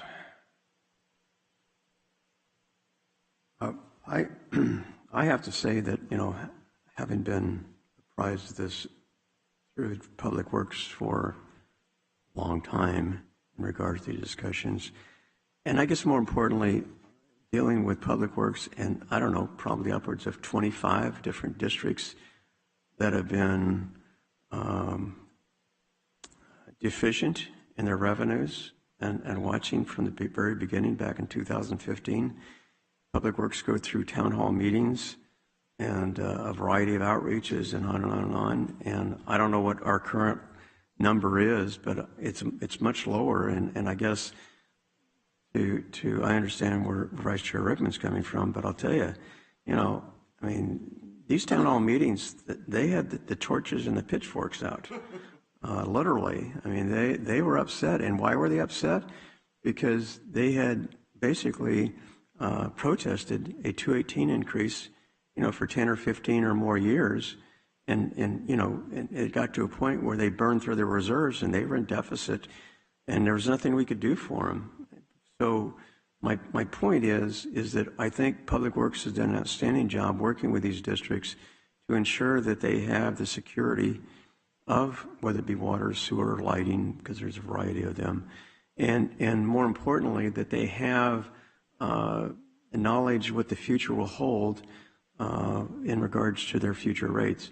So I understand where Vice Chair Rickman's coming from, but I'll tell you, when you get something where the public, and I don't know if there's any protests or not, but if there's no protest from the residents, I would take it and run with it, because to stop this thing and hold off and do something else, believe me, you're dealing with things that can fall off the rails. And I think half of a loaf is better than no loaf at all. And if we can at least go this far to satisfy the concerns, and to be honest, I don't know how and whoever was in charge back when this development was built, but there was some serious, in my opinion, short-sightedness in regards to how these residents would survive with the existing system. So anyway, those are just my observations.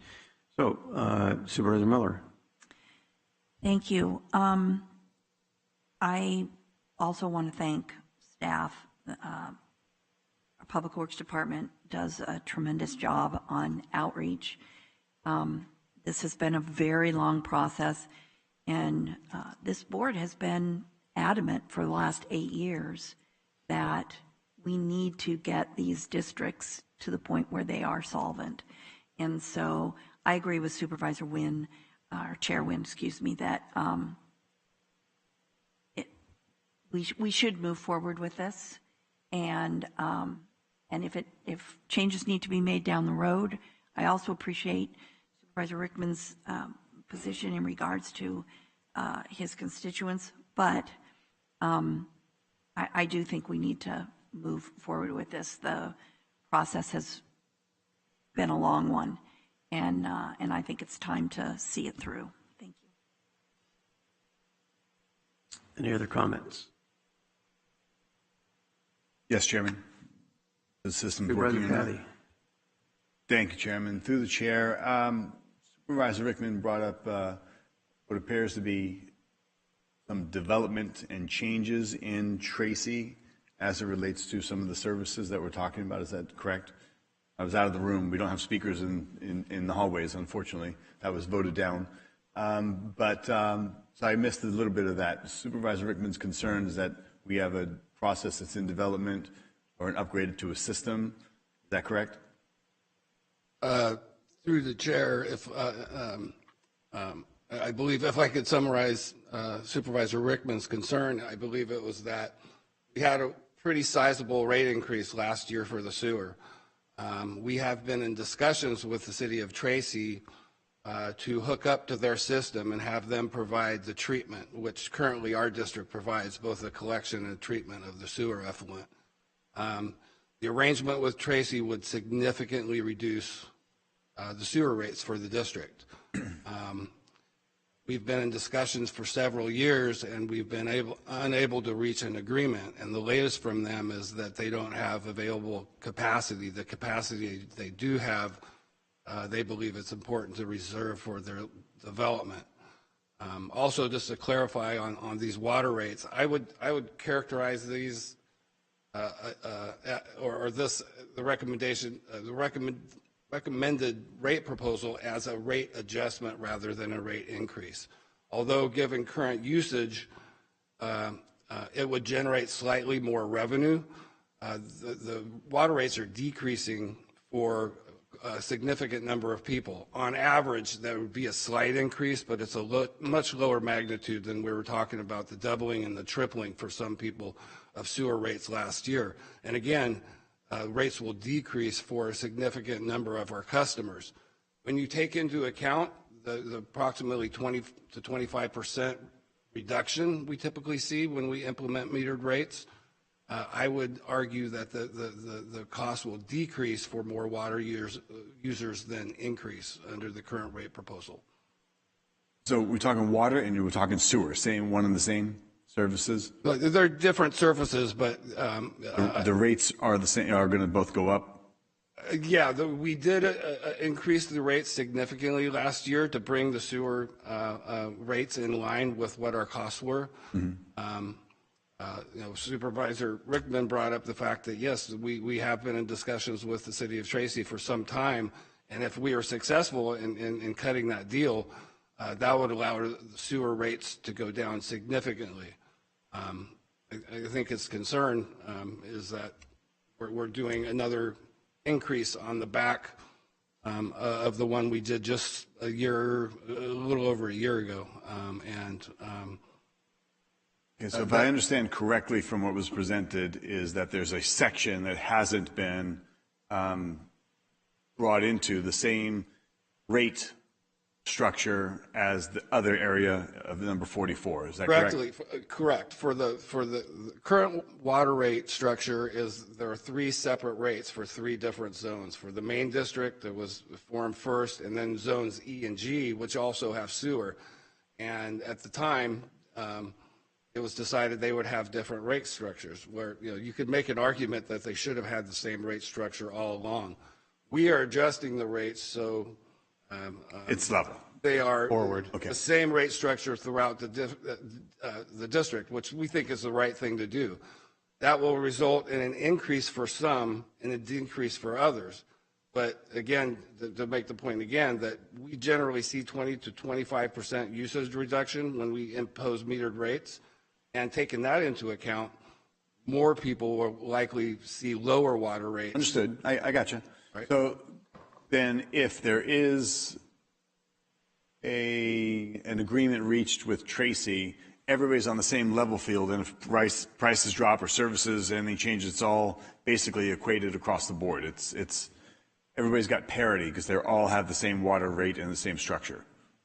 If we reach a deal with the city of Tracy to treat the sewer effluent from this district, we would be in a position to reduce the sewer rate significantly. Right. And water rates are independent of that. We really try to keep the rate structure so we're covering our cost independently of each service. We really don't want to cross-subsidize one service with revenues from another. Understood. You're just basically looking to get it even across the board. For the water right now, we're proposing to make it even across the board. And if we reach an arrangement with the city of Tracy, we would be in a position, again, to lower the sewer rate significantly. Okay, so it's Supervisor Rickman's district, so I just want to get some clarity on it because he's raised an issue. Did you engage with the community and get feedback, pushback, a vote, anything taken on that so far that we know? What's been the response as you've engaged? We did extensive outreach, especially for the sewer increases. I think that took the better part of 2 years. We did hold an outreach meeting online last fall on the water rates, and had some follow-up meetings and then emails with interested property owners. And I think the end result today is that we have no protest to the proposed rates. Understood. Okay. And again, through the chair, going back to Supervisor Rickman, if what they've said and talking about getting it onto parity level field, do you think that satisfies, and it doesn't seem to be any pushback from the residents in the area? Does that satisfy the concerns that you have at this time? Supervisor Rickman, through the chair. Thank you, Supervisor Patty. I've heard some complaints about from the residents over there, and they weren't too happy about it. And like I said, I respect, each of your personal decisions. And, but for me, when we're talking about the increase with the sewer, and then we're going to increase it here with water, and I just think it's a little too much in such a short time frame. And plus, we're in the process, and we made considerable ground with the sewage rate. And and my thinking is this, is if we're successful, if we, we are in talks and stuff, if we even get an agreement or something like that for future, say like a phase 2 for the water treatment plant, that it will bring those fees down. And even with that agreement in place, if it goes that far, again, we're still in talks, and it'll kind of balance out. That's my opinion, and kind of like what Supervisor or our chair was saying is that what these residents are experiencing with their sewer is not the fault of their own. I mean, when this development was built, whenever it was built, should have had a better system in place or capacity, absolutely. And what was the percentage that went up? It was some ungodly amount. It doesn't really matter because it's not on this agenda. We're not talking about the sewer, but that's just where I stand. I mean, me personally, I would feel better. I think it's a more fair way to do business. But I understand as a government agency or as a government, we can't subsidize, things. It comes out of tax dollars. So, but we're in the process of trying to eliminate that. And again, this isn't going to be forever. I just want more time. That's all. So, thank you, Supervisor Patty, for it. Thank you, Chair. I'm done. Let me ask you a question, Vice Chair. So, because this is your district, and I've always deferred to whoever's district it is, because you got to live with it. Right. So, are you saying that your position, based upon your constituents and what you know and what you envision in the future, that your position would be to not support this water increase and let it lie? And I'm assuming that would stay with current rates. Is that correct? That's correct. Okay. And so what you're suggesting is that we turn down these for a reduction and hold off until some later time with negotiations, City of Tracy, and then whatever happens there, then vote on this. And the reason I ask the question is I'm simply trying to find out, because it doesn't affect my district, it affects yours. So if that's your druthers and you want to do that, then I would have no problem, voting likewise with you to support your position, because they're your people. Well, thank you, Chair. I do appreciate that very much. And again, I'm not asking for eternity. I'm just asking for time. What is it, May? I'm hoping, by the end of the year. Well, I don't know. We've got the process in place. Right. I mean, whatever, how long it would take. I'm not talking about years by any means, but we are in the process of talking. I think it would be a better balance. I mean, my God, look at gas rates and look at, food and baby formula, all these stuff that people are going through. And I think, we could hold off. It's not going to be a detriment to the county by any means. Well, again, my question's to you. I mean, this is your district, and these are your people. And, I can sit here and say, well, this would be a good idea, but I don't have to live with the feedback or the blowback, I guess. And I don't want to put Public Works in a bad position. We've already gone through the process. There's been no protest, correct? Correct. So, again, I defer to you. If you see a better deal on the horizon that you think would work better, I have no problem with that. I mean, I see it that way, but that doesn't mean that I'm right or you're wrong. It just means, you have a different perspective than I do. I just think, we have a way to balance this better, meaning if, again, this is if, I'm not saying this is going to be 100%. I mean, there's two parties. If we work out a deal with the sewage or sewer and the rates do come out considerably and then this pops up, I mean, I think it's more fair. I think the residents would be more happy, and it really doesn't, it's not detrimental to the county at all. And I just want to, be sure to say one thing is, when I say the county wasn't willing to work with the city. And I wasn't talking about Public Works. Public Works, you guys are awesome. You know how much I love you guys. You guys do a great job. I don't know, I can't say it as much up here. But, we're under new management with our CAO. We have a different board up here. And that I think we are making more progress, and we're more willing to bend and assist than we have been in the past. And again, I've been on both sides, so I know what exactly. I was at these meetings when you were talking about angry residents, and they weren't angry at me. They were angry but they were, again, at the end of the day, it's about the county and the city working together, being seen as equals. And I think that has changed, and I think that we have made progress. And so, yeah, Chair. So I'm not for this at this time. That was your overall question. So thank you again. Okay. Supervisor Miller. Yes, thank you. Quick question to our staff. So we're on the 1 yard line with this. We've gone all the way through this. We've done tons of outreach. We've taken the vote.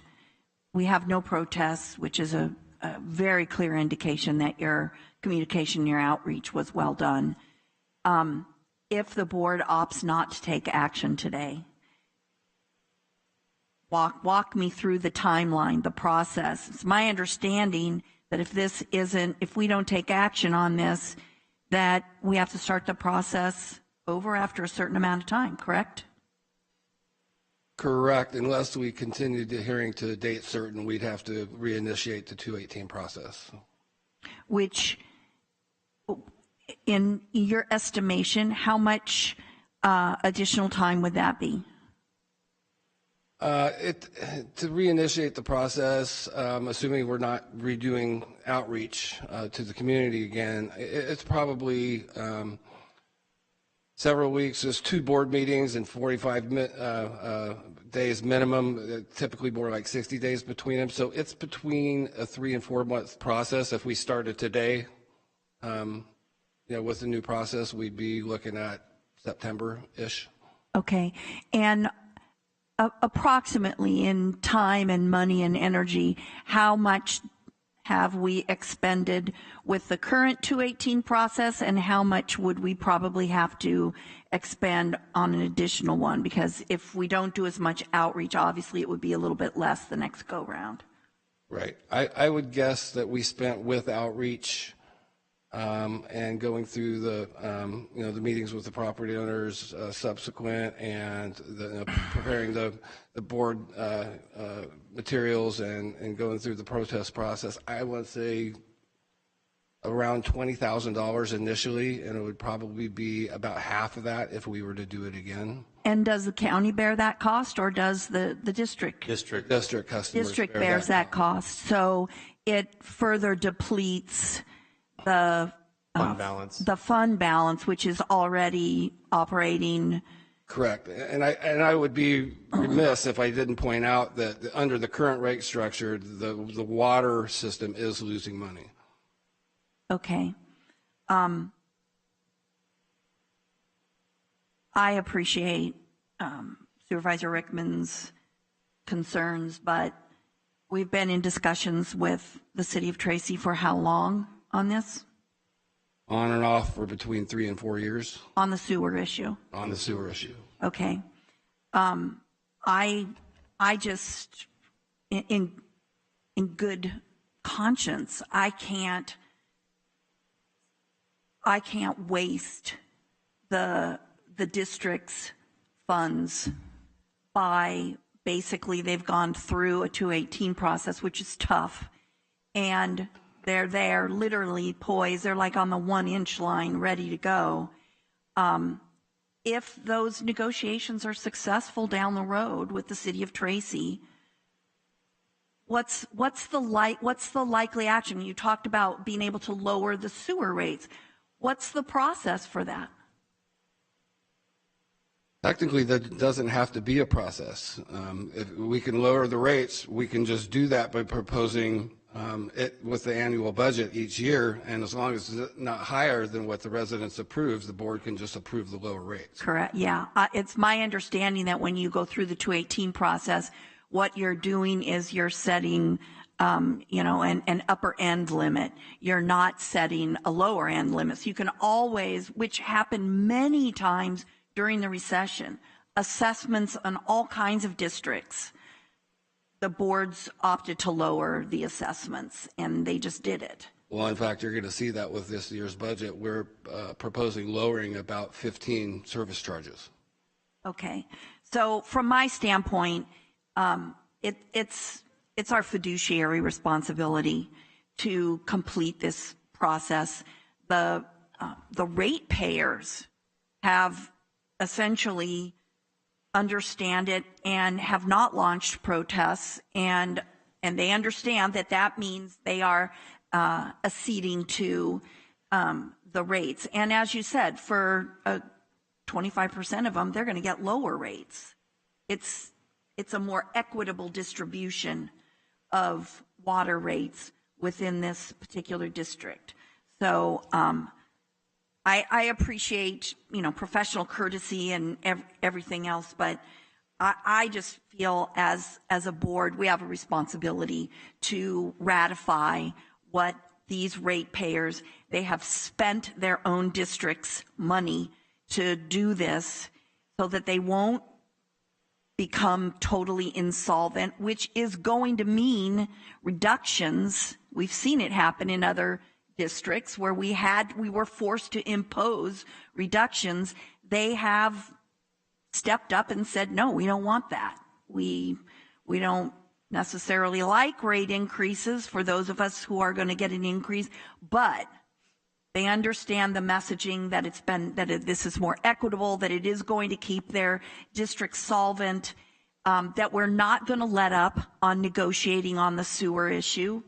And there is still every hope that if we can complete successful negotiations with the city of Tracy, that we will be able to lower on the flip side their sewer rates. The water this is a totally separate issue. So from my standpoint, we have a responsibility to ratify and back up what these ratepayers have, their process and what they have passed. Just a follow-up on a comment you made. You said in regards to the 218 process, unless that we continued this to a date certain, is that correct? Correct. My understanding is unless we continue this to a date certain, we have to renotice hearings and start the process over.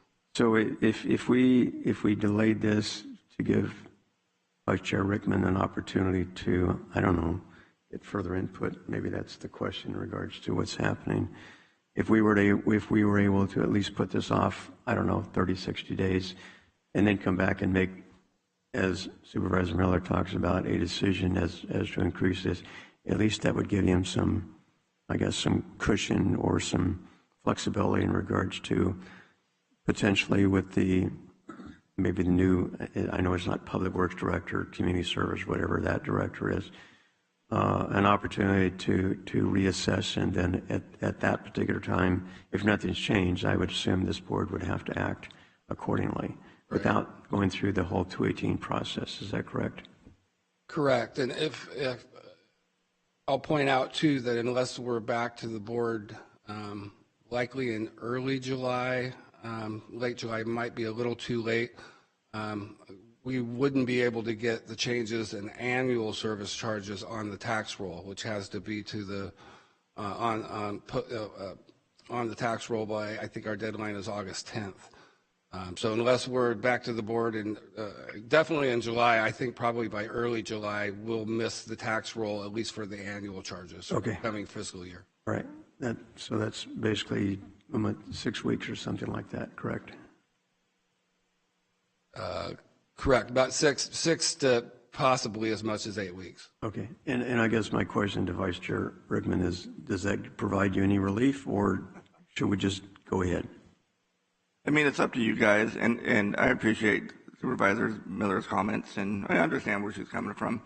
I mean, I don't know. I mean, negotiations are. I mean, is it going to be done in 6 weeks or 8 weeks or whatever? Probably not.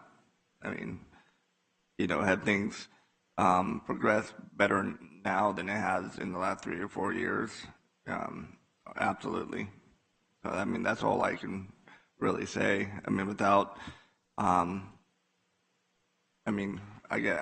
could see in 6 weeks or whatever, maybe exactly what we can do, and with Mr. Balaji there now, him being on the other side of it, and seeing if there's agreement that we can, both the county and the city can agree on, and yeah, I don't know, man. So what you're saying is the dynamics may have changed to some extent? No, I think it has. I mean, hey, Balaji, that guy's great. The guy's awesome. And he's, and you know him. So, he'll be able to look at the system better than in the inside than he could on the outside. Okay. Supervisor Patty. Thank you, Chairman. I think what was missing in your presentation was the fact that they're underwater, no pun intended, that they're losing money, they don't have a ready reserve. I don't know if I caught that. We didn't mention the reserve balance, but they do have a positive fund balance, but like Mr. Buckman said, they're losing money, and without this successful rate adjustment like we proposed today, the fund balance would be depleted in probably two years for the water. And there's a kind of a standard that you like to keep this at. Well, we want a fund balance. We want a fund balance, a healthy fund balance, and hopefully an increasing fund balance to pay for unanticipated capital replacement costs. So. Got it. I'm a little bit confused as to we can talk about this for another hour. We've gone through an extensive review, as we've done with water districts or service areas throughout the county, and there's updates.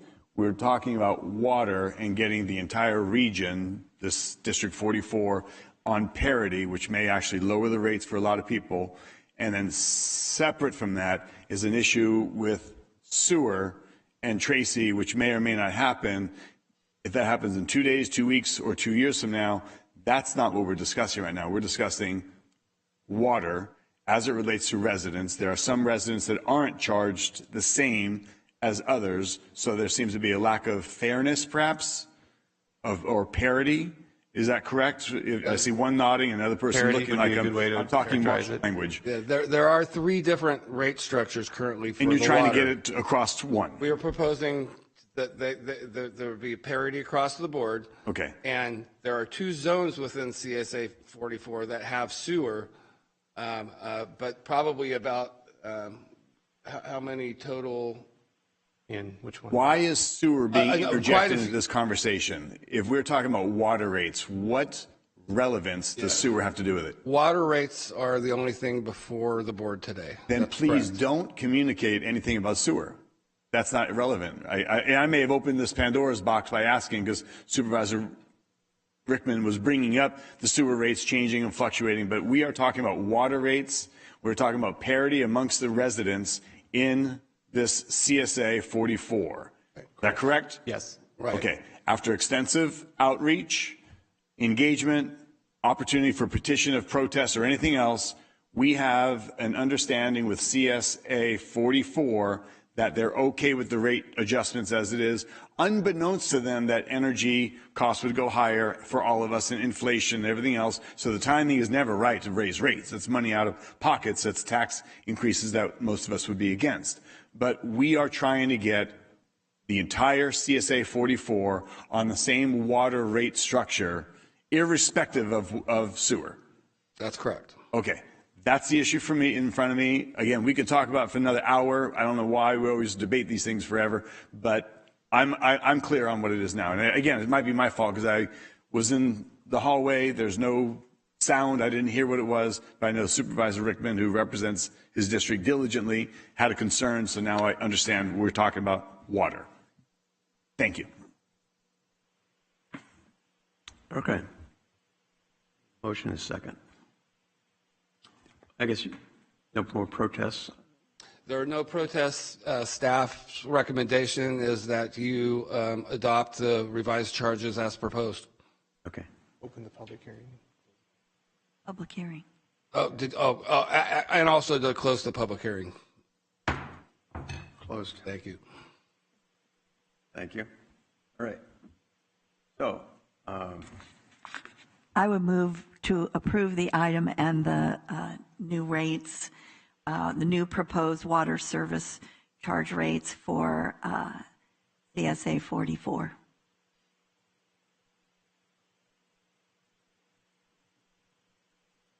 I'll second.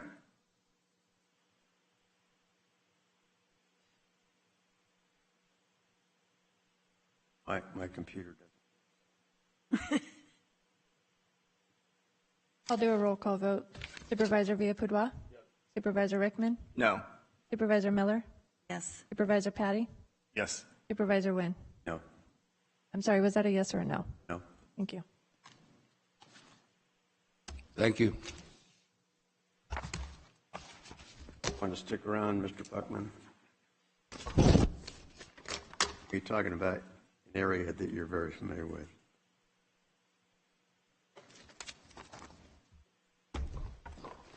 I get to leave, right? Thank you.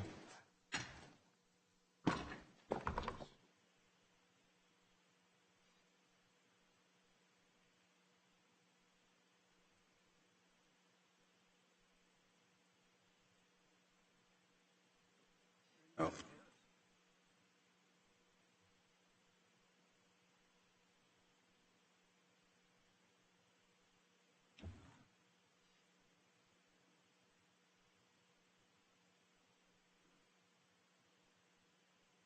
Okay, moving on to item number 2, which is a request for legislation on the San Joaquin County Water Authority. I'm not going to go through all this information. I don't know if all of you have that PowerPoint. I'll try to make it as brief as possible. I know we've had long discussions already. And let me essentially, and I'll try to wrap this up and maybe on a couple of points. But over the years, certainly dealing with water, it's been an ongoing debate amongst the various water agencies, whether it be the Water Advisory Commission, Delta Counties Coalition, our SIGMA, our GWA, before that. And essentially what has come up time and again is, especially with SIGMA, is how are we going to pay for it? And we've talked about a variety of possibilities, anywhere from parcel taxes to 218 process to EIFDs, pump taxes. There's just a whole host of options out there that have been discussed. And actually some GSAs are pursuing primarily usually a 218 increase. But the reality is that for the 25 projects in SIGMA for this county alone, to be sustainable in 2040, it's going to run probably with inflation close to $1 billion. On top of that, we have other projects, water projects, whether it be SJAFCA, which is flood control, whether it be conservation, whether it be the mitigation for the habitat, whether it be disadvantaged community drinking water, tap water, all those things that we've been trying to work on, and Public Works has done, in my opinion, a lot of work in regards to addressing some of those concerns. So we've talked about this over and over and over again, and one issue that has come up, and you've all served or serving on COG, one issue that has been talked about frequently is a similar sales tax which we have for transportation through Measure K. And so the question has arisen is, do we want to address that as a potential for funding of water projects in this county? Therefore, this is before you in regards to the first step towards that authority would be a legislation that would allow the county for an entity within the county to create this water authority, very similar to the to COG, Council of Governments, in regards to participation, in regards to the revenues received, the distribution of funds, those things which would come afterwards. And the first step that we have to at least make an effort is a legislation which is a mirror to some degree of the same legislation that created transportation authorities, which obviously going back to 1991, San Joaquin County has had, and other counties around the state, south of us, Stanislaus, and a whole host of others have done the same thing as regards to being self-help. This would be, to be honest with you, this would be the first effort in the state to create this ability to generate a water authority, which would then act as a body to, more importantly than just funding projects, but as Measure K has done for transportation, is provide matching funds for state and federal grants. The governor has proposed about $500 million, $500 million for storage in the, I think it's 25, 26 budget. And obviously, if that comes to fruition and is approved by the legislature, it's going to require that any entity, any GSA, any water authority within the county is going to have to pony up matching funds. And unfortunately, a lot of our GSAs, for example, have a budget in the neighborhood of maybe $400,000 or $500,000, and yet their projects may run several $1 million in regards to that. So these are some of the issues that we've been dealing with for years, and it's basically time to make a decision. In this particular request that I have for the board to give our lobbyists the authority to move forward with this legislation is to take the first step. It is not essentially an endorsement of a half-cent sales tax. It is simply a vehicle by which we can start the process and, more importantly, end up with a potentially a ballot measure in November of this year. So again, these are all things that are included in the PowerPoint. It's in the board letter. It has an opportunity to move through the legislature. And from this step, if in fact we're successful on this, then on top of that, then there will be actually a plan put together. If any of you actually looked at Measure K, then there is a breakdown in regards to percentages of distribution, who is eligible, and all those other things. But that comes after the horse, so to speak. That's the cart after the horse. So again, I make this general presentation. I'm sure you've all read the board letter. It has essentially all the information there in regards to history. It's interesting because if you go back to, for example, a study done back in it was 2010, the little Hoover Commission, and essentially what they said is that without a radical redesign at the local level, the state has no hope of solving its water problems. And then funding for building and maintaining water infrastructure will most likely have to be raised by public agencies by issuing general obligation bonds. And then these investments will provide public agencies with the capital they need to build infrastructure projects. The reality of this legislation, if in fact we were to get it passed, is that it will benefit you all, at least 3 of you here, because in 2023, you'll have the flexibility to create a water authority which will then address all the water issues that we have in San Joaquin County, including about 40 water projects, 25 being Sigma, 15 others, and there's actually, to be honest with you, there's probably another 10 beyond that.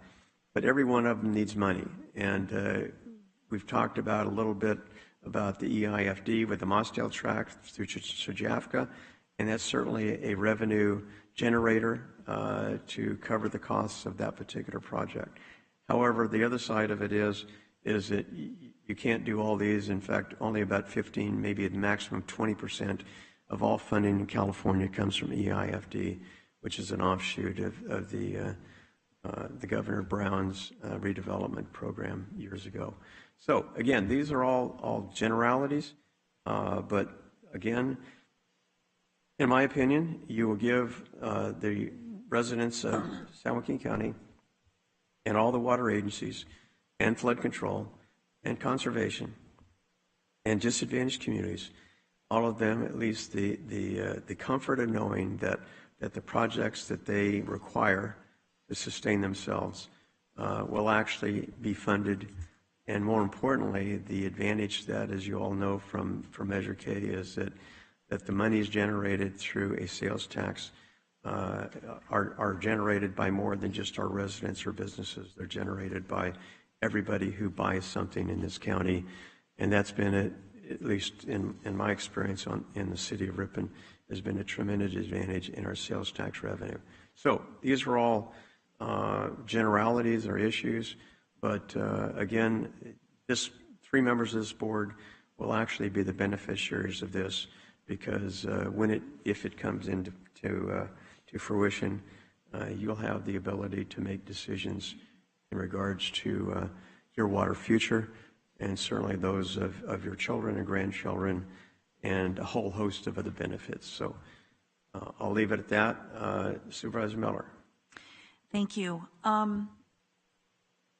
We're going to receive a report on the Mossdale EIFD, but I think it's important for this board, for it to really sink in that with Mossdale,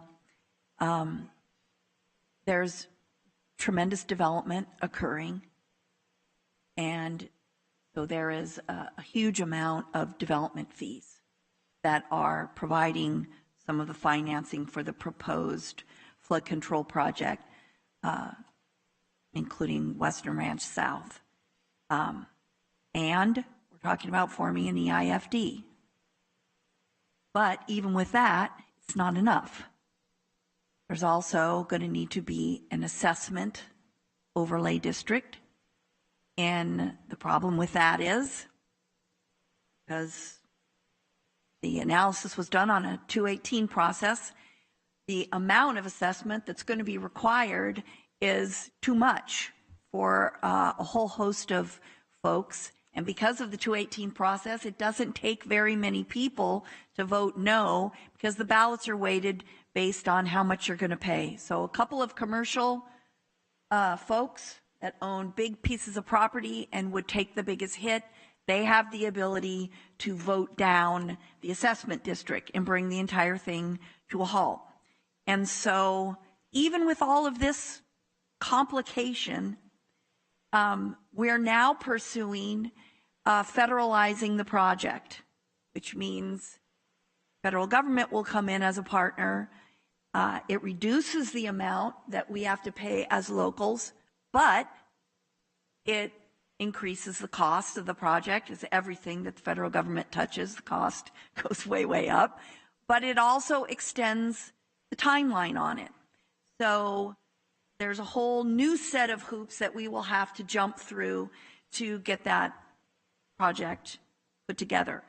And this particular area, because of the development, it has development fees that won't necessarily be available for a whole lot of the groundwater projects.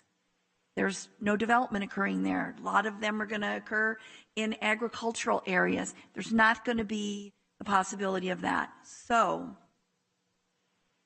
the reality for us is we have state and federal mandates that are pushed down onto us, and our ability to fund solutions to meet those mandates become ever more restrictive. And so I think it's really important to note for us that this is only about taking the first step to look at the legislation that could lead to formation of an authority. It has nothing to do with a tax at this point. And all of this will have to go to the voters. So it's not within our ability to just push this on to the residents of San Joaquin County. All we're being asked to do today is take the first step that would lay out an option for the voters of San Joaquin County if this moves forward. It's still ultimately going to be up to the voters of San Joaquin County. So I think that's important for us to know that, as the chair said, this isn't an endorsement of the plan. It's not an endorsement of a sales tax. None of that. As you can see in Stanislaus County, their transportation measure took 3 or 4 different times to go to the voters before the voters were ready to and saw years of benefits that were flowing to San Joaquin County that they weren't getting before they passed it. So from my standpoint, after all of the years of working within the water arena, the biggest hurdle we all face is there's not enough money for these projects. And this would at least give us a new option to explore. So I appreciate our chair being brave enough to bring it forward. It would be groundbreaking for our state. It hasn't happened yet, but I think it will generate a lot of discussion. And I think we may find that ultimately we aren't alone. We may be first, but we will not be alone. So thank you for bringing this forward. Vice Chair Rickman. Thank you, Chair. Looking at the agendized item, or your item, hey, very, very well written, so kudos to you. That's good information. But I mean, you talk about letter. I don't recall seeing the letter. You said you wrote the letter? Board letter. Someone that we're going to send? No. Okay. No. That's why I was. No, what's happened is I've talked to our lobbyists in regards to this particular legislation, and essentially, as you know, for them to run something through the legislature, they have to have obviously the support of the Board of Supervisors. So essentially, that's what we're doing here is simply giving the authority for the lobbyists to introduce this in the legislature. But the part which is also in there, Vice Chair, is that the legislation itself. So I saw that. We have that ready to go. And to Supervisor Miller's comments, I've had discussions with my peers on the Regional Policy Council, which is the 8 counties, and they're very interested in what's going to happen here, because everybody in this valley, especially considering subsidence, which is a big issue south of San Joaquin, they're very interested in finding creative ways to fund their projects, especially projects like Freyant Current Canal, the Temperance Flat, which has been pretty written off by the state. So again, that's essentially where we are on that. So. Okay. The concerns I have, I mean, hey, I love the local control, and that's no secret. But we're talking about money and taxes and bonds, and then it makes me put the brakes on. And the reason being, doing some research, and you look at the bond measures that we passed: March 2002, November 2002, November 2006, November 2006 again, November 2014.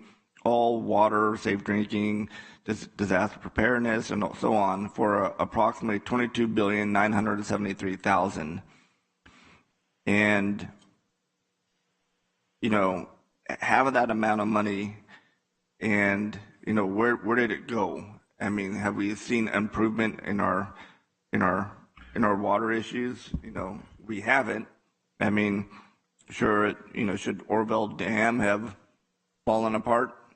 If we're spending that kind of money, then you look at SB 5, the California Drought Water Parks Climate Coastal Protection Outdoor Access for All Act of 2018, which authorizes another $4 billion. It just seems that the legislator and the governor puts these bond measures on the ballot. We get this money and nothing comes of it. And, local farm-rich communities like ourselves, we get punished for our lack of what the state's supposed to be doing on once voters approve these things. And then you look in November 2018, Prop 3, the Water Infrastructure and Watershed Conservation Bond Initiative, failed through the voters. And then, another thing that makes me pause, and again, talking about bond, is the gas tax. When, the state says they approve these bonds and you're going to have, all these infrastructure improvements. So the voters, again, all right, we vote yes for it. And what does the state do? We get this extra income or the extra taxes to build our infrastructure. So, you would think that it would add to the existing amount of money that we had in the pot already. But what does the state do? They take the money that was in there, suck that up, and we're kind of back where we started from.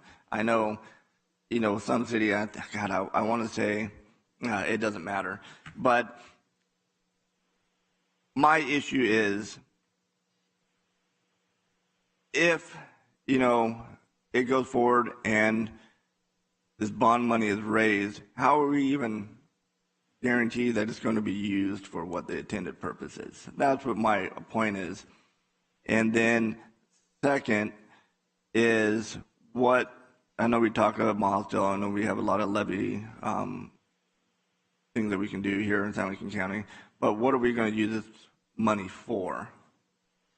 Well, those are good questions. I really like your statements in regards to the statewide bond measures, the water bond measures that have done absolutely nothing. No, it's a joke. And the fact of the matter is, you're exactly right, is that, for statewide bond measures, the Central Valley rarely gets anything. It usually goes to Southern California or the Bay Area. So the difference is, and I guess in regards to the waste of money is, first of all, as you know, COG has very specifically laid out exactly where the money is spent, even to the projects that would be built. And that goes back to the original and the renewal.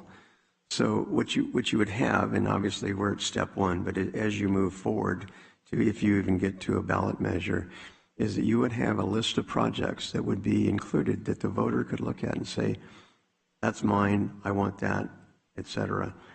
On top of that, as you know with COG, is that there's very tight percentages in expenditures in regards to how the board determines, essentially what's going to be paid for and what's not. And most of it is already set up in the measure itself as far as the projects. And when we get additional revenues that go beyond what we actually need, we add new projects, and that's based upon the board's, decision as to what they want to fund. So to get back to your question, the difference between the two is that when we go to a statewide bond measure, we get left out. If you go to a local bond measure, you control it all. And you control it by a board or a body. You control it by a list of projects. You control it by percentages of funding that would be allocated on those. And then all those things. And I guess the question I would have, and Supervisor Miller and I are going to be gone, and you three and whoever replaces this are really going to be stuck with this. And the question you have to ask yourself is, so, okay, let's don't do this. Well, where are you going to go? We've had discussions for, 7 years about money, and we've come up with almost zilch. And so when you talk about, 2040, which is not that far away in state terms, the question arises is, where's the money going to come from? Because we talked about rate increases here in regards to a minimal amount for CS44. And the fact is that, from my vantage point, I think that as elected officials, we need to give the voters the authority and opportunity to make their own decision. If they decide, if it gets that far, they decide they don't like it, good.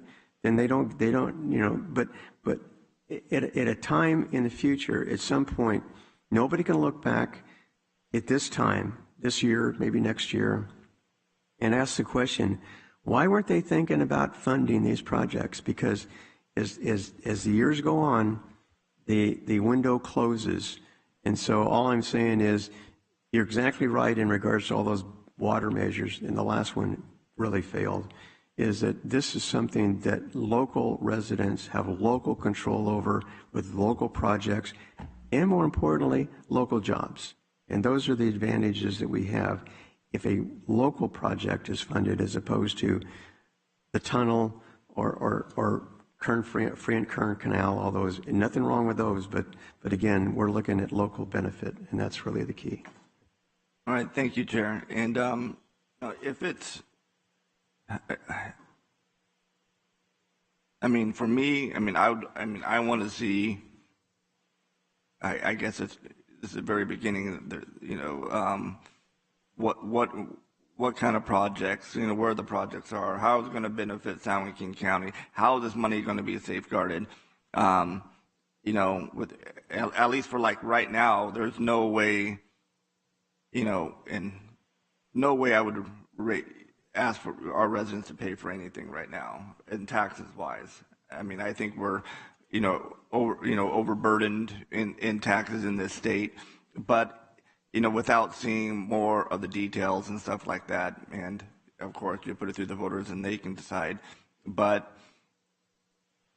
if what we're doing today is not advocating or pushing for or any other positive word that you can think of for another tax. It is simply administrative process. That's all it is. It may not go any further. It may not even pass the legislature. Here's the reality. Sooner or later, every resident in this county will pay more for water, period. Nobody's going to, renters aren't going to escape it. Property owners, farmers, nobody's going to escape it. Disadvantaged communities. Public Works, 6 years, 7 years now, you've been working on Thornton in regards to their manganese problem, and we still haven't. They've come up. We got money for them. Yeah, but we don't have money for the O&M. That's the killer. But anyway, my point is that either you pay now, and especially if we're not sustainable by 2040 under Sigma, the state will step in and they will charge a huge amount of money to maintain our water and control it.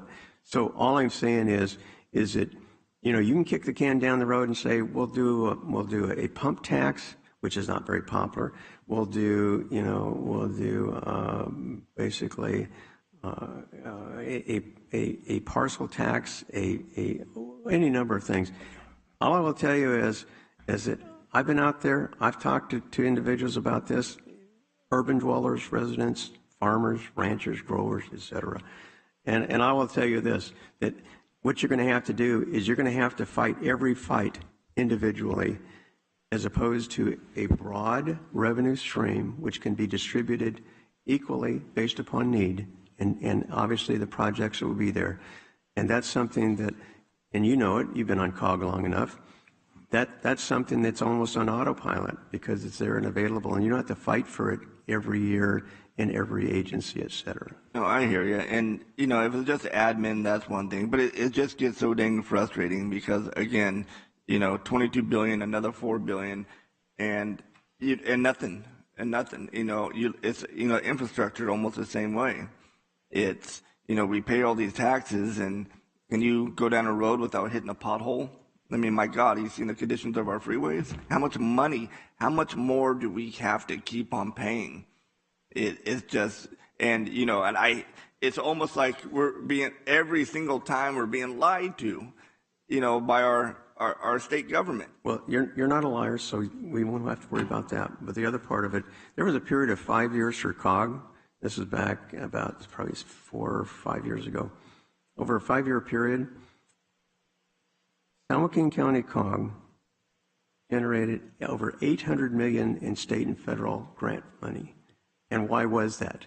Because they had matching funds. Yeah. And without that, you know, with Stanislaus, Merced, all the other counties within District 10, they were shut out. We were probably getting 70 to 80% of the grant money because of Measure K in this county for transportation. The same thing will happen with water, because when the infrastructure bill at the federal level and when the state comes up with, the governor comes up with his storage, et cetera, if this were to pass and go all the way through and the voters approved it, we would have money available to match, and we would be at the front of the line. Without that, we're hat in hand, and if we don't have it, we don't get in line at all, and that's the reality. And I agree, COG is a great organization. Right. You know, great board, and been on there I think we've all been on there, and like you said earlier, you know, they've done a hell of a job. But you know what, I've taken up too much time, and so you guys know where I'm on that side of it, so thank you. Supervisor LaPudra. Thank you, Chair. I just wanted to thank you for putting this on the calendar. I think it makes sense. We're planning for the future. It was well written, and I agree with you. I'd like to go forward with this. Anyone else? Thank you. Thank you. Supervisor Patty. Thank you, Chairman. Just the same as Supervisor Rickman. I mean, it's elaborate, but there's no teeth to it. It talks about a lot of options, a lot of things, a lot of what ifs, a lot of possibilities, but we're missing detail of what we would focus in on.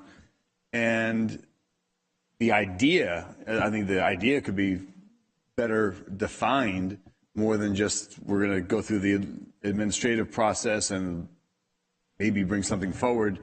I'd like to see a lot more detail of what the focus and the intent would be, what the use of dollars would be. We see a variety of options, but we're not seeing is who's signed on to this. Is the Farm Bureau joined on? Obviously, that's an extremely engaged organization that would want water for agriculture. Do you have their endorsement on this? Well, I would put this to you. This is the first step. The next step is exactly what you're asking for. If you look at the Measure K expenditure plan that was created before it went on the ballot, it has all the information you're talking about. And so what I'm saying is you got to walk before you can run.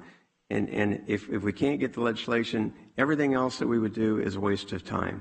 So what I'm saying is, if we can get the legislation, and the legislation doesn't have to go anywhere. I mean, we can just reject it if we want to, but at least it's there available for other counties, if nothing else, that wanted to go the same path. But more importantly, to answer your question, there is specific detail. It talks about agencies. It talks about individuals. It talks about projects. It talks about cost. It talks about percentages. It talks about all the things that you're asking. But that can only happen if we get the legislation, because to do that now, it would be a waste of time and effort. So anyway, one step at a time. This doesn't obligate anybody. It just says, you know, if the legislation passes, it's a tool that we can implement if we choose to. We don't have to. And again, we have several options in regards to the water infrastructure plan, which would be more detailed. We have information in regards to a ballot measure. And of course, ultimately, if it got that far, you go to the voter and voter decides, I don't like it. I'm going to reject it. Okay, well, we did our due diligence as much as we can to provide the necessary revenue to build the projects that will protect this county and its residents at least till 2040, 2045, whatever. So again, I understand your question, but we're not there yet. I guess that's what I'm trying to say, is that we got to do first things first, and without the legislation, we can't do anything. And so that's really the challenge for all of us. Right. Through the chair, then to County Council, what is our chairman's referencing the legislative process? What is entailed for the legislative process as referenced? So for the legislative process, there is attached to the board letter a draft of the legislation that our lobbyists then would put forward to our a variety of legislators, presumably those who represent the county, to see if they're willing to carry the bill. And then it has to go through both of the houses and be signed into law by the governor. So then at that point, we would have, when I say we, the county, would have an independent water? No. So at that point, what we would have, let's say that the governor signed off on it and approved the legislation. At that point, what the county would have then is a vehicle that the county could create this water authority. If the county then took the step to create the water authority, then it would be the job of the water authority to prepare the water expenditure plan, to develop the projects, how they're going to be funded, et cetera, and then to come to the board with a request that the board call a special election to put a ballot measure before the public for that tax. So there are multiple steps in the process, as Chair Wynn was speaking about. This is just the first step, which is to say to our lobbyists, here's a package, go see if somebody in Sacramento will actually take this and run with it. Okay, thank you, County Council. Chairman, my struggle here is that it's undefined in as much as a multitude of options. Again, it's very elaborate submission here in this request for support for legislation. It outlines many options. Where's the partnerships? I don't see them. I don't see where there's a buy-in other than just to bring it to this board, to bring it to legislators. Where's the concerted effort? I would have loved if somebody from the Farm Bureau would have been here and said, this is a brilliant idea. This is something we've talked about for decades. And, thank you, Chairman, for bringing it forward. Is this a lone wolf act? No. Very simply, this is chapter 1. You're talking about chapter 2. We're not there yet. And then there's a chapter 3 and possibly a chapter 4 and then maybe a chapter 5. And the reason I lay that out like that, because there are steps, and we as a county, we as public agencies have the flexibility to do just whatever we want to do or don't do. And so what you're asking for is not there because it's not required. The only thing that's required right now is what you have, which is the legislation. That's the first step.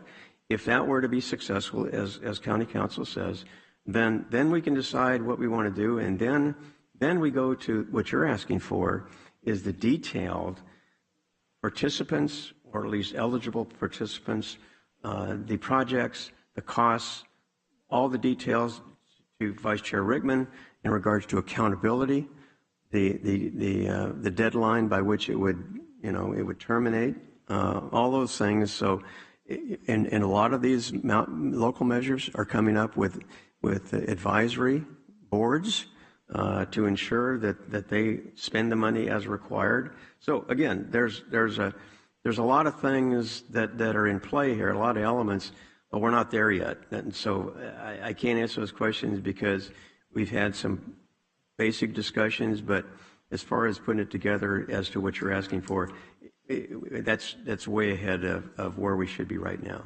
It's just, to me, Chairman, it reminds me of, last year we brought forward a homeless plan in conjunction with the city of Stockton, and 2 supervisors said there's too much uncertainty here. Understandably, it's not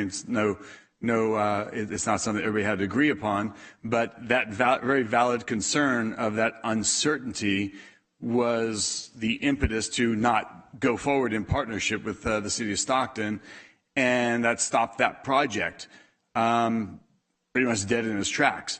So, this is undefined, but yet you're wanting us to move forward with a mechanism of what would be a tax for water users or sales tax or something. Again, it's just, to me, it's too vague.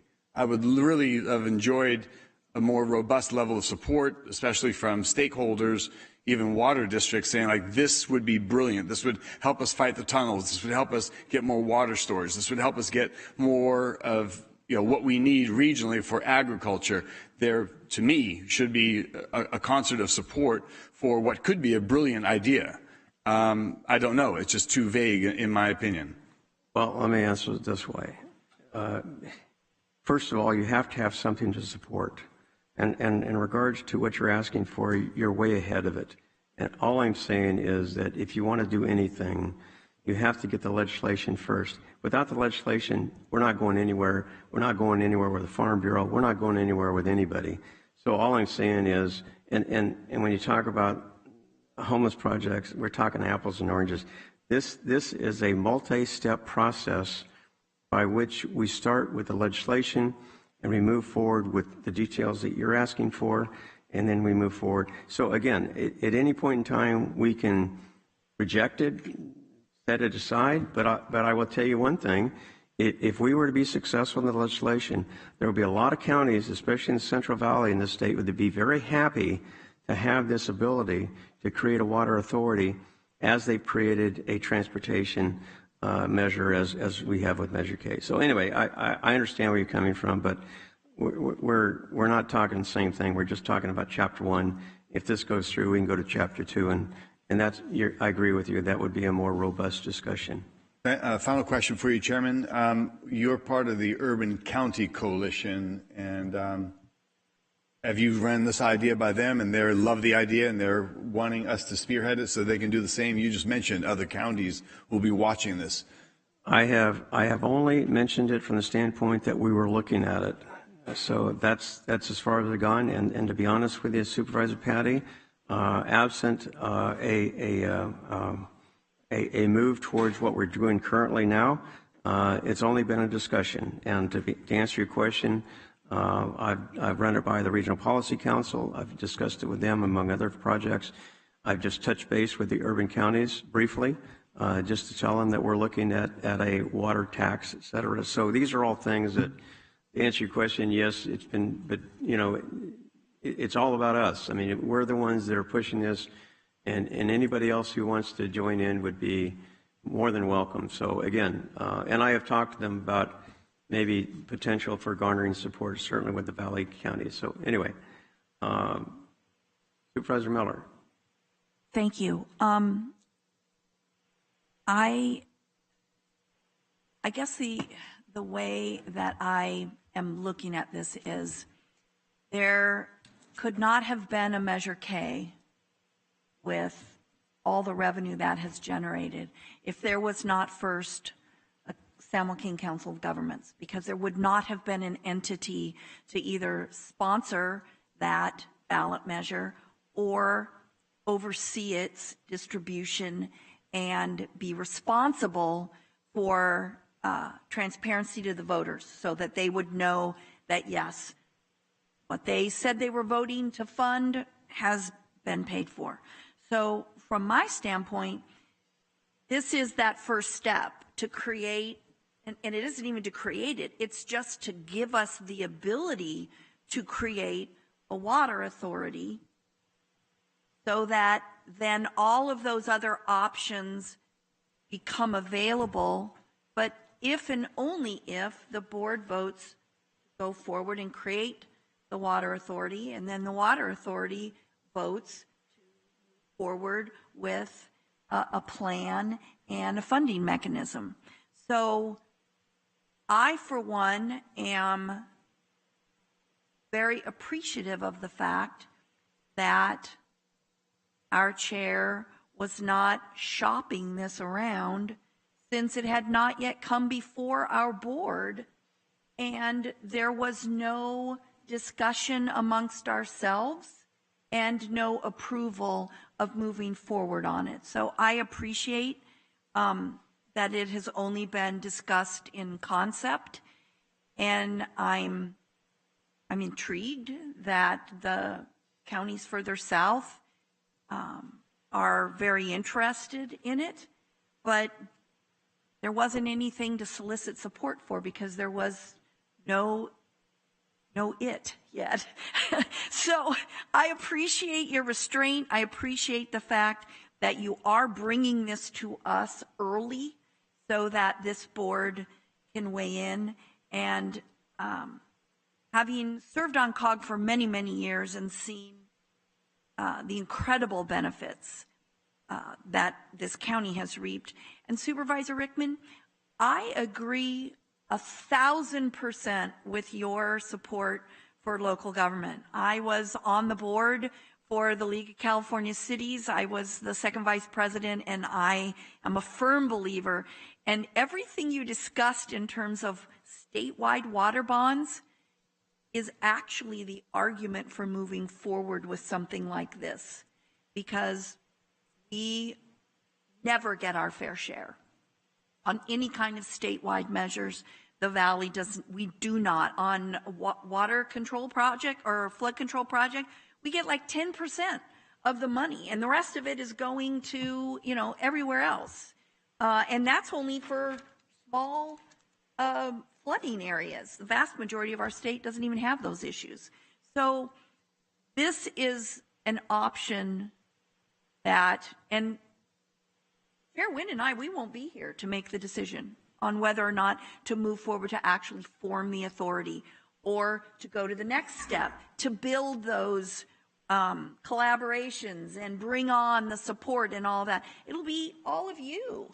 And so I think, I agree with Supervisor Villaputra, this is very much thinking for the future and just setting up some potential options for us going forward. Whether or not we exercise those options, either at the board level or if the voters decide not to, that remains to be seen. But this at least provides some very innovative options that I do believe other counties, because this legislation won't just apply to us. It will give other, correct, County Council?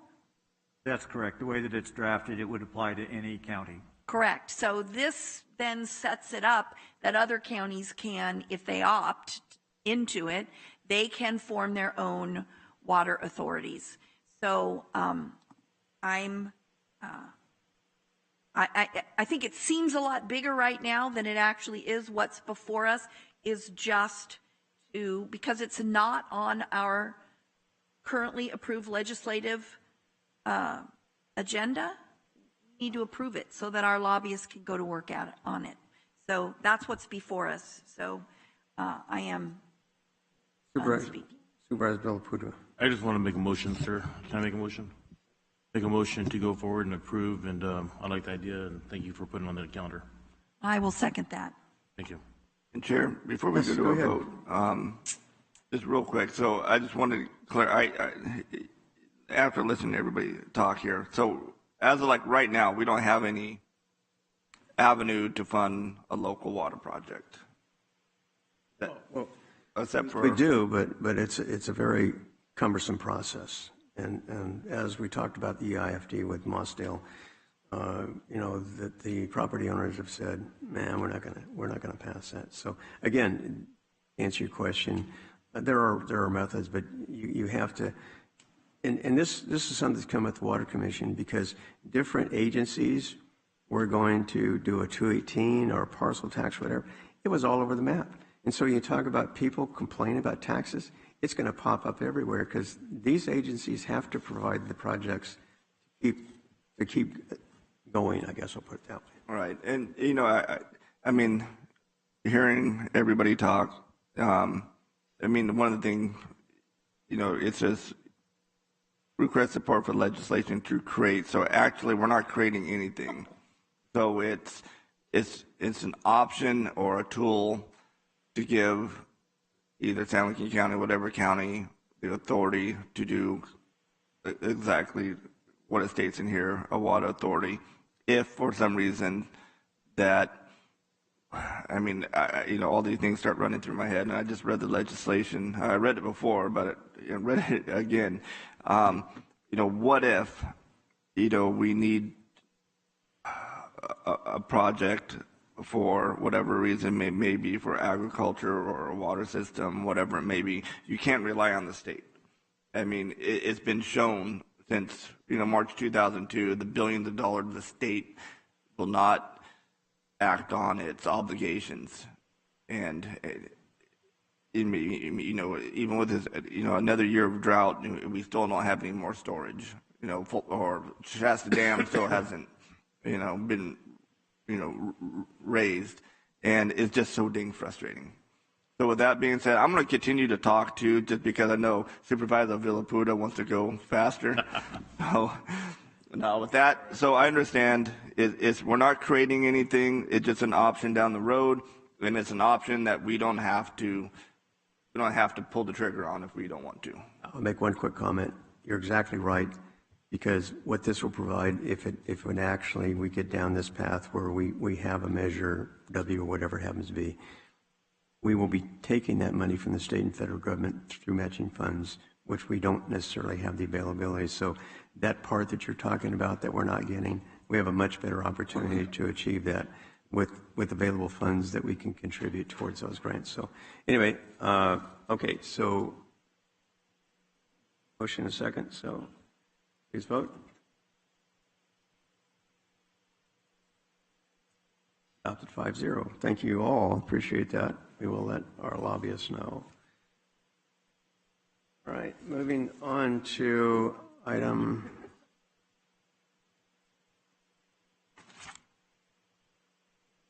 number 3, CAO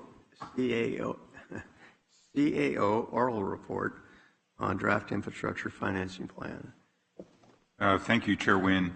And next is an item placed in the agenda on behalf of SJAFCA, which is an oral report on the draft infrastructure financing plan for the Mossdale Tract Enhanced Infrastructure Financing District, or EIFD, which will be presented by SJAFCA's consultants.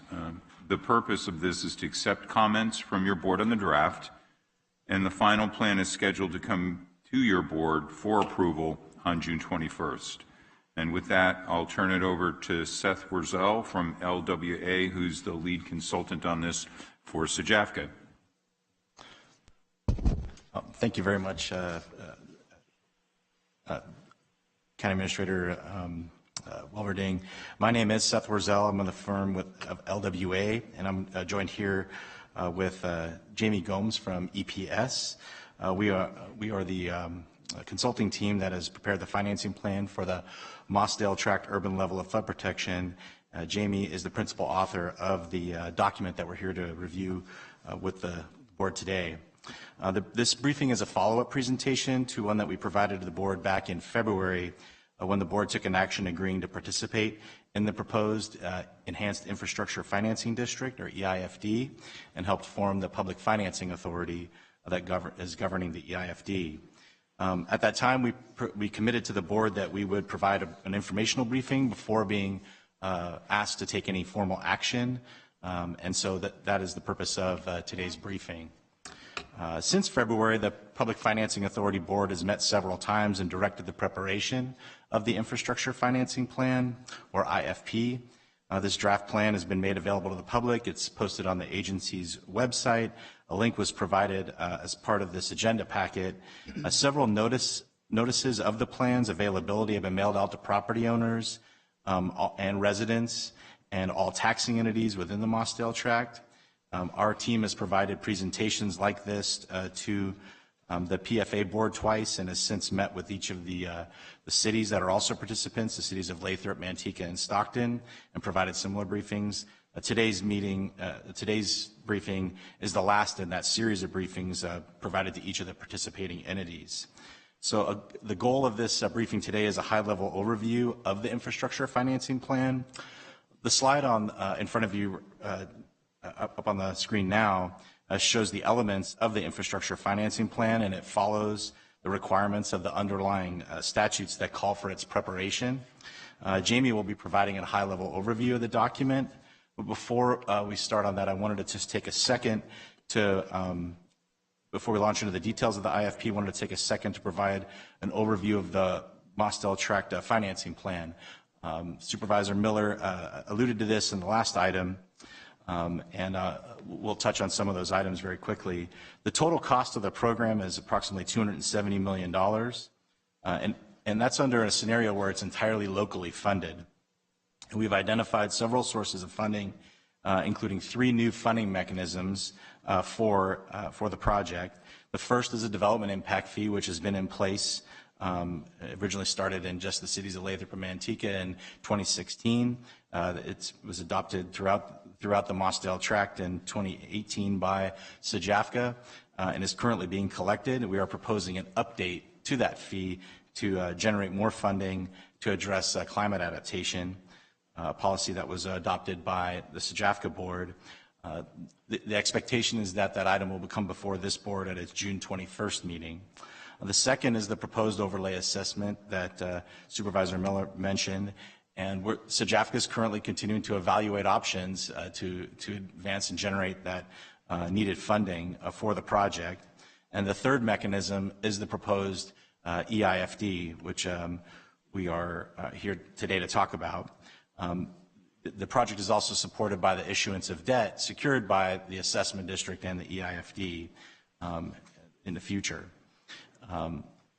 Under a locally funded approach, the table here shows the breakdown, and in addition to the mechanisms that I mentioned, there's also an existing RD-17 assessment, and that's the reason why our other assessment is called an overlay, because it overlays on top of the existing RD-17 assessment.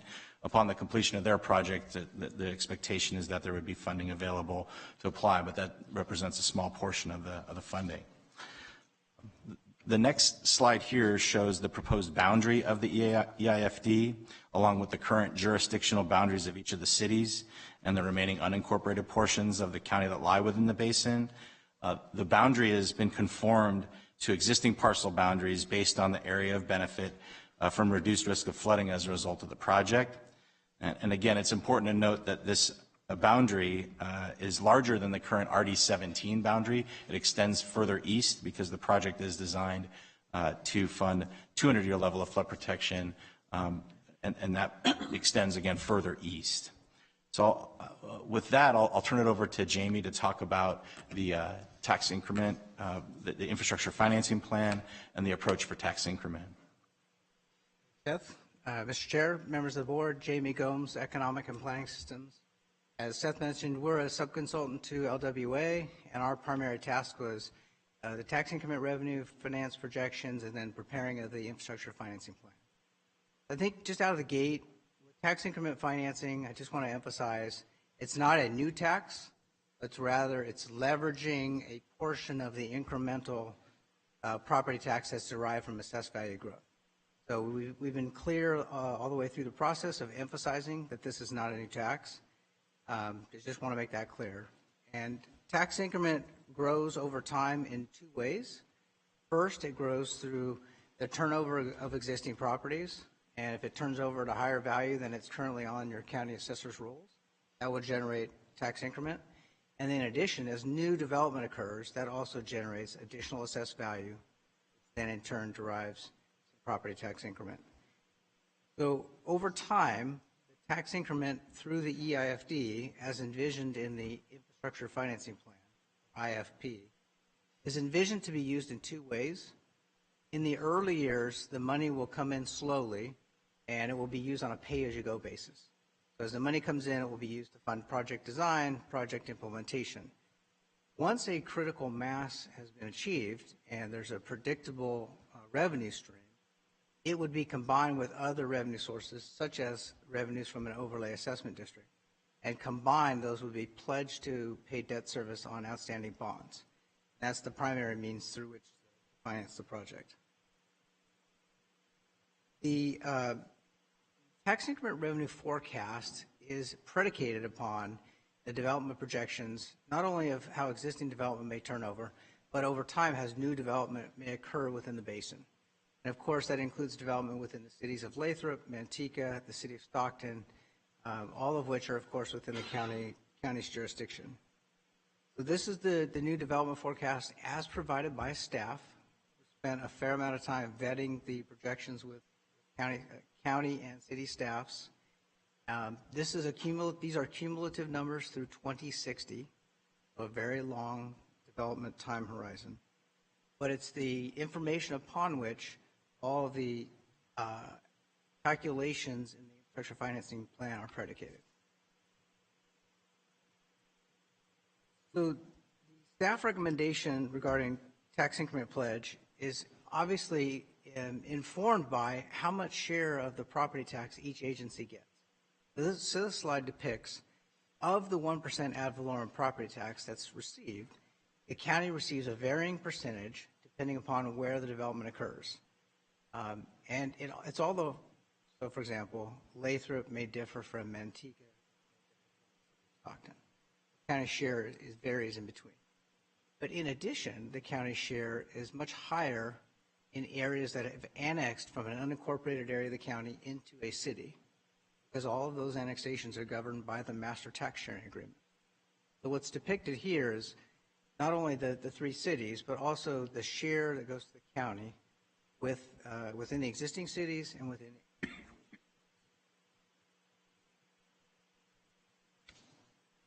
The AFCA staff, the affected taxing entity staff, so staffs from all three cities as well as county staff, consulting team, spent the better part of 2 years working back and forth through a variety of methodologies that could be considered as to how each agency might contribute to the EIFD and in what amount. So we looked at, this slide depicts the variety of methods that we looked at, and the metrics that we used to evaluate different alternatives. And all of that work over that 2-year period is what informed the recommendations of staff that are depicted in the IFP. The draft infrastructure financing plan that's on the street for review reflects staff's recommendation after this 2-year working through a variety of methods. This is a summary of those recommendations. There's a couple ways I want to walk through this. First is that if you go from top to bottom on this slide, there's two primary ceilings, if you will. There's a ceiling and an amount below the ceiling. So once an EIFD is considered, the infrastructure finance plan has to specify the maximum portion of incremental property tax that will be dedicated to the EIFD. That's the maximum. That's depicted in the top half of the table. So the maximum for every agency is 20%. That's what's going to be included. That's what it is included in the financing plan, and if approved, that would be the maximum contribution. Down at the bottom, we have what's called the variable rate scenario, because over time, as assessed value continues to grow, based on the development forecasts we have and the absorption included in the plan, as that AEV grows, so too does the tax increment. Percentage of that increment that's needed to service the debt, fund the flood control improvement, down over time. So the variable amount depicts over the long run how much percentage of general fund property tax will be needed in the EIFD as compared to the ceiling. The second concept that's very important on this slide is depicted in the first column after the labels. It's titled Initial Years. So during the early period between EIFD formation and 2029, there are varying contributions, and during that initial period, recommendation of staff was that the county would be contributing a higher percentage. So the maximum is 20. The proposal is that the county's contributions would be at 47% during that initial year. The additional 27% would be considered a loan. Sorry, wouldn't be considered a loan. It would be an advance that could be reimbursed development impact fee revenue. Three funding sources: the EIFD, the development impact fee, the overlay assessment. So any county advances above that 20% intended to be reimbursed through development impact fees over time. So what we reviewed on a tabular basis is depicted on this slide. There's two axes. On the right axis is the amount of EIFD revenues. Left axis is the percent of the property tax going into the EIFD. So let's start with the right axis. The darker blue bars are the amount of county property tax increment going into the EIFD. And as you see, in the early years, they're much higher, and then they step down. That's the difference between the initial period depicted in the first 8 years and the regular maximum of 20%. The reason they step down a second time out in 2045, 2046, that's when the variable rate begins to drop below the maximum. The left axis and the percent of revenue dedicated to the EIFD, there's two bars. There's a darker gold and a lighter gold. The 47%, again, is that higher county contribution early on, and followed by a ceiling of 20% to all other jurisdictions. Then over time, as I mentioned, as assessed value continues to grow, not only does existing development turn over, but the new development that might have occurred in 2025 may turn over in 2030 or may sell again in 2035. So the assessed value keeps continuing to turn over on the assessor's roll. Another very important element of the infrastructure financing plan is an examination of the impact of participating in an EIFD on each of the agencies' general fund. That's called a fiscal impact analysis. On the left-hand side, we have the inputs to that fiscal impact analysis. Land use forecasts that we have from the jurisdictions, vetted by staff. We have the county and city service levels, existing level of service that you're providing for all of the services that you provide to your constituents. And then lastly, we've looked at every agency's fiscal year 2020-2021 budget. That was the baseline budget we used. Again, it was pre-COVID, so it doesn't reflect some of the anomalies during the COVID. Use that information then to compare revenues from new development that would accrue to general funds as compared to the expenditures of those agencies to provide municipal services. In the county's case, we looked at county provided services. Then on the right-hand side, the outputs of our analysis are when you consider the maximum contribution of 20% into the EIFD, what are the net fiscal impacts anticipated to be to the county's general fund from this new development? We did that quantitative analysis, spent a fair amount of time with the county's finance department, that they had vetted our analysis methodology, viewing our revenue projections and our expenditure projections. On the right-hand side, the darker bar, these are reflective of build-out numbers. So cumulatively, at build-out of the development program in 2060, the annual revenues in the county are anticipated to be about $37.5 million from this new development, and the annual expenditures are about 15.8. So an annual surplus, approximately 21.7 million. When we look at that, this slide depicts those annual fiscal surpluses, but it does it in 5 and 10-year periods. So going from left to right, we first look at annual results cumulatively through 2025, then cumulatively to 2030, and so on. And then from top to bottom, we first look at net impacts to the county's general fund before we consider the EIFD. Middle of the table, we have impacts to the county at the maximum contribution. I just want to point out that even after considering the maximum contribution, those annual fiscal impacts are positive to the county, ranging from about $3.5 million per year in the early years out to 2060, again, about a $21.7 million annual surplus. And then the bottom of the table shows the variable rate, which of course is better, lower contribution. I just want to emphasize, we're summarizing a lot of detail that's in the infrastructure financing plan.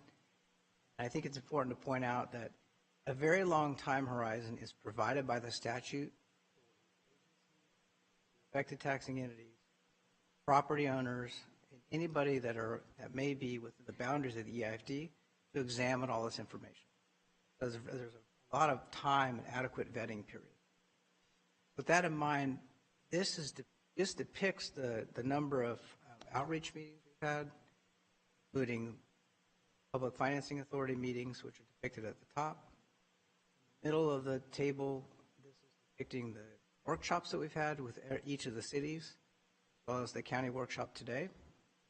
And then Seth and I and the consulting team will be back again in front of this Board of Supervisors, as well as the city councils for Lathrop, Manteca, and Stockton, one more time, seeking final action at final infrastructure financing plan. So in the month of June, as depicted there, we'll be back in front of each of the governing bodies. And if the infrastructure financing plan is approved by the governing bodies, then go back to the Public Financing Authority, July 21st, their final approval on the EIFD formation. I appreciate your time, and Seth and I are available to answer any questions that you may have. Any questions? I just want to clarify one, just Vice Chair. real quick. So just to affirm, no taxes, right? And so what we're looking at the property taxes. That property taxes goes up, the value of your home goes up. A portion of that would go to this. That's exactly right. So homeowners aren't paying anything. Okay, that just wanted to clarify. I wanted to make sure I didn't miss the fine print or something. Thank you. Anyone else? Okay. Wolverding, did you have a comment? I would just maybe piggyback a little bit in a conceptual fashion, Chair Wynn, and address Supervisor Rickman's question about property taxes. And we're talking strictly about the EIFD component here, which you saw was 22 million and change. Really what that is it's very similar to the old redevelopment agencies where we're taking an existing property tax base and simply diverting a portion of that towards this new development activity. And as you may have seen on the slides, and it's a little complicated to try to explain, and I'll keep it as simple as I can, is the county is essentially advancing money to the 3 involved cities so that they can get critical mass in terms of being able to build up their development. And that happens for, I think, the first 8 years up until 2029. Then it goes in reverse and will be paid back through the development impact fees, which we heard were secured, and they're already being generated now. And that 22 million will be paid back with interest. And we've already negotiated that with our partners. So that's essentially how it's going to work as far as the EIFD goes in a summary.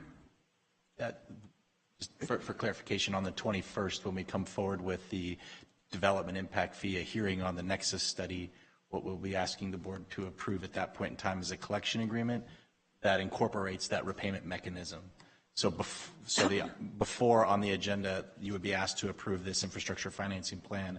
That repayment mechanism would be before the board, so that the board has some certainty that that mechanism is in place. And I would like to add that we negotiated with our partners a floating rate fee, which is the Treasury rate plus 2 percentage points. So if inflation goes bonkers on us, the county's still protected. Very good.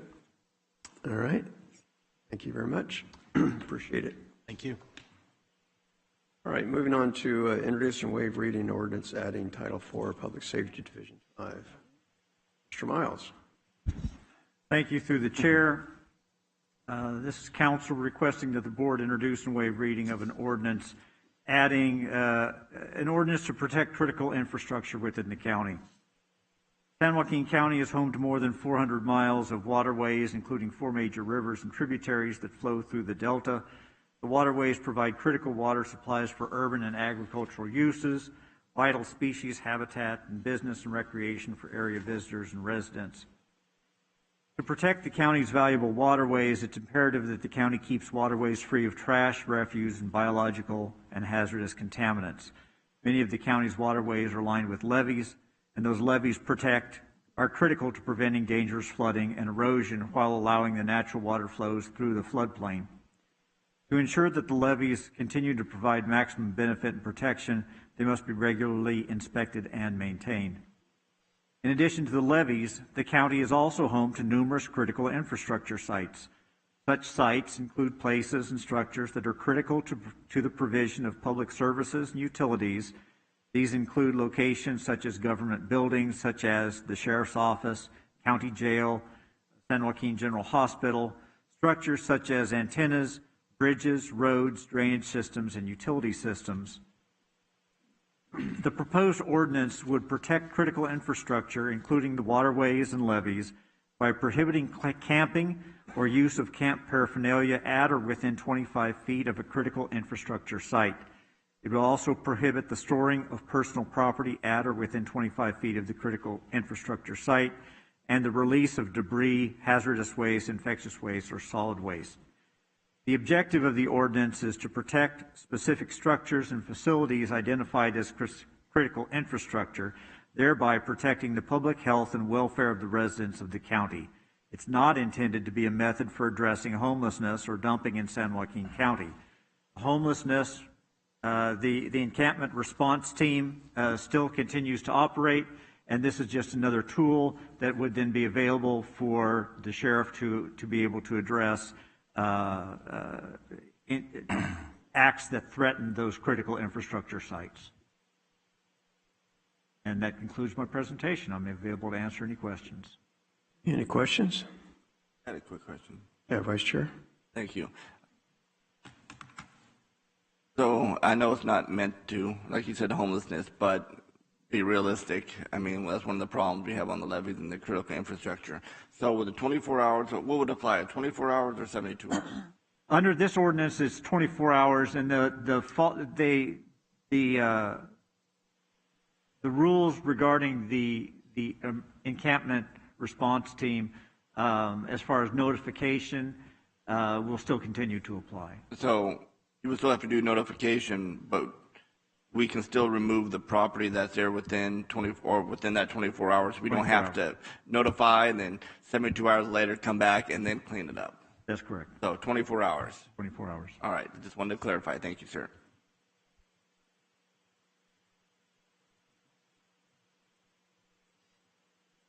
Supervisor Patty. Thank you, Chairman. Brief question through the chair to County Council. I know that we've had calls in the past from people like Save the Delta, Tracy Glaves, and others to do things to protect our Delta infrastructure. I know that's something that Public Works has asked in the past.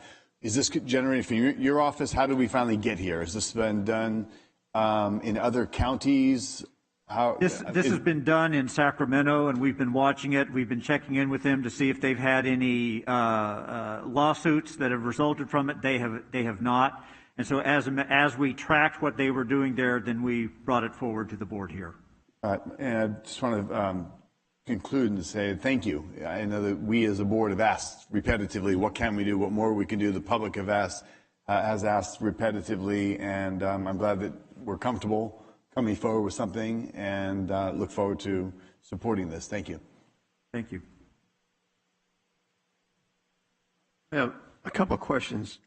First of all, apparently, and Vice Chair Rickman touched upon it, normally, and I know this is intended with homeless, but normally we have a 72-hour notice for homeless encampments and those types of things. This is 24 hours. Okay, so it's notification which gives the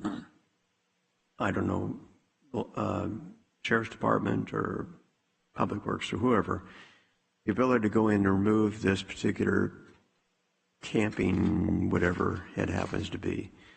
So the question is, one, where is this camping stuff going to go? And, do we have a location to reposit it?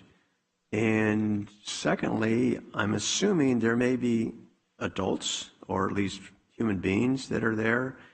Where do they go? And what authority do we have to move them out? Because oftentimes they're the biggest problem because they're digging and they're doing things, et cetera. So how are we planning on handling that? So this provides the authority for moving them out. As far as their property, we still have to follow the same processes that the ERT follows. If you're going to take their property, you have to secure it and provide them an opportunity to claim that property within a reasonable amount of time. Okay. I understand, and I know we've talked about, Sacramento, but is 25 feet, is that some kind of magic number, or could it be 50 feet? I don't know that it's a magic number. I know that I believe that is the distance that's used in Sacramento. And I think that the idea is by closely tying it to the critical infrastructure site so that you're not spreading out away from those locations. Because the idea, again, is to protect the critical infrastructure. It's the person who has who's excavating underneath the bridge. Right. Right. It's not the person who's 50 feet away from that we want to address. It's that person that is impeding access to the critical infrastructure site, or is taking some actions that are impairing the critical infrastructure site that we want to try and address through this. Okay. Well, I was thinking in terms of contamination and a whole host of things, which, 25 feet's nothing in regards to, because we're really trying to keep things clean and healthy and safe, et cetera. It's just a question. It would seem to me that 25 feet's not a long ways, but I mean, I'm willing to live with it, but I do think maybe 50 would be more appropriate, especially when we get, and I guess because the thing I see most frequently, for example, that has cropped up are these encampments along the freeway right-of-way. For example, the Crosstown Freeway. They've gotten these tents or whatever up against the fences, and I think Supervisor Miller, I think they've done it in the parks up against fences and caused fires and things like that. And I guess my question is, I'm just looking for a barrier or a cushion that would maximize the protection for these particular structures as you're talking about. And like I say, 25 feet's nothing. Especially you're talking about contamination, defecation, and any number of things, needles, et cetera. I'm not trying to be overly harsh. I'm just trying to give us some latitude, in regards to, addressing these particular problems that you've laid out in the in ordinance. So anyway, this question. Supervisor Miller? Thank you. So I want to be sure I understand this. So you're saying that this is to protect critical infrastructure, and it's for the folks that are digging into the levees and, attaching things to our bridges and our underpasses and things like that. So am I to assume then it's not to address things like keeping things clean and pollution in the waterways? It's part of the idea is keeping the refuge and trash from getting into the waterways in the first place. But it's not specifically intended for cleaning up waterways, no. Okay, and so it's 24-hour notice, but then you also said that the other requirements of the ERT would still apply? Sure. I mean, requirements such as if you're taking somebody's property, securing it and giving them the opportunity to claim it, yes. Correct, but does that also mean that our behavioral health services outreach teams are going to go with the sheriffs? Or because, for the sheriff to just, move them back 25 feet, that's not going to be much of a solution to protecting our critical infrastructure. It seems that the ultimate goal should be to convince people to be there that one time where they finally say, I've had enough, I'm going to go and I want some services, and to connect them with those kind of services. So I guess that's my question. Is this just going to be the sheriff goes out or a couple of deputies go out? Or is this going to be our ERT group? That protocol is going to be in place? Well, I think the sheriff is planning to bring a new proposal related to the ERT. And I don't know if it's at the first meeting in June or the second meeting in June. But I know that we've had discussions with the sheriff, and he sees this as an additional tool for the ERT. Okay. I think I have it clear in my mind. Just real quick, in regards to the waterways, I know, for example, up off of Taylor Road and that area near the 99 overpass and bridge, I've been there. There's a tremendous amount of defecation that occurs next to the river and in the river. If, for example, there were a camper or camping encampment located near that, would that trigger the ability to remove that tent or whatever because of the health and safety issue? The feces and keeping the hazardous waste out of the waterways. Right. Okay. And then in regards to the fines and civil penalties, I'm assuming that if any enforcement action is taken, is that going to be handled through county council? We have run this past the district attorney. They have reviewed it and signed off on it. Okay. So as far as infractions, no, those have to go through the district attorney's office. Okay. Civil penalties would be something that could be handled through the county council's office. If this ordinance were available within, I'm assuming this is just county areas. It doesn't include the cities, does it? That's correct. It's just the county areas. But if it were to include the cities, for example, if the city were to adopt it, would the city attorney be able to prosecute? That's my understanding, yes. Okay. And then the last thing in regards to fines and civil penalties, who's issuing the citations? The sheriff's department, code enforcement? Who's the agency who's going to enforce? And then I guess the other question is, how do we collect? The idea of collecting on the infractions is, it's not expected that there will be really an opportunity to collect on the infractions, especially when you're talking about the homeless. That's just a fact of life. They don't have the revenue, and there is no way to collect from them. As far as issuing citations, I think that the goal of the ordinance is really providing the tool to move the people along and less the idea of being able to cite them. Okay, all right. Just a quick question. So if you cite somebody and they fail to appear, does that move it into the criminal realm? I'm not sure I know the answer to that. I believe so, but I'm not certain. Just a question. All right, fine. I just think that maybe 50 feet might be more appropriate, but I'm willing to accept 25 just as a see what happens. Chairman, through the chair, County Council, do we need a motion? Yes, we do. So moved. Second. Unless we want to talk about it for another half hour. Do that. Okay.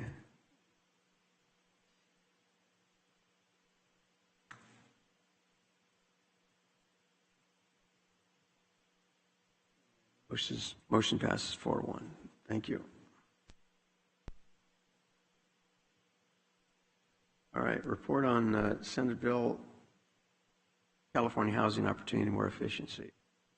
Mr. Kwong, nice seeing you.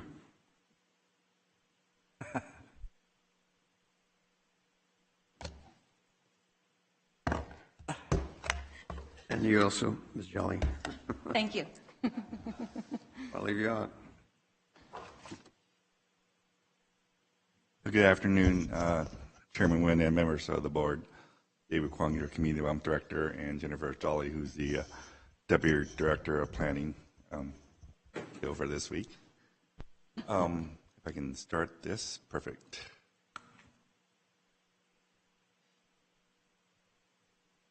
So this is actually a good time to bring to you an update of our development title. This is really integrated into our overall development title. There's been a lot of conversations out in the public in the state, especially the public realm. Also at discussions with Supervisor Patty had some conversations about some of the housing policies coming down from the state as well. So what I want to do is actually kind of touch on some of the changes that are effective as of this year. And they are some controversial changes. Nevertheless, at this point, it is the law of the land, whether the League of California Cities or CSAC opposed them. It didn't necessarily matter. And this is now the law of the land, SB 9 passed. And basically, it is effective January of this year. And what it did was basically it increased the densities for single-family zones throughout the state. All 58 counties, all 489 cities, and there are designated areas where this could be applicable. And for the most part, we'll go through some of this. It is a work in progress. What I'm bringing to you is just an update, and during the next 6 months, Jennifer Dolly is going to be able to really bring it to the Planning Commission and before your board for hopefully final action to effectuate this new law. Basically, as you can see, there are some criteria. It has to be looking at densities in residential zones, mostly single-family zones, located in urban cluster areas. We have a map of that, which we are refining. And if this occurs with all the jurisdictions throughout the state, which basically can result in 5% of the zoning area throughout the state, this alone could create 600,000 new homes for the entire state by this action. For us, in terms of just kind of looking at our needs as well, this county has grown. As you can, we've gone through the census and the redistricting, and this county has grown by 92,000 people in about 10 years. And now we're at a population of 770,000 people throughout the county, which is pretty substantial. And we still have a lack of affordable rental and home ownership opportunities in this county as well. So what happened is Senate Bill 9 again passed, and what it basically allowed for is a ministerial or that's what we call a land use by right change. There's no longer a discretionary action to change one parcel into two. And my understanding is we can work on some of the acreage, square footages, I should say, in terms of what that lot split looks like. But there's going to be some minimum parameters, and it can go as low as, theoretically 1,500 square feet for a lot. So what it does do is it will be basically permitting 2 units per lot, whether there's an ADU or duplex, which could be in some cases attached or detached per lot. And there will be some other specific locational criteria that we're working out in the development title that will be brought before you again. Because this is something where it's not trying to promote corporate or institutional developers to come in and play, is really for kind of generating ownership and or rental opportunities, especially trying to create generational wealth. The owner will need to be occupying one of the units, but there's a limitation for about 3 years, and there's some other criteria that's involved as well. This is a map of the urban cluster area that I was referencing, and for the most part, you're going to see the opportunity areas, I call it, will be those areas in orange. We will be refining on the parcel level with our staff as to what parcels fall in and fall out. And then there will be limited actual, even within those cluster areas, there will be limited infrastructure requirements, because you can't basically just go from 1 to 4 because you don't have the septic, in some cases, septic capacity when you include leach fields and stuff like that into the lot area for actual application of this or construction of these additional units.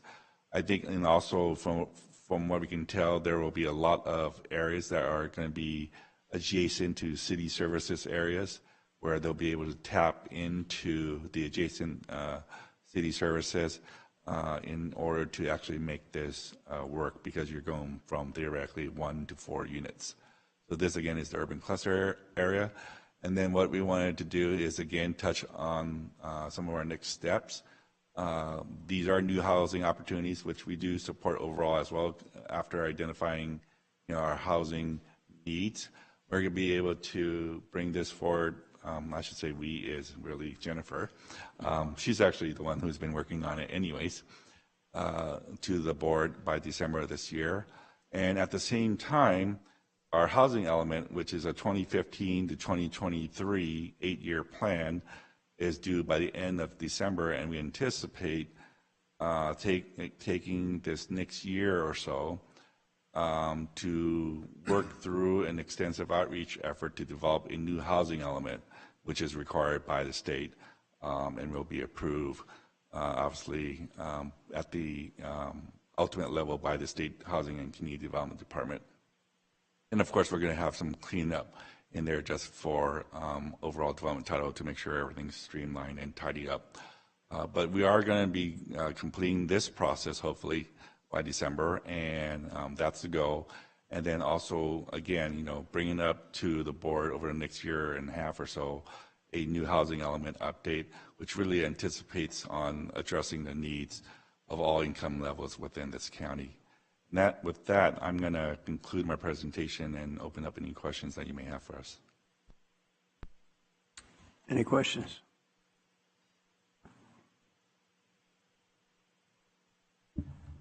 Okay, very good presentation. I'm always curious when the state comes up with these grand ideas for additional housing. 600,000, huh? Okay, yeah, right. I'm just amazed at this. The sad part of it, and maybe coming from a small city, is that we've enjoyed, and not just my city but other cities, we've enjoyed really a lifestyle and a neighborhood and community that has attracted people from all over the state. And unfortunately, it seems like the state is trying to make us into San Francisco and New York with all this compact housing. And I'll put it this way, you kind of get what you ask for, and that isn't necessarily a good thing. So anyway, I appreciate, Ms. Jolly, I'm sure you're on top of this and you'll be, working whatever. But I'm sorry, but I've seen so many affordable housing programs come down and they just evaporate. So maybe this is different. I don't know. Anyway, hold on. Supervisor Patty. Thank you, Chairman. Just want to make a brief statement, and thank you, Director Kwong and Jennifer. You guys put together, and I believe in our conversation we talked about workforce development. So this isn't necessarily affordable housing. Just by increasing the supply of housing, it can therefore bring down prices. You show in the map that you show, there's a lot of parcels north to south. When you start drilling down, where do you think, or what's it look like, or how many lots are you thinking that you would look at, or what would be the increase in density? Any projected ideas on that? Right now, we are working with our GIS staff to identify specific parcels. This legislation is not without problems. As Director Kwong mentioned, when it really gets down to it, you may have issues with service requirements, being able to connect to sewer, being able to accommodate the septic system requirements. So right this minute, we don't have an actual number. We also are not seeing a lot of inquiries into this. I don't know if it's because the public's not aware of it, or in practicality for a county like this, it's just not as easy to do as it is in some of the more urbanized areas. So it's yet one additional tool that if you find a lot that this works, that'd be great. But we are definitely looking at alternative issues that are more specific to this county, and trying to find some flexibility and streamlined processes to offer other alternatives for housing. Because like you said, it's not for affordable housing necessarily, it's to offer additional ways to provide housing. So I don't have the number off the top of my head. We're still working on that. The information that we got in this packet is from our consultant that we got from the development title, but our GIS staff is actually working at pulling the information from the census tract to specifically identify how many parcels would be eligible. Understood. And we currently already have a provision that allows accessory dwellings. I think is that what they are, ACDs or something? What? Correct, we do. So this county actually has a long history of allowing second units in residential zones as well as agricultural zones. So we're not a county that has prohibited people from doing that like some counties do. In the future development title, we're looking at being a little bit more permissive with the size that would be allowed. The state came down with their ADU requirements for accessory dwelling units in January of 20, and we were already pretty much in compliance with them. There are jurisdictions that require use permits for a home, becoming discretionary, very expensive to go through that process. Well, this county has not historically been that way. So we are continuing to be even a little bit more permissive. That's what we're proposing in the draft development title ordinance. We're also looking at trying to, address two things at once. We get a lot of people who have issues with their industrial and commercial properties where they can't keep their sites safe from criminal activity. And so by looking at some flexibility and allowing housing within those units, that's another alternative that may provide some housing opportunities that weren't there before. So we're trying to kind of be creative while also not mixing up industrial, commercial, and residential development, but just trying to give some opportunities for different types. You just read my mind. I was going to ask about that, because we've had inquiries in the past with people who might have some land and their business of some sort. Instead of people having to commute back and forth, they're already working there, and that's their main destination in the course of a week. So, right.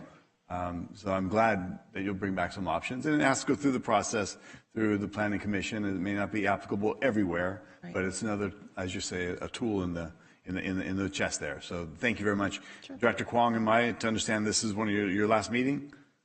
Yes, Supervisor. Well, I'm just going to begin and say, we really appreciate having you here, and I know that sitting next to you on your right is a very highly capable, at this moment, our deputy director. Is that correct? Correct. And I hope there's going to be a process where you're going to put in an application, and however that timeline would work out. But I just want to express my appreciation for the work you've done coming in here, being a facilitator, which is, to me, primary, is time is money in the private sector. We have people that come along, they hit a brick wall, and finding that pathway to success, finding that process that they can engage in to go through the legal and proper parameters, but just creating that the step and process for them to get there, and also innovating and bringing in new ideas and how to do things in a more productive manner with the team that you have and the staff that's been very responsive and innovative in their own right. So I really, truly appreciate you. Sorry to see you go, but we are very glad that you're not taking Miss Jennifer Jolly with you at this time. So thank you very much, sir. Really, truly appreciate having worked with you for the last months. Thank you. Supervisor Miller, did you have a comment? Came up earlier. I guess I was just going to say, this doesn't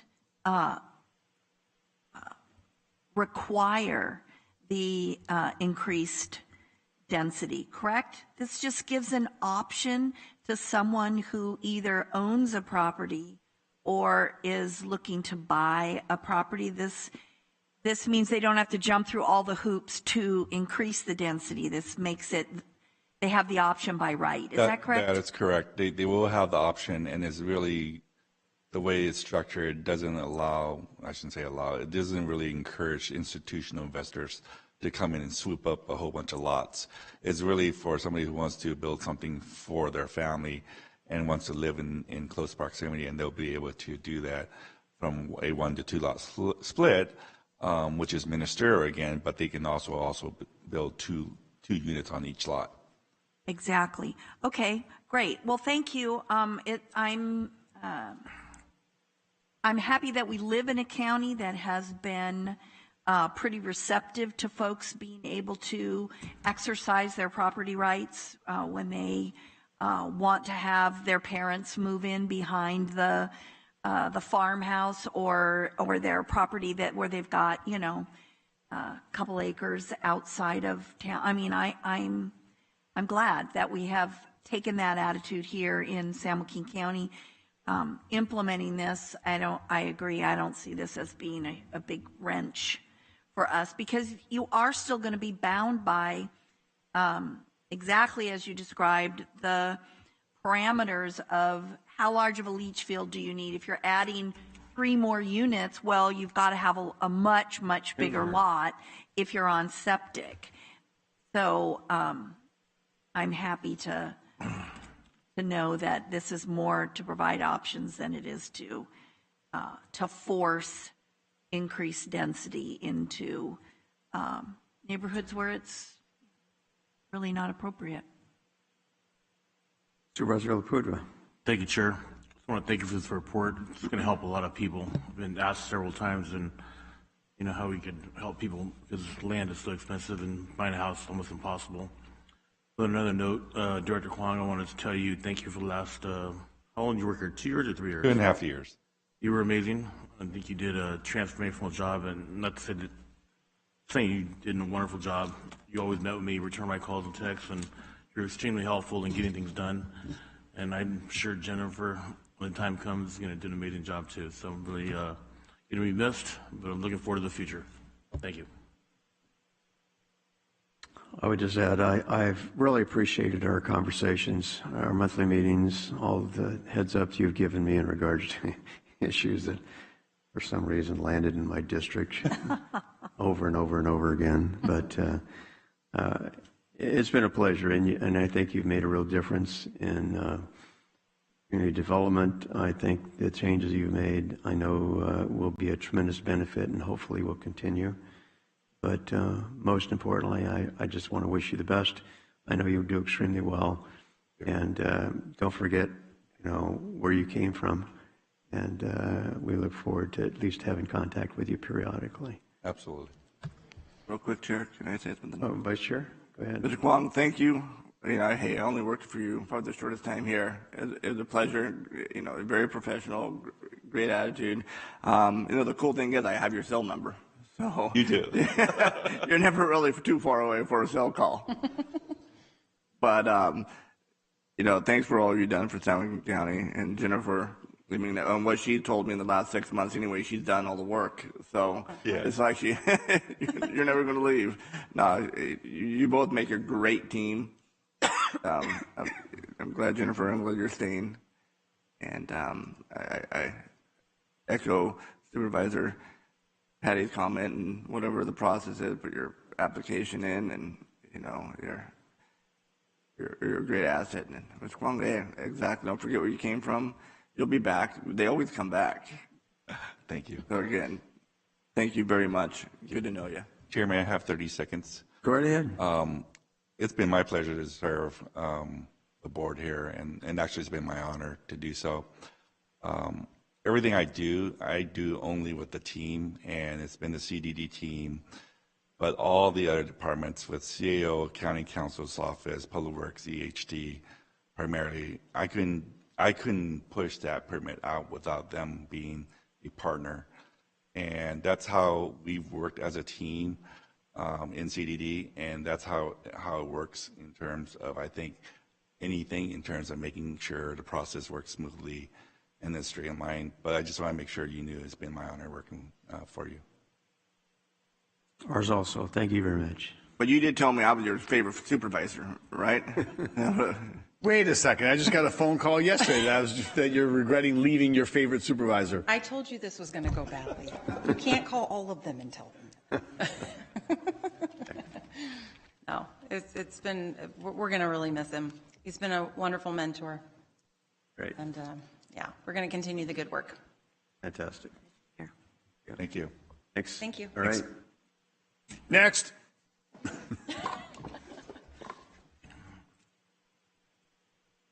Onsite, welcome.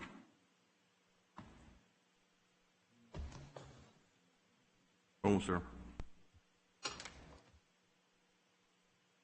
Oh, please bear with me. I know it's been a long day for you guys, so I'll try to get through this as quickly as possible. Okay. Tough. Good afternoon, Chair Wynn and members of the board. For the record, my name is Fonse Calcom, San Joaquin County's Treasurer Tax Collector. I'd like to thank the board today for giving me the opportunity to promote this new state program that may assist homeowners in our county with that have delinquent taxes.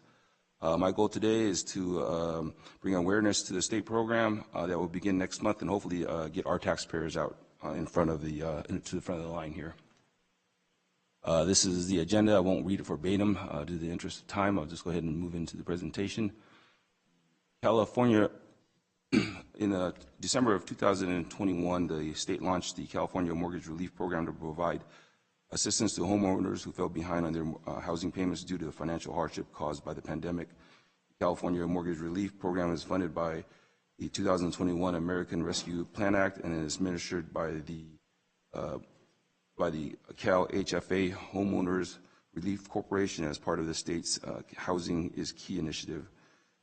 California Mortgage Relief Program recently announced that it will be establishing a new property tax relief program to assist homeowners with past due property taxes due to hardship caused by the pandemic.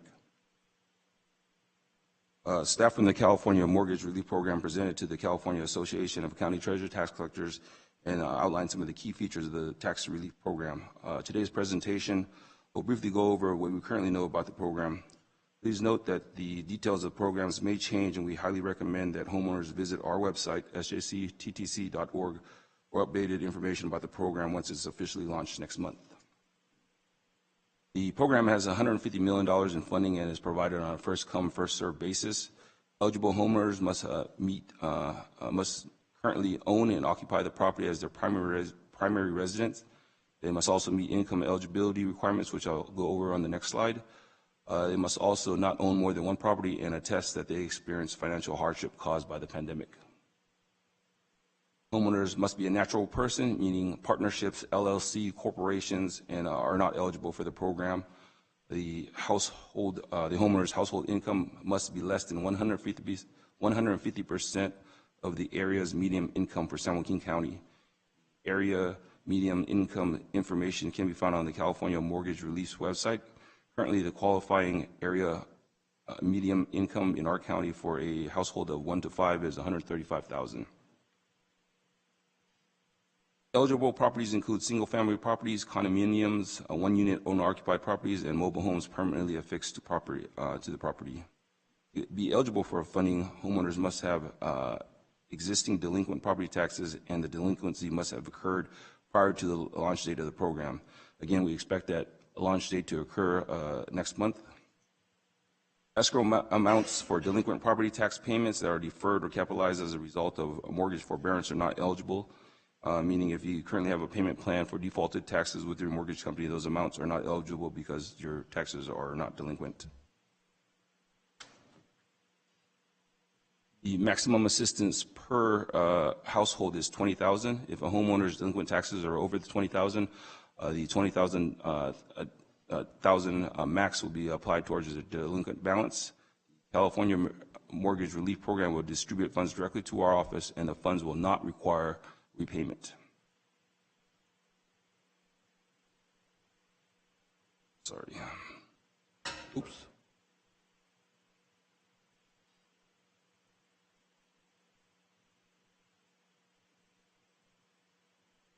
You mind getting to slide 8, please?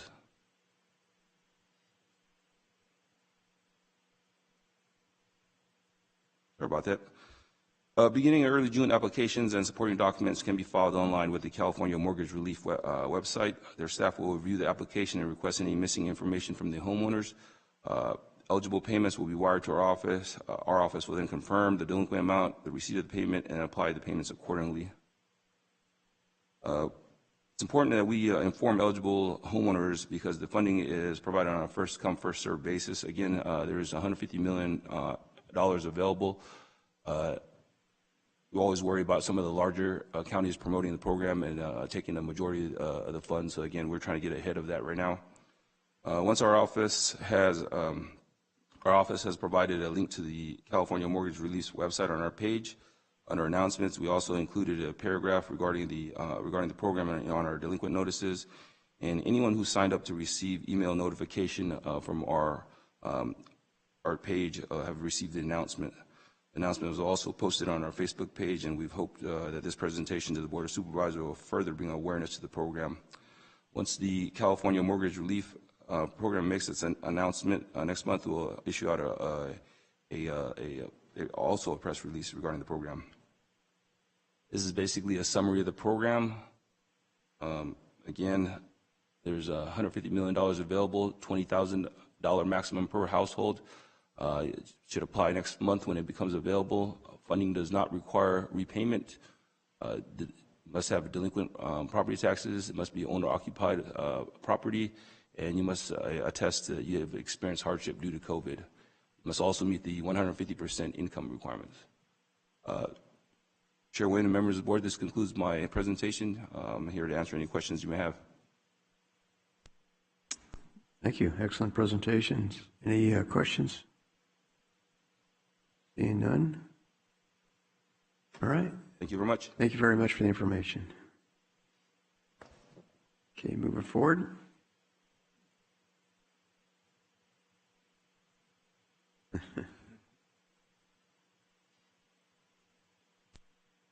Good afternoon. Good afternoon. Good. Chair Nguyen, members of the board, County Administrator Wolverding, thank you very much. I am sorry to say that this is a somewhat lengthy presentation, and so I regret that. Appreciate your patience as I move forward with this, and I'll try not to gloss over anything, but do my best to expedite.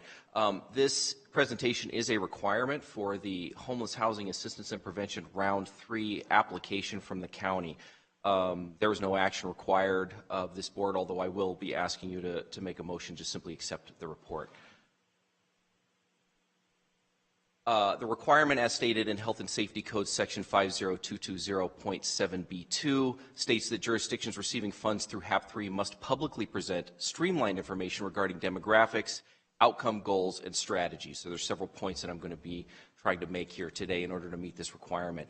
Again, governing bodies are not required to take action or formally adopt this information, and indeed my counterparts all the way up and down the state are engaged in this sort of a presentation. This is not unique to San Joaquin County.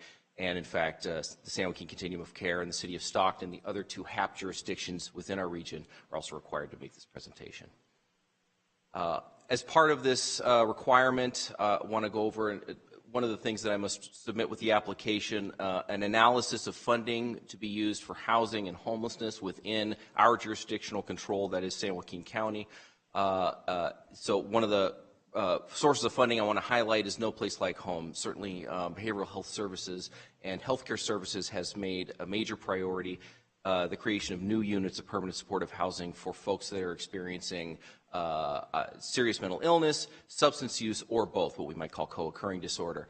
$2 million for permanent supportive housing. That's going towards a project called Sonora Square. Very proud of that, and certainly there's a lot of examples of trying to find permanent places for folks to live that are, frankly, some of the most problematic individuals living on our streets that are causing a lot of the very public issues with homelessness that I know your constituents talk to you about on a regular basis. Of course, I want to talk about HAP Round 3, the subject at hand, although, again, this funding analysis is really for all sources of funding, not just for HAP Round 3. $3.6 million going to the county for various eligible activities, and all of those are the same as the ones that I've talked to you about before for HAP Round 1 and 2. We're talking about emergency shelter, permanent supportive housing, rapid rehousing, system support, et cetera. Another program I want to highlight is the Housing Support Program. That's through San Joaquin County Human Services Agency under a grant that the folks at First Five were able to get, $4.5 million over a 4-year period for wraparound services for CalWorks participants. And then while this is not necessarily funding within our jurisdictional control, certainly there is a relationship between the Housing Authority of the County of San Joaquin and the County of San Joaquin itself. Certainly this board has a role to play in seating their commissioners. And I really just wanted to highlight what is certainly the greatest source of funding for permanent housing in San Joaquin County. Over this 4-year period, $180 million will go towards rental assistance to keep people, many of whom were homeless, not all of whom, but certainly all of whom are struggling with issues of poverty and are vulnerable to homelessness. So again, it's just by far the largest source of funding of this type, and it's a major resource for this county. The application and the state has become, I would say, very prescriptive about what they are asking people like me to submit to them as part of, especially the HAP 3 application or the HAP rounds, but also other applications. New for this round is a discussion of these system goals that you've seen before. These are set by HUD. These are approximately 15 years old now. There is more and more a clear effort between what is now called the California Interagency Council on Homelessness to connect to the goals of HUD, and so trying to marry those two things together and do a better job of really braiding together the goals to create a more sort of, shall we say, regional response if you count the federal government as part of our region. So these system performance measures are required to be developed in consultation with our local COCs. And so where we're applying for these funds and where we're outlining these goals, the state will be checking to see if they align with what the COC states are our regional goals. Some communities, I know from talking to my colleagues that are also engaged in this process with HAP3, are struggling with this. They haven't necessarily gotten to this point yet. My job here has been very easy. I was involved certainly in the development of the COC's goals around system performance measures through my participation in the System Performance and Evaluation Committee, and these goals are in alignment with the national averages, and that was very much a thought process at the time. This was adopted in February of 2020. I did send this around to your staff at that time, and so you can see here these goals that, again, align with the national averages, are the stated policy of the SJCOC, and certainly are going to be something that the state's going to be looking at very closely in terms of our alignment with our continuum of care. Another aspect of the application and another aspect that is very much required to be aligned with the continuum of care are strategies. And this is very specific around what the state is calling action plans, but more specifically what we would call our strategic plan. Again, I want to emphasize that while some other communities are behind in this process, we are quite ahead. We've done a good job, whether we knew it or not, of anticipating what the state was going to be asking of us around things like setting outcome goals, but also our strategic plan. So we have that available, and I have already submitted that to the state as part of what they call the pre-application process for HAP3. So they have our strategic plan, and again, they will be checking it against what we are saying are our strategies and what our targets are for meeting those strategies. For housing and homelessness in our region. A couple I'll highlight. Expanding low barrier shelter capacity with a target of 200 new low barrier beds. Again, this is right out of the strategic plan as it needs to be. We're on track just with the investments that San Joaquin County and this board has made to blow that target out of the water. Certainly hundreds and hundreds of new beds coming online, and that's exciting. I am excited about that. The other one I want to highlight is expanding permanent supportive housing by supporting the development of new units. 200 new units is the goal. I cannot sit here today and say we are going to blow that target out of the water, but we are certainly on track to meet that goal. I mean, if we're talking about projects like Victory Gardens, Liberty Square, Grandview Village, Hunter House, Town Center Studio, Sonora Square, Crossway Residences, Park Center Apartments, you know, the fact that I can tick off 6 or 7 or 8 of these projects off the top of my head tells you that we're moving in the right direction. And you know, coupled with the expansion of shelter, we are really expanding the front end and the back end of our system of housing and services for the homeless to, frankly, meet the goals that the state is more and more imposing upon us and more asking us to work through the COC to develop. That necessarily, of course, there needs to be data associated with the application and with these goals. And the state requires us through the HAP3 NOFA to use our most recent and accurate data as it's quoted. I've been working with the Homeless Management Information System staff to develop that data for this application. And so the data comes from our 2022 point in time count. I know this is some new information to some of you. So I really wanted to provide kind of a high-level overview. The COC, I know, is working on a report. I think it is mostly finalized and under review right now. Will be released hopefully soon, and I'll be certainly sharing that with your staff and the rest of the folks through the COC listserv as soon as possible. Again, just kind of want to touch on some points here, and I'll try my best to expedite. We saw a 15% decrease in the total counted from 2019. We also saw what I believe to be is something around a 21% decrease in total volunteers from 2019. That number is potentially disputed. Through the sign-in sheets from the process, I have a number, but it's not clear as to whether maybe there was enough tracking to really get an accurate figure that we can use to compare the number of volunteers between 2019 and 2022, which of course is going to be relevant in terms of whether or not we counted as many people, because of course you have to have the same number of boots on the ground or close to it in order to do the similar job that we did in 2019. Having said that, what's not disputed is we saw a 46% increase in COVID-19 cases in January of 2022. That had to have had an impact on either folks isolating because they were trying to avoid the disease, or isolating because they had contracted it. And I don't mind sharing, that's exactly what happened to me. I had signed up for all of the events for the point time count, tested positive the day before, stayed positive throughout that entire process. There had to be a lot of other people that had that same experience. So certainly I think we saw a drop in, whether or not we can really track that accurately, I think there has to be attributed a drop in the number of volunteers as a result of that major increase. Want to mention all data is self-reported, meaning this data comes from the folks experiencing homelessness that were surveyed as part of the count. 56% of those were surveyed, meaning question and answer. 44% were through observations, but those folks, all of those folks were counted at the very least.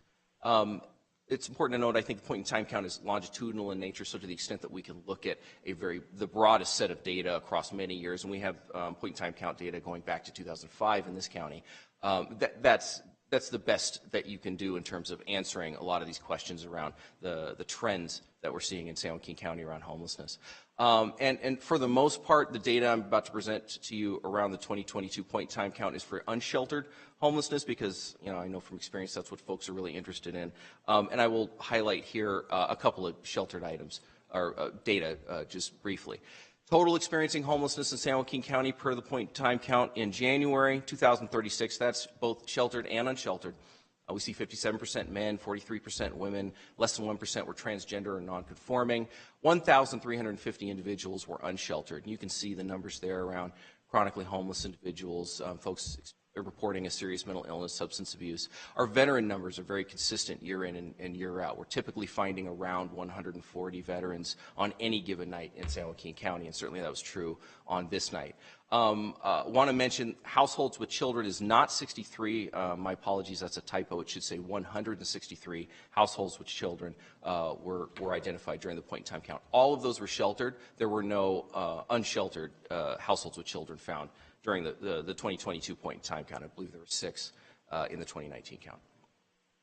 This is a lot of data, and I won't read this off again for purposes of trying to expedite this, but you can see some data around percentages for race and ethnicity, several other items, but the two things I will highlight: 77% reported that they first became homeless in San Joaquin County.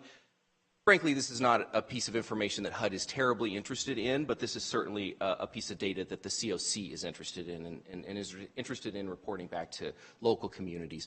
75% reported being homeless for at least 1 year. This is not necessarily an indicator of chronic homelessness, but it certainly can be. Being homeless for more than 1 year is part of what HUD defines as chronically homeless. I want to provide just briefly some specific data around the cities. We saw 893 individuals counted in Stockton. That was a 3% decrease from 2019. You can see some of the race and ethnicity data there. Manteca, 129 individuals. That was a 41% drop in total between 19 and 22. Rather than have you read a list, I just wanted to present briefly a pie chart which kind of gives a better snapshot of the race and ethnicity aspect of Stockton's count. Here's the pie chart for Manteca's count, similar numbers in terms of percentages. And then here, some additional information around Stockton and Manteca. And again, this is information that HUD is not particularly interested in and does not get reported up to them, but it's something that the COC and certainly all of us are much more interested in locally. Where did people become first homeless? 82% reported that they first became homeless in Stockton for the Stockton count. 5% indicated that they became homeless in a city within San Joaquin County, but other than Stockton. That's what other than in SJC means. Outside SJC, of course, means they became homeless outside of San Joaquin County and wound up here. Manteca, you see very comparable numbers there. And then for length of time homeless, again, 1 year or more, 83%, 1 year or more in Manteca, 85%. I mean, what we're finding is while we may have made some strides in shelter, permanent supportive housing, services, et cetera, folks are remaining mired in unsheltered homelessness for a length of time that is typically over 1 year. Here we see some more information. I won't go over all of this, but just, again, some information that helps us answer a lot of questions. There's just a huge volume of data that comes out of this work, and I certainly want to commend Kristen Burtwist from the United Way and Dignity Health and Melinda Ramirez and a lot of the folks that really had a lot to do with making sure that this data was available today.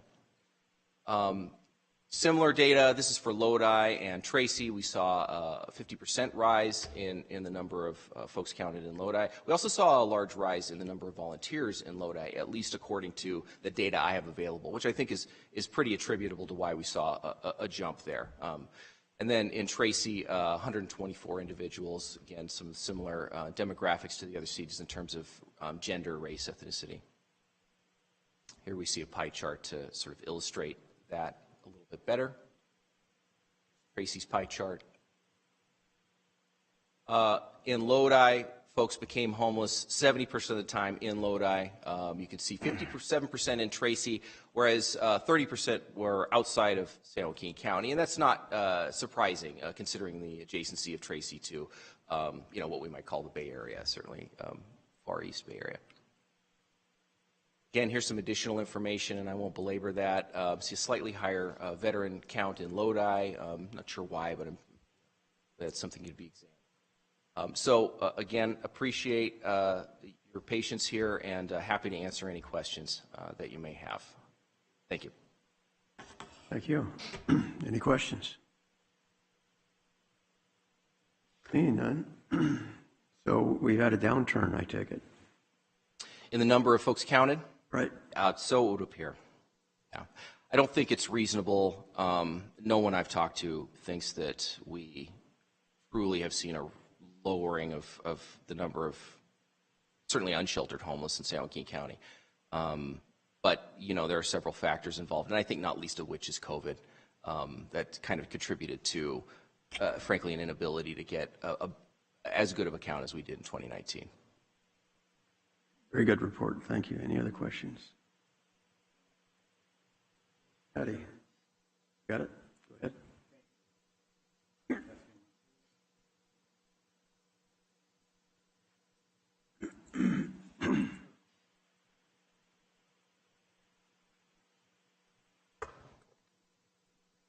Yes. Testing. All right. Question through the chair, County Council. What is being at CSAC and talking with other counties, they've got levels of engagement and they've got a continuum of care or a hybrid system with different agencies acting as the continuum of care.